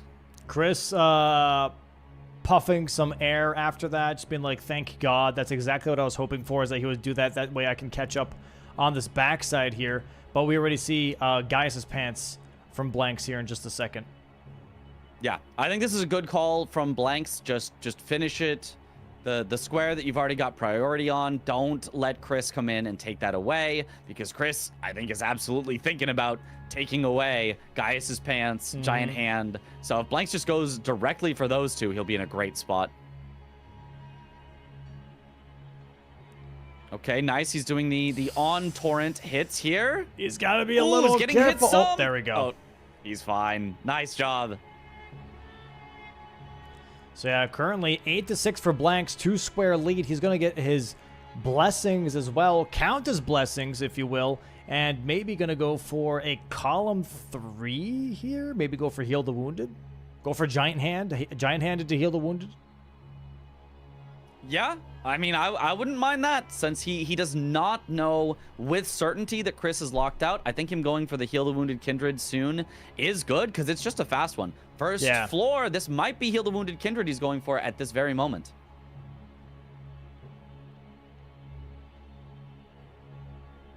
It looks like it. He could also be heading towards Romina. He maybe does a bit of both. Maybe he grabs the recipe on the way through, then continues on to Romina. That would not be bad either.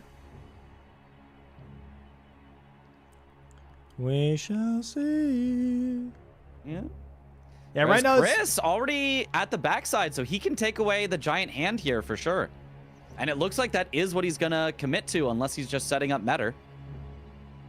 we're definitely one of those weird spots in bingo where like you're just kind of waiting for the next part of information, because right now it's just everything's kind of up in the air.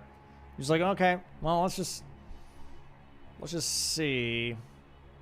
Yeah, I think that's probably kind of how both of the players feel as well. They don't know what to commit to. There's no obvious lines to push. There's no obvious lines to block.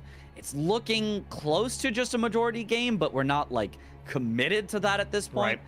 So the decision making gets really strange here. You know, honestly, I do like Heal the Wounded Kindred here and Romina set up from blanks, because guess what? Look at the rest of row 5. Ancient Dragon is a dragon boss, and we have 3 dragon bosses on row 5. So that's the last 2 double up square. You could go for Ancient Dragon Man, go for Jagged Peak Drake again into Senisax, and that's your bingo. Yeah. So ooh, you definitely could. Ooh, yeah. That row 5 is kind of nice. To recognize that and get one of those pretty soon. Could be very, very juicy. Could be. I do think as soon as blanks marks either Romina or Heal the Wounded Kindred, whichever one he kind of commits to first, I think that Chris is going to recognize that and start heading Southern Coast. I think that would make complete sense for him to do. And I think he already set up the ADM cave Grace, if I remember correctly, so he's not too far away from there.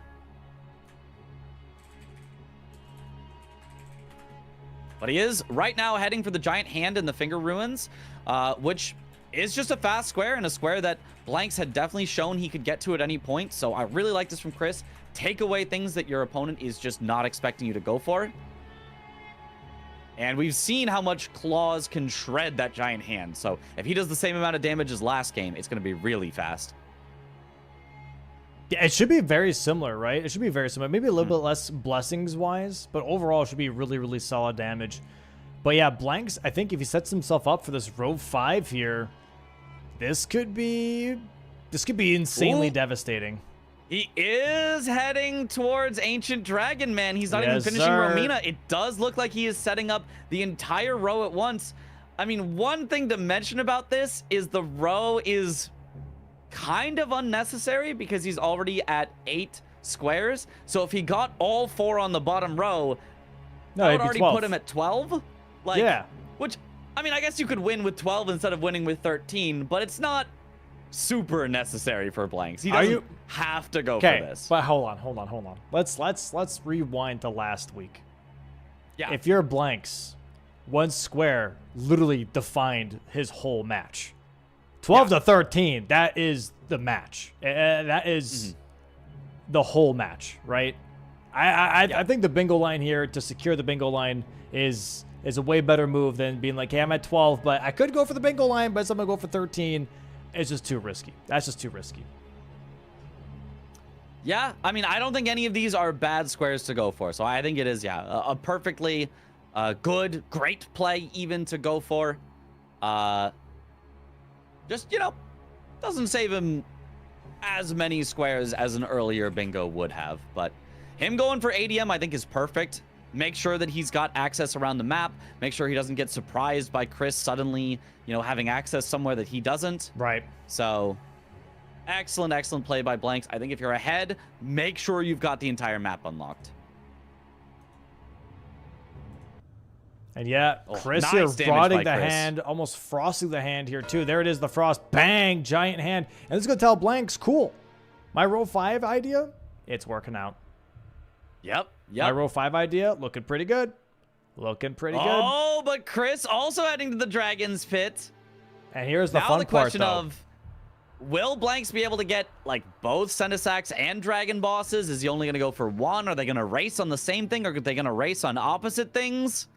Bro, this could get very interesting. Imagine the 5-head raid from blanks that he knows Chris is locked out of Wounded Kindred and just focuses on Dragon bosses first and then goes for Amina and he's like, race me.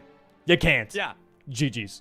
Like, that's Honestly, I think I'd do it. I'd be like, Chris never wants to do this square. He always locks himself out. I'm just going to leave it. Rakshasa drop here from Ancient Dragon Man, by the Ooh. way. That is insane. That is a nice weapon. It's got a lot of poking attacks that makes it really good for the dragons that he might want to do, as well as just being very high damage. It does have one giant drawback. You take more damage while you are wielding it. But, I mean, they're at a good amount of skidoo right now. They've got armor and stuff, so I think totally it'll be worth it. Yeah, looks like Blanks might be killing at least one dragon. Maybe goes for all three. I'm not too sure just yet. Chris, not too far behind him, currently in the Ancient Dragon Man fight, has Rot Grease applied to his talents. Blood proc in just a moment as well. Going to be getting that Rakshasas. And this is going to be way better for Chris, actually, than Blanks, because Chris has already leveled a bunch of decks. So that Rakshasa is going to be really, really nice. Yeah, Blanks is skipping this first dragon. That indicates to me he's definitely heading straight to Senesax. He's going to do Senesax as his first dragon and then try to race Chris on the other two. If Chris does the opposite, goes for dragon bosses first, then that'll be really good for him and worse for Blanks.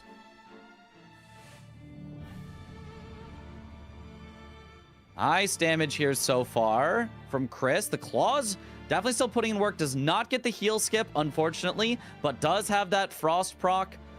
Does have the rot slowly ticking on him. So only needs a few more hits. Scary Dragon Maw there, though. Nicely avoids it.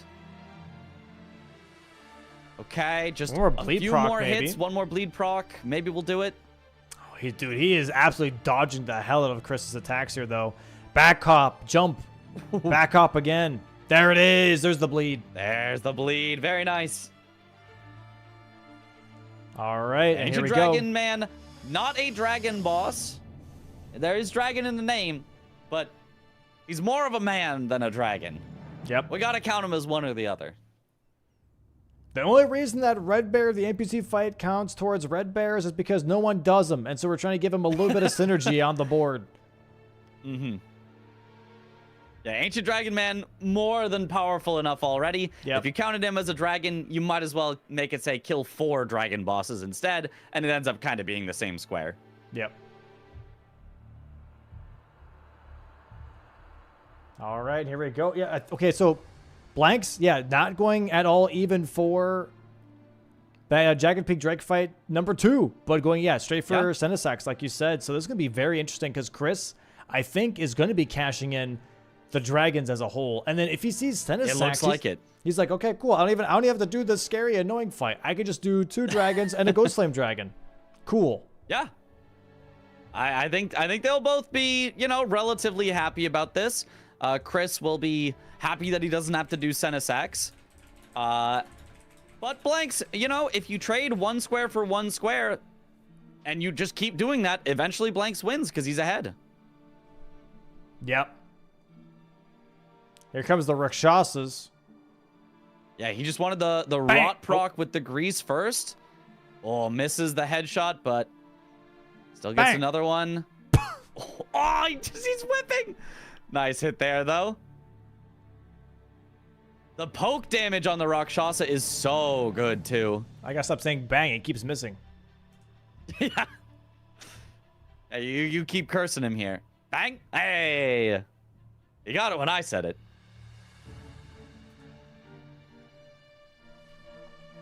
All right, Rot is ticking. Rot is ticking. And there's Senesax, for Blanks as well. That Prius damage. Also using the Rakshasa for those poking attacks.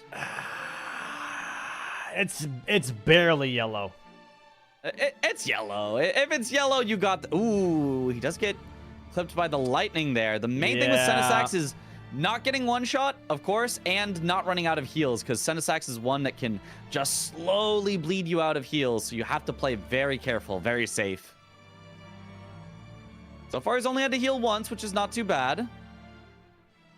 One of these days, we'll see poking. The players, by the way, use Dragon Moon Flesh. No one really does. Ooh. It's the consumable item that increases your damage and increases damage as well when there's blood procs, but you lose health over time. And no one really uses it because they have Ritual Sword Talisman. But if you are wary of that, you could swap your talismans around just for like 1 fight to really optimize DPS. Interesting. Yeah, I never even thought of using that. I don't think I even knew that that's what it did, but that's very interesting. It's a very interesting consumable. Mm-hmm. But yeah, no one ever really uses it. Yeah, unfortunately. There is also, not that you'd ever be able to get it in bingo, that blood-sucking crack tier that gives you more damage, but also makes you take damage over time. Oh! Big Get damage from slammed. Senesax. Oh, there it is. The best attack that Senesax can do as a punish here for a player is his Fire Breath attack. There is a bleed proc. Halfway done with Senesax already. This is going to be, like, honestly, still good news, though, for Chris. Is because Senesax is a pain in the ass fight. This is going to be Blanks' first dragon fight, and Chris doesn't have to do it. Potentially. Yeah. Definitely. And then like if Blanks continues on with dragons, which I expect he will, then Chris should get the snipe. So that'll end up making up some time for Chris, even though he started out behind going through ADM. It's kind of stressing me out how Blank gets on horseback whenever the lightning strikes happen, because I feel like you're kind of setting yourself up to get dismounted. Yeah, Chris is going for Senesax. He's not going for. He's skipping the Jagged Peak. That's scary. I think he actually loses both dragon bosses and Senesax then if Blanks just goes for them, because Blanks will just have 2 easy dragons to do, whereas Chris will have to do the dueling drakes. Yep. Oh, this could be really devastating for Chris. Chris does have greases here, but yeah, this is a little bit too late. A little bit too late. Oh, yeah. Big attack here again for Blanks. Yeah, I mean, when you're behind, I don't mind trying to go for these synergy, trying to kind of sneak it away from your opponent, but unfortunately, guessing wrong, guessing something that Blanks should have a kill on if he just gets 1 more bleed proc or even just a few more hits. Just has to be careful. He's still in one-shot range almost. He just... Oh, no, it's okay. Hold! Not quite one-shot range, but he's scary. Oh my god, the lightning just went around him. He just kind of stood there and did not get hit. Very nice. Okay, just a few more hits. Oh, nice. 1 more hit. We'll do it. Holy. There's Senesax for Blanks. Wow. Didn't realize I was in Jujutsu Kaisen chat. I got that cursed speech. Almost cursed Blanks there. That was devastating. The Blanks getting that dragon square, though. And now maybe going for dragon bosses. No, heading to Romina, actually. Oh, okay. So Chris will at least get dragon bosses here if he commits to it, but Blanks getting Romina is going to put him at 10. That's very close to a majority lead. Committing to the Senesax here. Oh, wow. He's not quitting out. I mean, look at the Frost proc. Look at the Rot proc. Like, he's definitely not that far behind. Okay, nice roll in on the big lightning strikes. If you stay near his hand as you roll them, you don't have to worry about, like, the follow-up spreading out lightning. Okay, trying to stay in front of him to be able to hit him in the head, but unfortunately, he's standing up again, bringing his head out of range. Yep. Has to be careful. Has to be careful. Okay. Flying attack. You can jump over that, but he decides instead to roll it. Nice and safe. Once again, rolling into all of those slams. Excellent. Oh, the fire breath. Great one to see. This is not going to get him the kill, but it's pretty close with that bleed. Huge bleed proc for sure. Has to be careful. Those aftershocks are devastating. Oh, bad time to heal. Gets hit for it. Now he's just going to have to heal again. Oh, nice headshot damage. Nice roll. Nice, and dodges that. Just a few more hits. Maybe 2 more hits should do it. Has to dodge a lot, though. 1 more headshot. Oh, definitely 1 more hit. Just to hit 1 more. There it is. Taps the hand. Whew, second dragon boss. I mean, that's a lot of work to just say, okay, I now have 2 dragon bosses. Like, that's it. That's all he got from that, but... He's committing. He's committing, though. He's going for the Jagged Peak Drake fight. Dueling Drakes. I wonder why he's not going for the Ghost Flame Dragon here. I feel like that would be faster at this point. I mean, maybe he just thinks, okay, Rakshasa should work a lot better with the pierce damage on this Drake, but I still think this is going to be slower.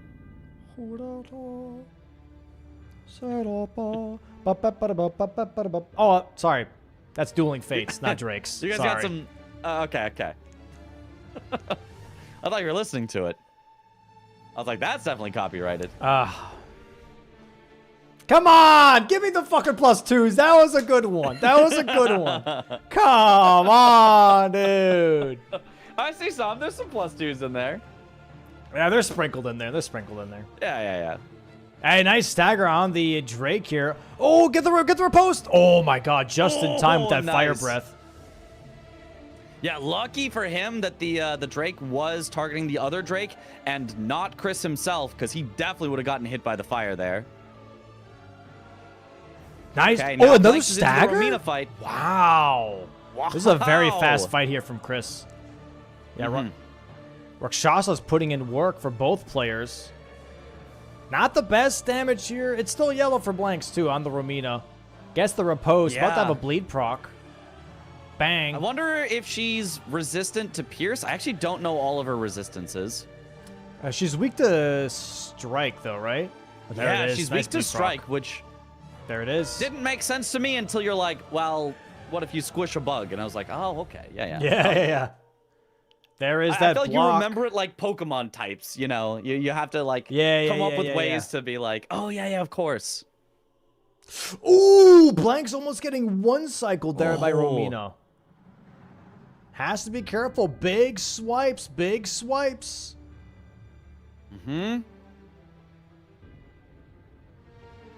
Nice dodges. Still half her health left, though. Chris going for Might just take Bellerod a little here. bit of time. Chris going for Bellerod, Horned Warriors, and Scorpion Stew, trying to do a 2-for-1 deal here. Yeah, those Horned Warriors do take a while, though, especially when it's 3. There's 2 that feel like they're pretty easy to get along the way, but that third one can be a bit trickier to get to. Blanks is at 10. I'm sorry, I don't know if you have bad eyesight, but if you look above Blanks' camera, there's a 9. He will be at 10 soon.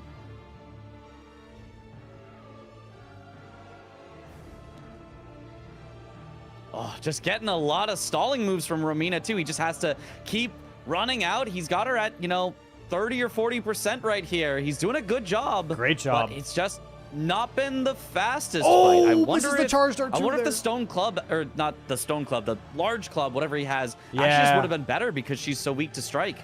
Yeah, that with like fire grease or something, that would have been pretty nice for sure. Nice roll. Yeah. Stagger. I think this maybe was Bang. not the best weapon choice, but oh, that bleed proc maybe makes up for it. That was quite nice. One more charge dart too. Boom. There we go. There's There it Romina. is. 10-8 now. Chris maybe evening up the board though with Horned Warriors, Scorpion Stew. That would be 10-10 potentially, but Matir, Mother of Fingers, and Jolan and Anna. And again, Chris locked out of Heal the Wounded Kindred. Yep. It feels at Naughty, this point like naughty. Blanks knows. It feels like Blanks knows. He has left it on the board for so long, it feels like Blanks has to know. He's locked out. He can't do that. I don't know. I really don't know. Yeah. He might split progress here. Matir, Mother of Fingers, Jolan and Anna, and also do Heal the Wounded Kindred at some point. Could be the case too. Yeah. Chris going for the Horned Warrior here. Really not bad damage. Look at that combo. If he does Jesus commit to Christ. those, he will win because he only needs 3 more squares. So if he gets Metter and Yolanda Anna, that's all he needs. Chris has a to be surprise careful. contender. Oh, goes for the riposte here. Nice. Is that it? Yeah, it feels like Yep, Chris nice. maybe has to contest Bellerot as well as Metter, because if he gives up either one of those, he loses. Yep. He can give up individual squares, right? He can give up... Oh, but then there's also Mattingham Midra. It's actually all double ups. Yep. So actually, it doesn't matter which way, as long as Blanks wins any one of the double ups and then heals the Wounded Kindred, Blanks wins. This is actually a terrible board for Chris where it's all double ups. He has to contest every single double up and has to take away at least 1 square from each of them. I mean, the board was That's a rough fine as spot. long as Chris didn't lock himself out of it. Yeah, it would have been. To be fair. Yeah.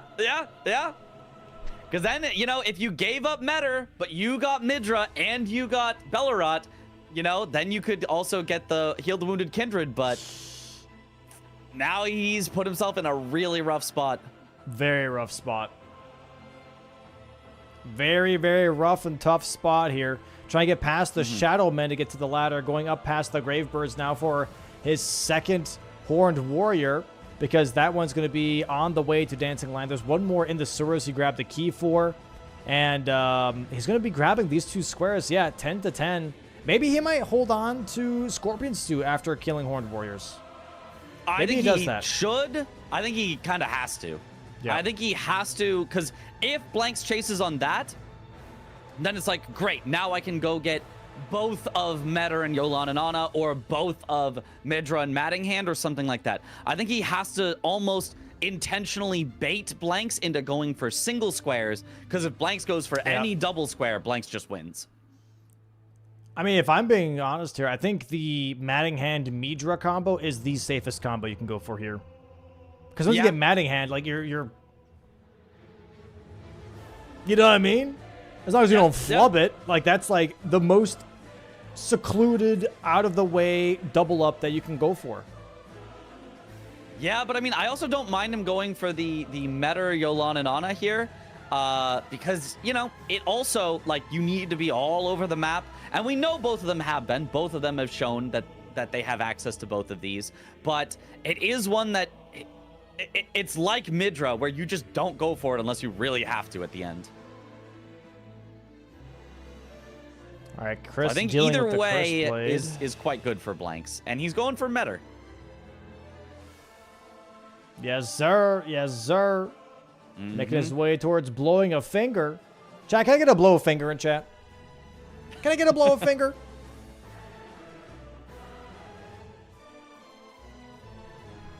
Whatever happened to blow a finger? It's still there technically with drop talismans. Yeah. It's a very similar square.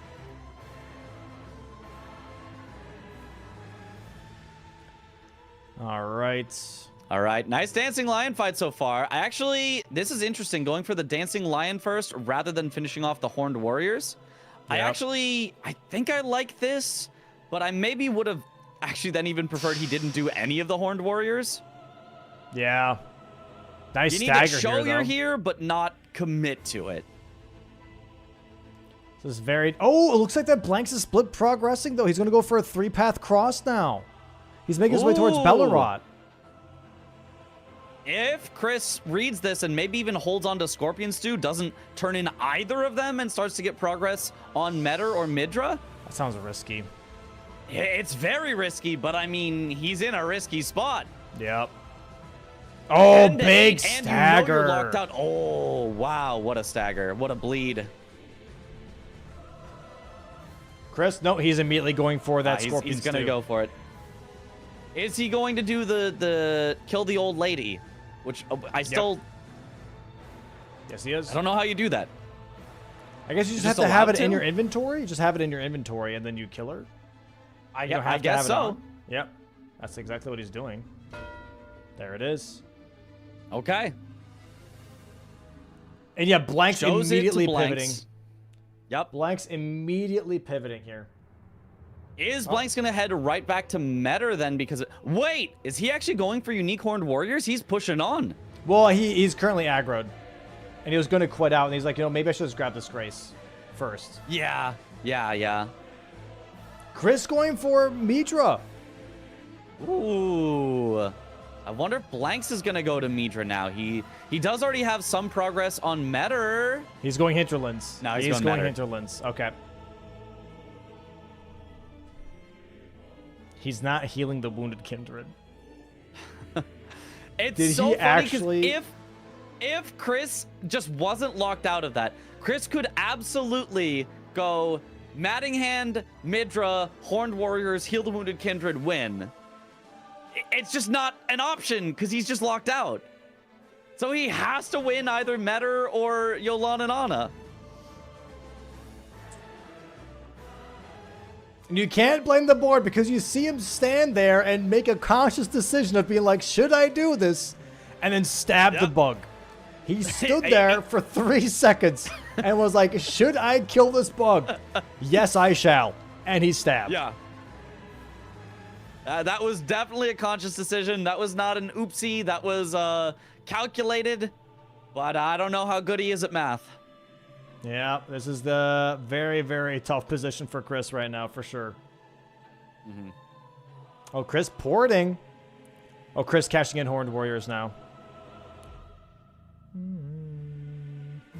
Okay. I would leave it. I would leave it forever. I would make that the very last square that I do. I agree. Because I would just be like, I don't care if Blanks comes and takes it. That gives me progress on mid-run meta. I would never cash this in. Here we go, going into the sewers.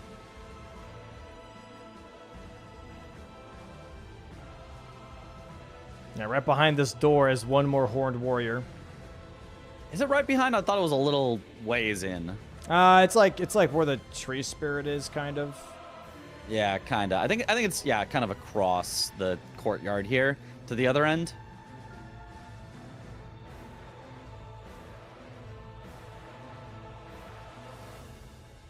That manfly chasing him. Just absolutely harassing him. Okay, does he know where it is? He's looking around. Uh-oh. He's unsure. Uh-oh. He's gonna find the tree spirit first, apparently, because it's gonna be right here. Okay, he found it. Okay. It's like guaranteed weapon check, too. Ooh, big damage on that charge dart, too. Yeah, this guy drops a guaranteed, I believe either it's the dueling ones that he's carrying, or it's the... Nice kill. There it is. Yeah, Shamshir. So he gets a curved sword check. Okay. Curved sword. Okay. But Blanks is going to see that and be like, oh, awesome. That's excellent for me. I'm right at meta. There's Chris like going no Nidra. way that Chris can contest. Yeah. You have to guess. You got to guess. You got to guess. It's just a guess at the end of the day. His guess is wrong. It's a coin flip. Yep. It's a coin flip. Unless Blanks pivots for no reason. I think at this point it's going to be a weird thing to pivot at this point, right? Because... Okay, he's heading back for some stuff at Gravesite Plain. This is just going to be buying grease or something, I expect. Wait. Okay, Bleed Talisman. That's a nice one. Axe Talisman. Honestly, yeah, pretty good with Rakshasas. Yeah. More Skidoo. Oh, he's at level 9. Bro, Skidoo. That's nice. Imagine he goes Midra. That would be kind of funny. Oh my god, he's going for it. No, he's not. Okay. No. He's headed back to meta. Imagine he went for it. Chris snipes him on both squares. He goes back to mid-tier with their fingers and just wins. Because Chris can't do Heal the Wounded Kindred. Because he just can't. That's just so silly. I mean, and a really, really gutsy play by Blanks to just go, I just bet you can't do the Wounded Kindred. There's absolutely no way that he could know that for sure. Chris took more than enough time, especially with like the death to Dancer, that he could have set up an additional NPC invader, but Blanks just bet that he didn't and is going to be totally rewarded for it. Yeah, I think knowing possibly that Chris did it last match, he's like, he probably did it again. He probably did it, yeah. Ain't no way he didn't do it back to back. Yeah. Have we ever seen Chris heal the Wounded Kindred? I feel like that's just a dead square in Chris's mind. It just doesn't exist on the board. Yeah. Chris had one pest problem in real life and it was like, dude, fuck any bugs in any games. I don't care. I'm not healing them. I'm squishing them. Ooh, claws here from Blanks as a possible alternative. Maybe get the stagger with Rakshasas, then swap to the claws for some big damage. Could be huge. Could be huge. Mm-hmm. Whereas Chris, he's got to make his way all the way through this catacomb, but I think he'll basically know the game is over before he even gets to Jory. Misses the skip. Oh. Here is Mateer, Mother of Fingers. Let's bring Blanks up on the big screen.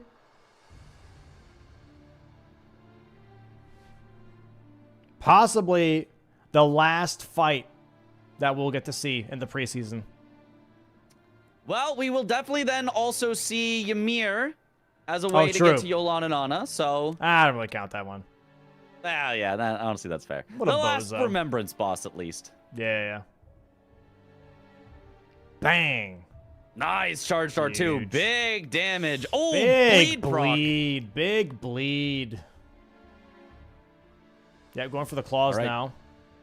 Yeah, I like this. Just Which get a ton of deal damage. way more damage. Oh! Look at that, dude. Look at that. Massive. Do you just kill her when she comes down? I mean, I like the healing Pretty to make sure much. you're not just going to die, but like almost. Yep, here you go. Go for the kill. Oh. Oh, and he needs one more Bang. set of hits. There it is. Bang.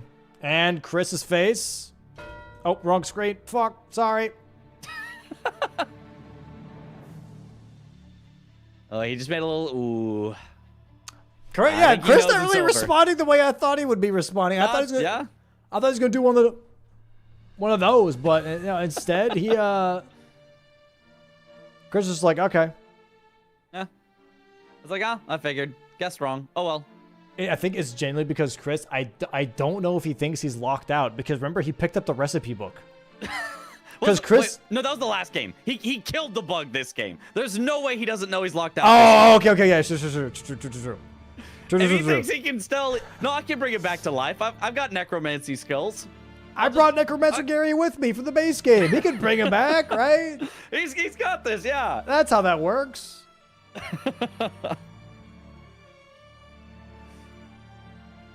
Gary, All right, all Blanks needs is Ymir, and then I Gary, think my he already son, has the Iris of he's Grace. sick. My son, he's sick. Please help him. Please help him.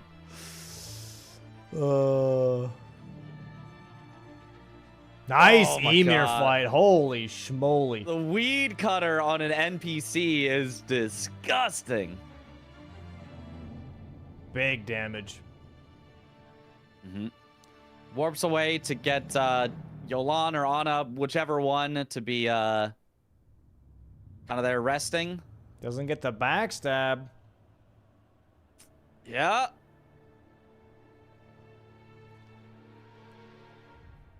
There it is. Jolana gets the grace. Oh wait, did he port too fast? Because it takes a little bit to get the grace or the summon. Oh, maybe. I mean, Oh no, he he's got it. gonna He ma- got it. he got it, he got it. I got it. he got it after porting though. That is weird. Yeah. I guess he's technically in the same like overall zone because Hinterlands connects directly to that backside area with the cathedral via the drop down. So I think the cathedral is still loaded when you warp here. No, it's not illegal, guys. I was just curious if he got it or not. Not everything is drama. Relax. Jesus. Wait, we have a match without drama? Relax. What? It's only halftime. What am I gonna put as my stream title if there's no drama after this? Yeah, What do you mean? exactly. Okay, Chris getting Gotta the have Jory drama. kill here, but does it matter? No, sirree. No, sirree, Bob. It does not matter. As soon as Chris sees Jolana and Anna, he's going to be like, well. What if Blanks goes for mid after? What Nah, if we just, no shots. What if we just did that? No shots. Look, I didn't get to see Consort in the last game. I want to see Midra in this game. I know. Somebody should go for him. Right? A little bit of a bummer, I Oh. agree. A little bit of a bummer. Yeah. Oh, Blanks doesn't really know how to get down to Jolana and Anna. Currently a little lost in the hinterlands here. Okay, he's found his way.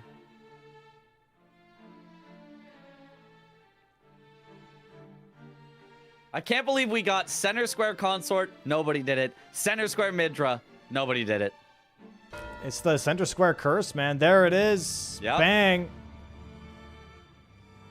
And Chris, you know, he knows he's locked out. I guess maybe he could be like, well, what if Blanks also locked himself out, and then I can tie. No, Blanks is going for the materials. The Yeah, he's materials are going right for it. here. Yep. Yep. And the lockout not paying off for Chris on this match. It paid off last match, but not this match. Yeah.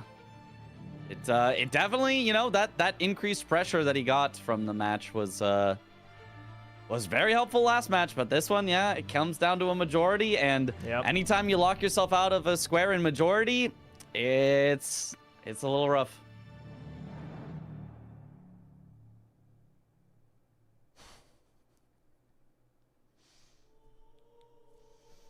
All right, Blanks is crafting it. He just has to walk over, use the stone. Assuming he didn't, I don't know, burn the ceiling tree while we weren't looking. This should end the game.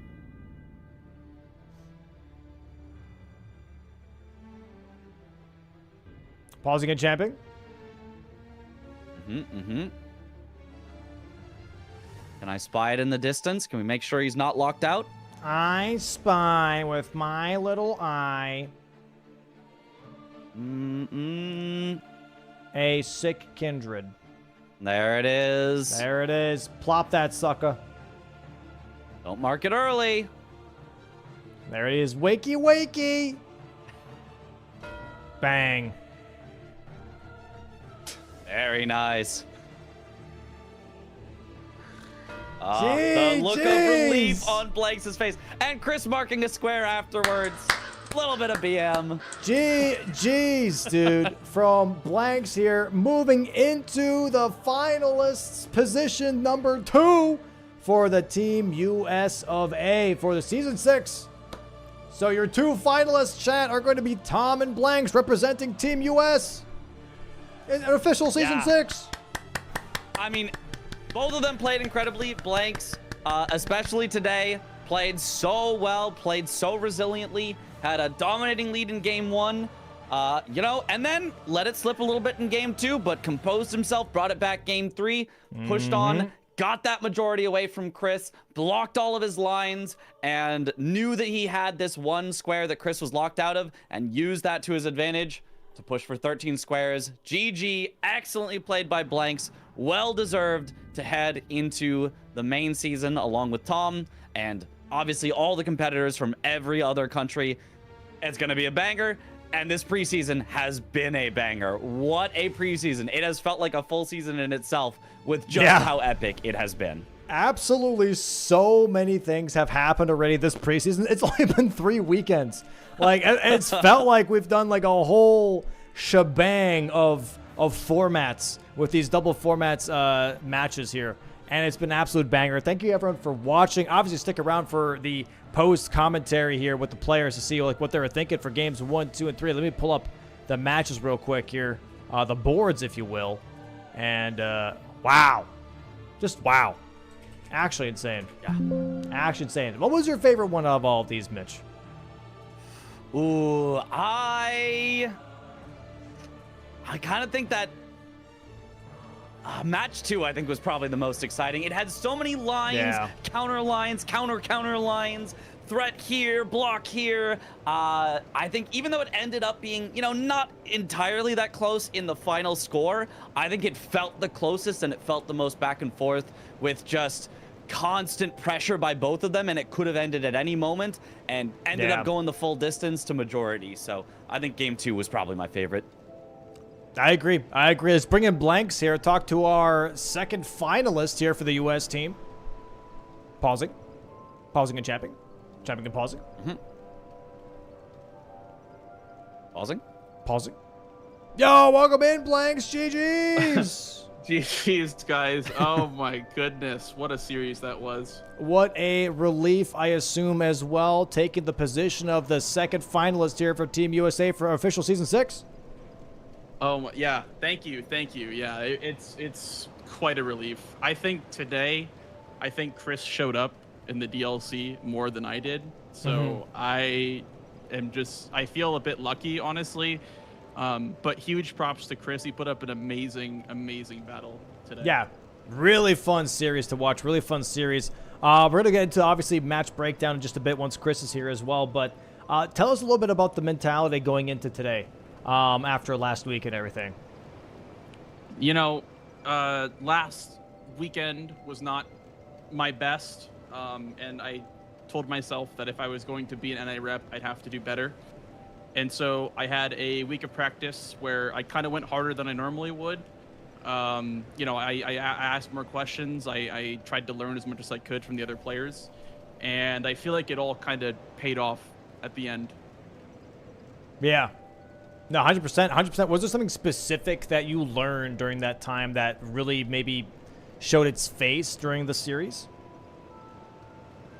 During the series, I think there was a moment, and we'll go over the matches individually in a minute, like you said, but there was a moment for sure in game 1 where I was like, you know, this is it. Like, I have to win. Like, this is do or die. And so I started taking big risks. So I was like, I can't slowly lose the battle. I have to win. Like, I have to make plays to win, not plays to not lose, if that makes sense. Fair enough. Yeah. Fair enough. Let's go ahead and we'll bring in Chris here then. We'll talk about a little bit of the matches and everything, talk about the series, and see how Chris feels about the overall series as well, obviously as well. Just a second. I'm stalling with words. Chris, welcome in, GG's. Chris. Yo, GG's, guys. GG's, Chris. GG's playing some Dude, good you played matches. so well. Oh my god. Yeah, you outplayed the shit out of me with some bingo mind games in game 1 and 3, though. That was good. Thank you. That was Some good. really, really fun matches to watch here. I have match 1 here I can show you guys. I'm going to copy this and move it over to the match chat in just a second so you can see it. But before that, Chris, how do you feel overall about the series going into this as your final series for the preseason? Was there anything specific that you wanted to practice that maybe showed up on the boards, or was there... I wanted to fight Bale. You want to fight Bale? No. Fair. We thought you were No going to do Bale Bale fight. as your final dragon boss Nah, in that game just 2. not worth the time. Yeah. Yeah. That's fair. I thought of it, but by the time it takes to run to Bale, you could have already killed another dragon. Like. Yeah. But no, other than that, I mean, I was happy with how I played this preseason, I guess, already. Yeah. And so kind of whatever happened here, you know, I think Blanks probably deserves to move on more than I do with the amount of time he puts in and the passion he has behind it all. Not that I'm like happy to lose. Obviously, I would have preferred to win, but yeah, I mean, there wasn't really anything crazy going into the series. Yeah. Just play my best, not like fail mechanical. Like the only like mechanical fail I really had was dying to Hippo at the That start. one was a rough one. Yep. Yeah, that was Yeah. tough. That was tough. It didn't end up being too bad, but in the moment it felt really bad. But I just kind of pivoted the coast for a second, which helped me a good amount because Blanks did also. But yeah. Gotcha. That's fair. I have game 1 for you guys in the matches chat, so you guys can see game 1 here being base game. I have it up for the viewers as well. Melania center square, obviously a banger center square, which was really, really cool to see. Yeah. For you guys, Blanks, if you want to start here first, for you guys, what was the board looking like? Was it this like, oh, cool, I like this board, or God, I hate this board? I said, God, I hate this board because of Melania. I don't know. center Paid square. But you for sent ya. that shit. You know what? Like, did it cut you off guard when I went for it, or were you like, you know? I could have seen it, and I was kind of gearing up to do it. As I was like finishing leveling up my weapon, you marked it, and I was like, oh, okay. Well, you just very much had that. Yeah, I think I needed to upgrade a weapon a little earlier because I was just kind of using the poison claws for like a lot of it. A lot of the game. Yeah. Did you rush Night's Cav? Yeah, I just full rushed that with +0. I figured you might have gone for that, not going for O'Neal, because like everyone goes for O'Neal, Falling Star Beast, but nah.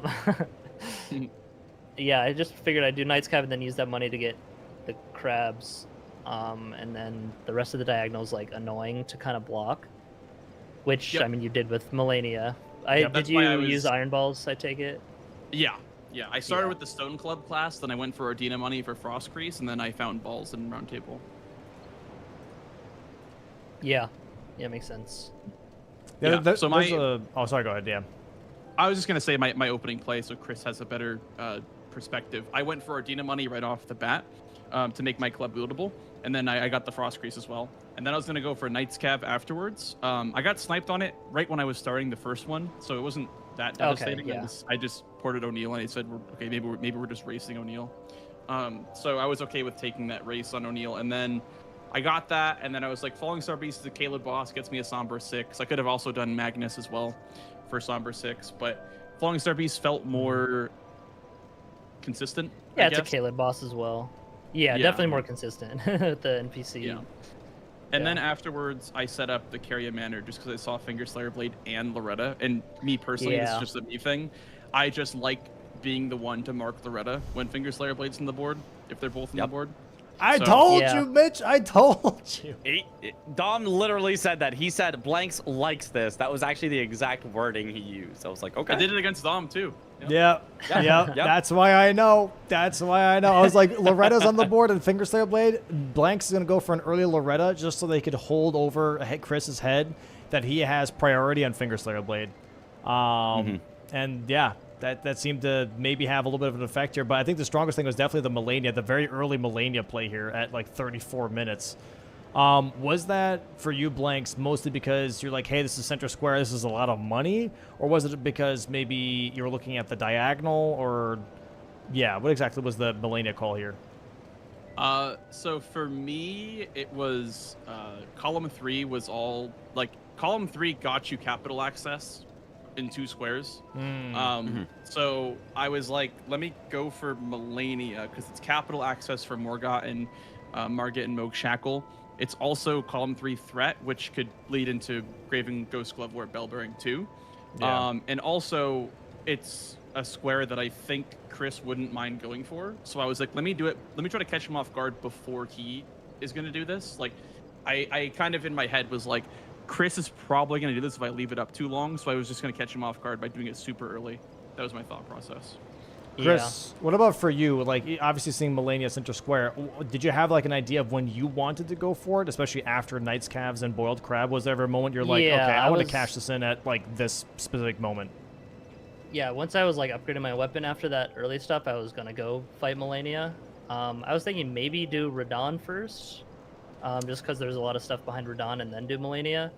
But then he marked Melania. I'm like, okay, I can't really run to Radon, and I needed to block with Physic, Yeah. which was like a 5-10 second snipe probably. I imagine you bought the Physic from Roundtable, right, Blanks? I did not. I forgot that you could do that. I Oh. also ported to the wrong race as well. Okay, so you it's- had progress towards church then. Okay. I had the South Raya Gate Grace, so because I went for Loretta, so I didn't even. I went to Laskyar and teleported again. I don't know why I did that, but I had South Raya Grace for the actual Erdtree avatar, and then I had the Ikea North Grace, which is kind of by the Physic, so it's like Wow, closer wait, than Gatefront. then how did I lose that then? I guess You were I don't know. on the Erdtree much later than Blanks started on Yep. the Erdtree. okay. So I also he was didn't already grab the running there Grace in before. It both wasn't a games. full race. Okay. Yeah. Yeah, Blanks pretty much ported to the church, like the duelist, or like near the duelist in Limgrave, Grace, as soon as you started the fight with the Erdtree avatar. So you had a head start. And like as soon as you ported to the shack with the painting reward, Chris, Blanks just passed that by like 5 seconds and was like a little Yeah, bit no, ahead. he was like just ahead of Yeah. me. Yeah. Yep. So that's Yeah, kinda how that I played out. misplayed a bit. I could have bought it from Roundtable as well. I misplayed a little bit. Yeah, that's for how I sure. figured you beat me to it, just because you. But I guess it wasn't a full like a side by side race. Yeah, I think yeah, for yeah. me, I Right. was just the emotions were flowing because I just did Melania at 25 minutes, so I was like, just Yeah, had to yeah, come yeah. down a little bit, and then I definitely made a mistake there, but yeah, that was close for sure then. And then I'm guessing you went right for Graven Ghost Glove Warp Bellbearing then, because you assumed that I would probably just rush that. A little bit, yeah. And then yeah, you never went for it. It seems like. Did you do any progress towards it or no? No, not at all. Because for me, Yeah, I I still think I had stuff to do. I had to do 4 Kaled bosses. I had to do Duo Trio. I had to do Gargs. I set up my Physic with the Charge Physic. Then got the Charge Talisman. I still had to do a little bit of setup, I guess, for the final bosses and the final squares. Mm-hmm. Yeah. So, But you Makes got me on sense. Bellbearing Hunters though. Yeah, I had the Altus like Grace already from From Boggart. crabs. Yeah. Yeah. Yeah. For me, Makes I, sense. I, Yeah. I kind of thought that you would go column 1 after you got Night Scav. I'm like, okay, I can maybe get a lead on Kaled bosses if you go for Cemetery Shades. And I don't think I was like, oh, I don't think Chris knows that I like going for Loretta. So I was like, let me just like that'll be my block, and then I can just go for Kaled bosses. Yeah, I didn't really expect the Loretta so early, and then once that happened, I'm like, damn, yeah, I'm gonna be really behind on Finger Slayer Blade and other stuff downstairs. Yeah. Fair. Yeah. Very fair. Yeah, and then that first match kind of set the tone, I guess, right, for the rest of the series a little bit here. But game 2, I have this for you guys as well. Game 2 very much turned out to be a Chris board, apparently. Played very, very well. got Constant in my Radon head. Center Square, which was crazy. Yeah, I thought I lost when you marked Putressa Knight. I was like just about to start the fight, and then you marked it. I'm like, I shit. figured you were going for that. Yeah. Yeah. Yep. But Yeah, it's like so- then you thought I was doing Shadow Tree Avatar or something and went Yep. for that. So I had to go. I was just running to the hand. I was like, yeah, it's just over. But maybe he dies to the hand, or maybe even less so he goes for Shadow Tree Avatar, and then you went for Shadow Tree Avatar. I'm like, there's a chance. Damn, I should have just gone for the hand, man. I thought you were Yeah. just rushing Church District and then just gonna rush Avatar. If I did do that, I might have got it Yeah, first still. well, that's though. what So, I would've, like, Yeah. Yeah. So Yeah. like we both didn't finish our food. Like Yeah. Yep. But at the time when I did those 4, I had nothing towards backside besides like the Grace. I just figured after you had, Bonnie like, Village, nothing. Yeah. Bonnie Village, I think. Yeah. Yeah, it was a very Um, tough position. It was very interesting to see, obviously, the column 4 to, the column 5 to the column 2, like, rush, potentially, and seeing who could finish it first. But yeah, then both of you guys trading pretty much and be like, all right, I'll stop this one. Oh, yeah, I'll stop that one, too. Mm-hmm. That actually very much kind of put Chris in a really good position because, yeah, he had some progress on some of these other squares. And, yeah, having the Grace right before Putressa Night so he could do St. Trina talk right afterwards and everything was pretty strong. Yeah, you got that for me. In Yeah. this match here, Blanks, you did decide to go for Heal the Wounded Kindred, even though you most likely knew that Chris was locked out. Is that right? Well, I thought Chris. Okay, here's what my end game plan was. I killed Master and Romina, and then I was going to heal the wounded, and then he'd go, oh, he's going for Sealing Tree. I'll get off Sealing Tree now. And then I had one dragon dead, so I was gonna do finish dragons and then do Sealing Tree, and then play it from there. It was kind of hard to play it anyway because there was like 4 different directions I had to go in. Yeah, But yeah. my ending play was to signal, hey, I'm going for Sealing Tree, and then not go for it, and then go for dragons, then go for Sealing Tree if he tries to catch me on it. So Gotcha. Okay. Yeah. Yeah, lots of close stuff on this match specifically, for sure. the Curse Blade got my Dancing Lion fight. That I was know. so annoying. That was, That like, was kind of the really difference tough. too. It was. You were ahead heading in by a good bit, and then you had to quit out, and then you were behind. I even Yeah, skipped I all the think I- graces too. I was think like, quit out when I'll I lose Grace Stu. turned. Yeah. Yeah, you Wait, lost. Chris like get was- into the fight? Yeah, Yeah. Yeah. like it was in the fight. He rushed. He was at the door first by like, I want to say 10 seconds, maybe 8 seconds. Somewhere around that, yeah. And then he had to quit out because the labyrinth was in Yeah. the arena with him, and he's like, okay, well, That's always fun. I when was that so mad happens. when I lost that square. I was like, dude, there's Yeah. no way. that was very tough.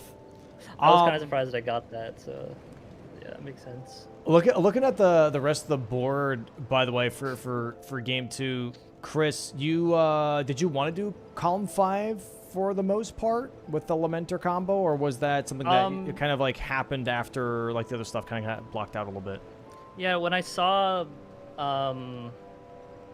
like, Fuller Stacks Asleep, and then also there's just a lot behind killing ADM and being able to get coast access and just like, Dragon's Lamenter, Deathray Bird, Yeah. Perfume Lamenter, and so I was like, okay, let me just do that.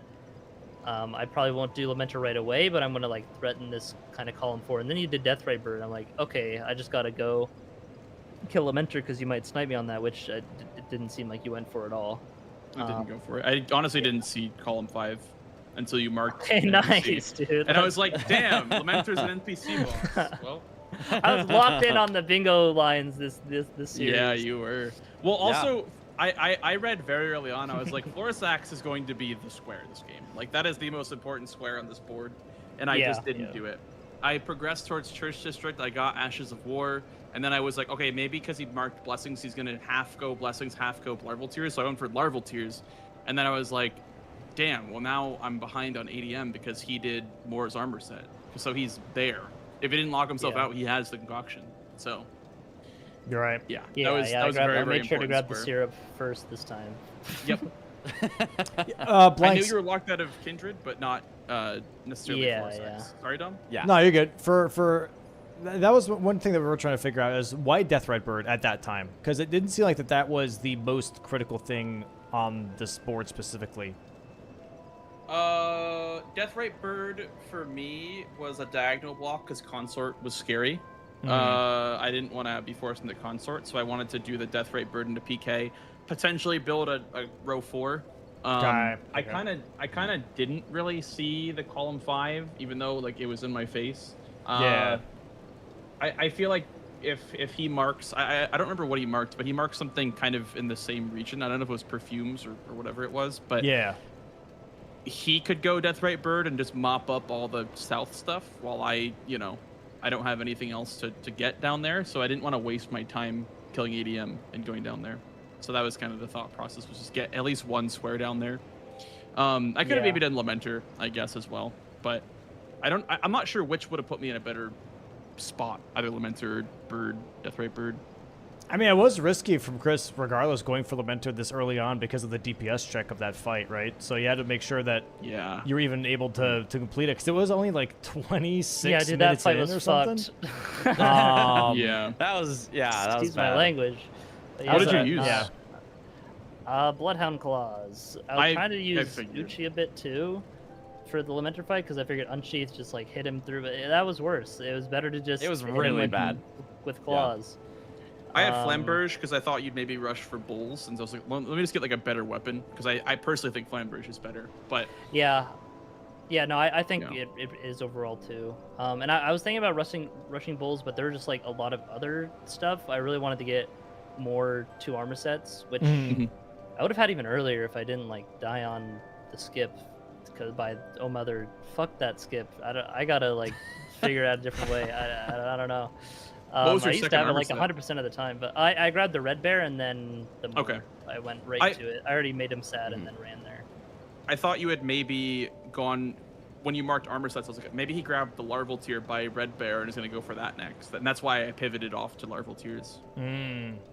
Yeah. Did you do any progress towards Larval Tiers at all? I grabbed the 1 on the way to getting the second Blessing America. The Blessing? Yeah. But okay. like, I wasn't really too concerned on getting that. I was eyeballing column 2 from the start, and that was why I went for Ashes of War instead of Blessings or Larval Tiers. Yeah, no, makes sense. Yeah. Yeah, it makes sense. 100%. And then we got Game 3. Game 3. Game 3 having Midra. We had Melania, Radon, and Consort, Midra, which is I was like, what are crazy. these boards? Some custom boards, perhaps. Yeah, literally. I have not touched them at all. 100% did not touch these. No, I know. Which is crazy. That happened. But this board was also very interesting because there were a lot of like double up areas, right? You had like Material with Her Fingers, Jolene and Anna, Midra, Maddinghand, Unique Horned Warriors, Stu. Like there was always like 2 things in every specific area, and at some point you had to kind of cash in whatever you wanted at that specific time. Blanks, if you want to start in on this one, like what were you thinking when you saw this board specifically? What was the most critical? Because it was a little bit tricky because you both rushed crosses and then had completely different ideas after that. For me, crosses and Twin Talisman go really well together because you get the Morth Ruins Grace. I mean, depending on if you're skipping it or not, I guess. Yeah. But I grabbed the Morth Ruins Grace just because I wanted to have progress towards Twin Talisman. It builds a row 4, it builds diagonal.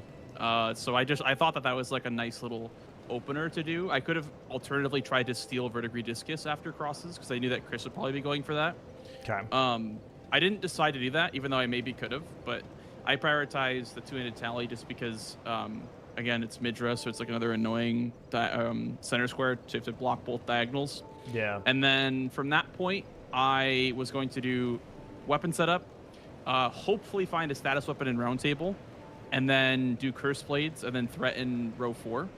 But I guess I should have started with, I don't remember, I think it was backhand blades. You could put like bleed on that, I guess, because like I started with large club because of the two-handed talisman, and I was like, there's no way I can do 4 status effects with large club, at least not faster than Chris can. So Yeah, that was kind of tough. Yeah, that was kind of You tough. didn't start with the talons? Okay. No, I started with the club just because I wanted a good two-handed weapon for two-handed tally. Yeah, I could have saved that for. I guess that's how I got that square then. Like even Yeah. after failing it right away, I figured it was a race to the 4 status effects hippos, which yeah, if I had that right away, the momentum at the start would have been crazy. But I rolled a bit forward to the right instead, like back to the right when he did his spin, and I just got one shot even with ritual shield at full health. So Yeah. Really? it was a couple hitboxes in one. It wasn't. Like Yeah, it was like a one multi-hit. Yep, yep. Yeah. Situation. And for this match here, Chris, you decided to block yourself out of Heal the Wounded Kindred again. I was like, Again. he did it again. So Blanks, like, how, did you know? Were you sure he blocked himself out when he did the unique NPC invaders, or were you just betting that he did? I wasn't sure, but the timing seemed fishy to me. I was like, there is no way he did that, because I had just finished Leda Invasion when you marked it, and so I was like, if he marks so it was a invaders, race on that. Okay. I was like, if Yeah. he marks invaders, he locked himself out of Kindred. There's no way that he didn't. And he did it again, and I was like, all right, row 5, I guess. crazy. Actually, because we even see Chris for like 3 seconds stand there, think about it, look at the board, and then is like, nah, I'm gonna do it again. And I was like, fuck it. What's the worst that could happen? Lose the game? Ah, well, you know. Yeah, that is the worst that can happen. That's what happened. Well, to be fair, You know.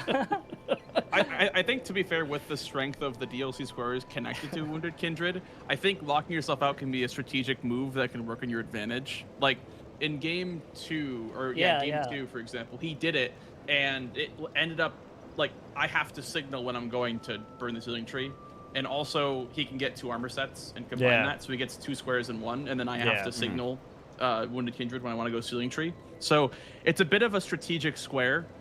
Where if you lock yourself out of it for the benefit of pressure early on, it can really, really help you, for sure. Yeah. Like in game 2, it really helped. It built a lot of pressure. Game 2, what locked me out of it? More armor set. 2 armor sets as well. So Right, you're getting the double up. after. Yeah. I wasn't like fully sure I was locked out of it, but I was like, yeah, I think because he died. We saw I, you like, locked out gather of the crafting recipe material book, for it after you were I locked grabbed out. the We were I was like, Chris. oh, maybe, but I wasn't like counting on it. You know, I was like, Yeah, I'm not yeah. gonna go for that anymore. Yeah. But yeah, then game 3, I was like, looking at it, I was like, there is Heal the Wounded Kindred on there. Yeah. But I figured it was a race for NPC invaders, which it was, in that I. Well, tried also I was ahead on to get Hinterlands it. too, right? So Yeah. If Chris had gone for the Leda invasion first, he still would have been there first because he already had 1 NPC invader by the time you even started on the Leda thing, Blanks. Yeah. So he definitely could have beaten you without locking himself out, but decided to do it. I think with the timing, I kind of knew. That was the only thing. Yeah. Like with Yeah, the I timing, was I was like, maybe he locked himself out. Yeah, I was just thinking like, oh, what's a third quick one? There's not really. I mean, like Leda, obviously, which is kind of faster than I just didn't really remember it. It's not And not so I was that like- slow, yeah. Yeah, and so I was like, okay, I'm just gonna kill it. I'm already here. I hate having to like go to a spot and then not get all the value at that spot and have to come back to it. It's like it Yeah. feels awful. Which is why I did Dancer of Renah when I got perfumed oil sniped. Yep. Oh, that was a Yep. snipe? Really? Yeah. You just happened to go for it a little bit before me because I went Yeah. immediately like to the Grace Warp after my square. I'm like, okay, I should get this because you didn't mark it already, but I guess you were already going for it. I got So I the was rope like, bridge okay. grace, or I think it was Churches or Coyote or whatever. I was just going grace to grace, and then I was like, oh wait a second. For me, I was on the board, and then I was like, I have Cerulean Coast because I went through Elag River. Yeah, I'm not just sure if grab you it. did. Did you kill ADM? Yeah, I did. No, not Okay. not at that point. No. Dude, we both always go Elec River. I feel like at our matches, like that's we always do that. And you I mean, marked it's just America, and I faster, was they like, get wait there. a second. I was like, I can just do this. I can just grab swordsman now. So I did. And Yeah, Right. I was like, I know I need to get America first so that I could get money for the Status Effects Hippo. Ah, yeah, that Um, makes sense. Yeah. But like, because I figured that was a race on that. But then you marked swordsman. I'm like, oh, okay. I should have immediately then got gone for the oil. oil. Yeah. Mhm. Once I saw that, but Because I would have had to backtrack. yeah. Mm-hmm. So if you just warped to that Grace by Dancer of Renal, you would have been ahead, I think. Yeah. Yeah. So when it came to the late game here, obviously with Blanks kind of pivoting a bit with Materia Mother Fingers, Jolene and Anna, and Romina, while holding on to the Heal the Wounded Kindred, it was definitely a dragon race, and Blanks, you kind of skipped past Senisax here. What was the idea? Was it just because it was a one-off square and you really wanted that to be out of the way and like show Chris that maybe you're working on dragon bosses? I thought it was going to be a race for Senisax, personally, because I had developed Guys' pants, and I made progress towards Romina. And so I think for Chris, the safest play you could do for a row 5 block is potentially go for Senisax, and if you lose it, just rush for Dragon Bosses in case I hold on to it. That was my thought process, personally. It was like, Okay. we're racing on Senisax, I have to win this to win the game.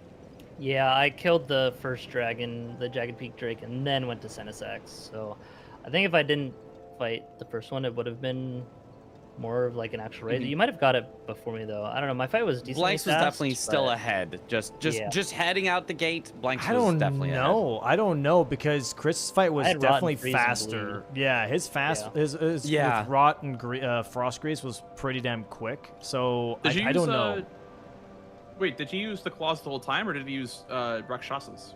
I used the claws to apply the statuses, and then I switched. Oh, to okay. Rakshasas. Yeah. I was had using I both. had just enough runes for 27 decks. I was like, no way.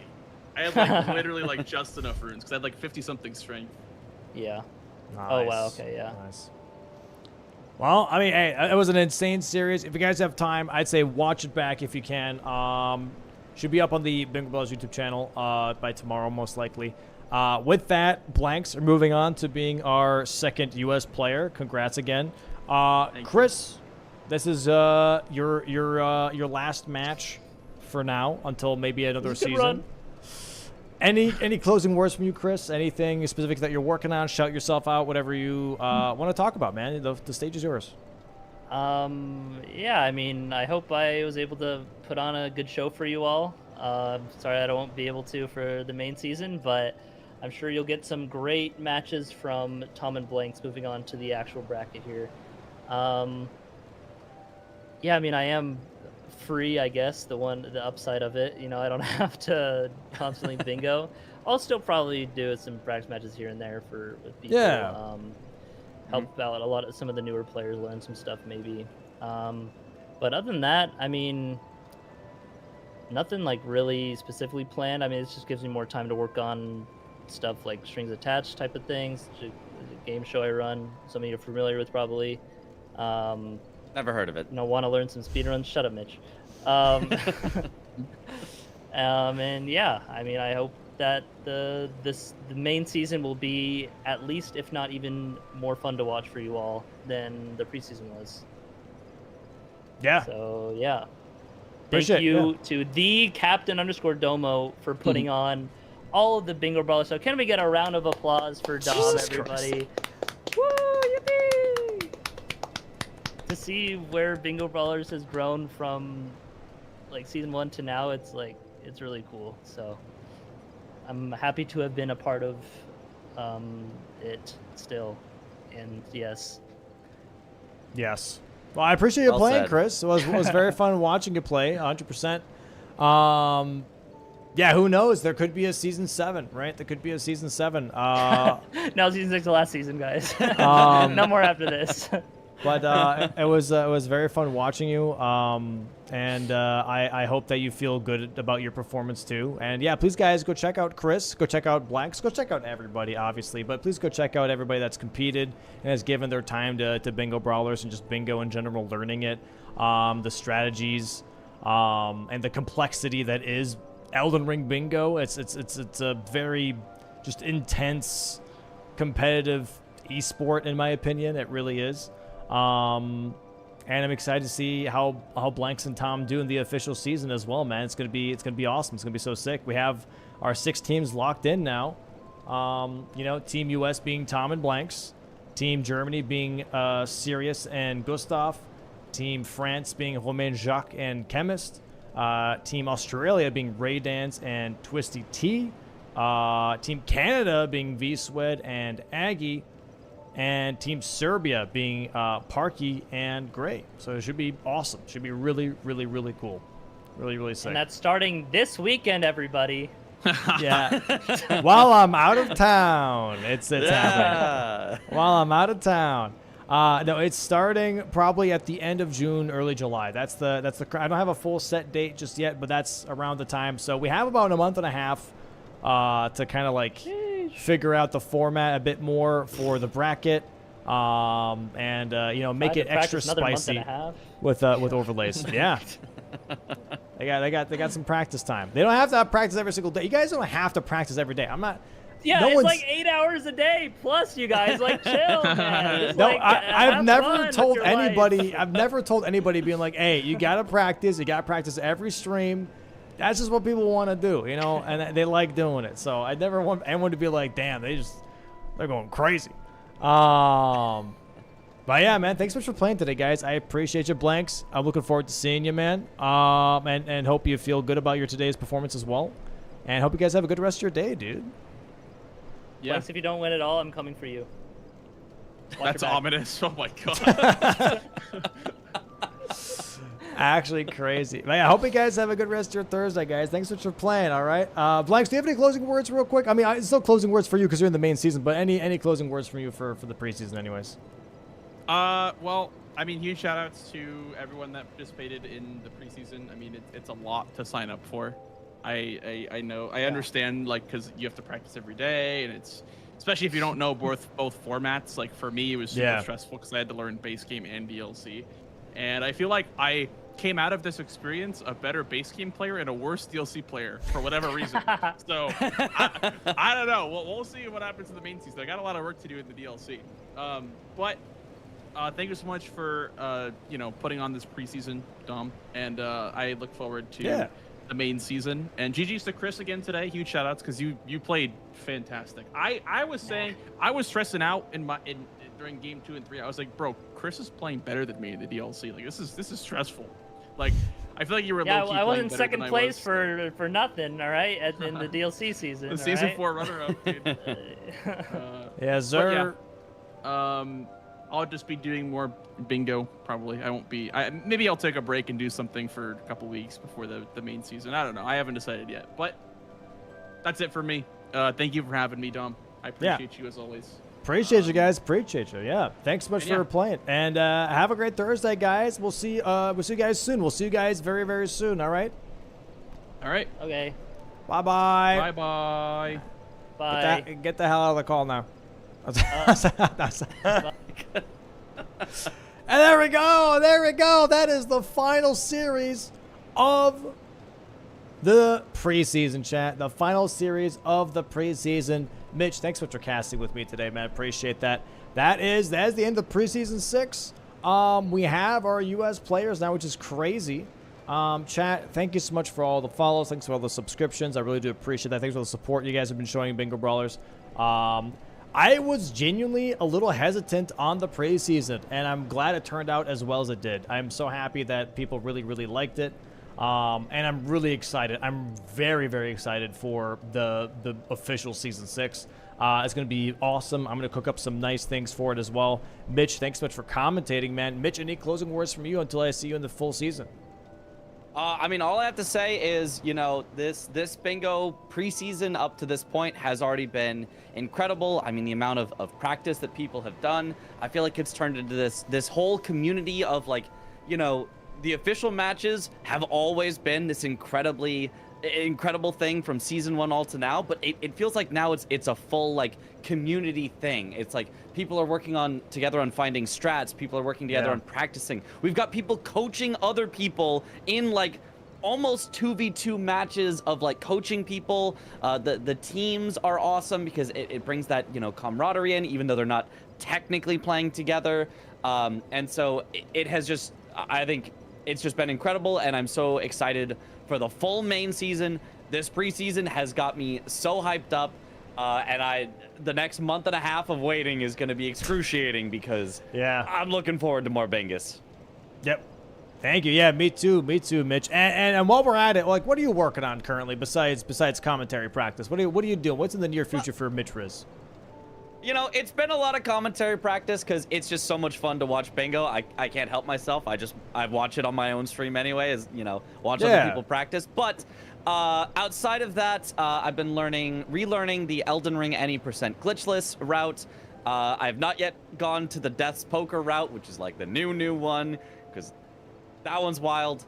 But I also want to start learning more Dark Souls 3 stuff because we did a randomizer race, and I was like, dang, this game kind of fun. I should learn more of this.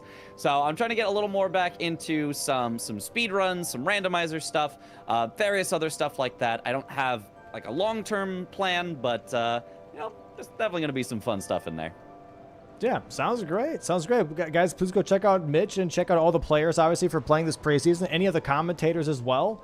And check out all of the players for official Season 6 as well. The website will be updated at some point with everybody's, you know, catalog of players that we have and their Twitch channels / YouTube channels. So go check that out at some point as well.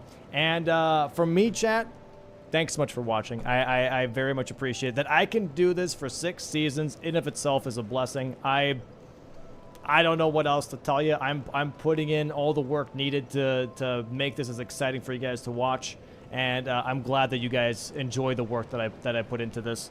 I'm going to cook up Season 6 as much as I can, make it as fun as possible for both the players and for you guys at home.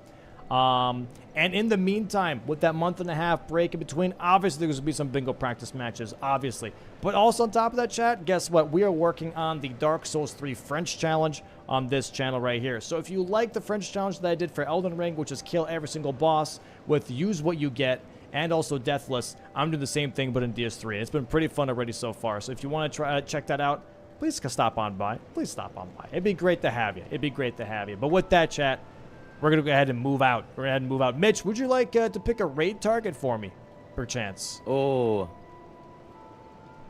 You know, I don't know. I don't know if he's on yet. I'm about to go do a collaboration with Babe 1, Babe 2. I don't know if he started up his stream just yet, though. I'm going to show him the Elden Ring any percent glitchless. Is he on right now? Oh, nice. Check. Okay. Yeah, if he's up, I'll send him over. Send him over. Let me double check. He's not online yet. We have to do a little tech setup first. So okay, fair enough. Never mind that just yet. Fair enough. Fair enough. We could probably maybe send everyone over to good old Gino Machino doing his custom all achievements plus no hit routing. Sounds good. Sounds good. Let's go ahead and do that. Send you guys over to Gino Machino here. Good old Gino working on custom all achievements, no hit routing. He was working on that last time. I think we rated him as well. Yeah. Hope you guys have a great rest of your Thursday. Thanks so much for watching. I'll be back on Monday, chat. Most likely Monday. Maybe not. We'll see. I might be back on Monday. I'm away for the weekend, but I hope you guys have a great weekend. I'll see you guys next week. Stay in touch on Discord. All right? There's bingo stuff that's going to release on Discord. I'm going to let you know when I'm back. But have a great Thursday. Have a great weekend, and we'll see you guys next time. All right? Bye-bye. Bye-bye. Take care. Bye-bye now. Bye-bye. Bye-bye. Bye-bye.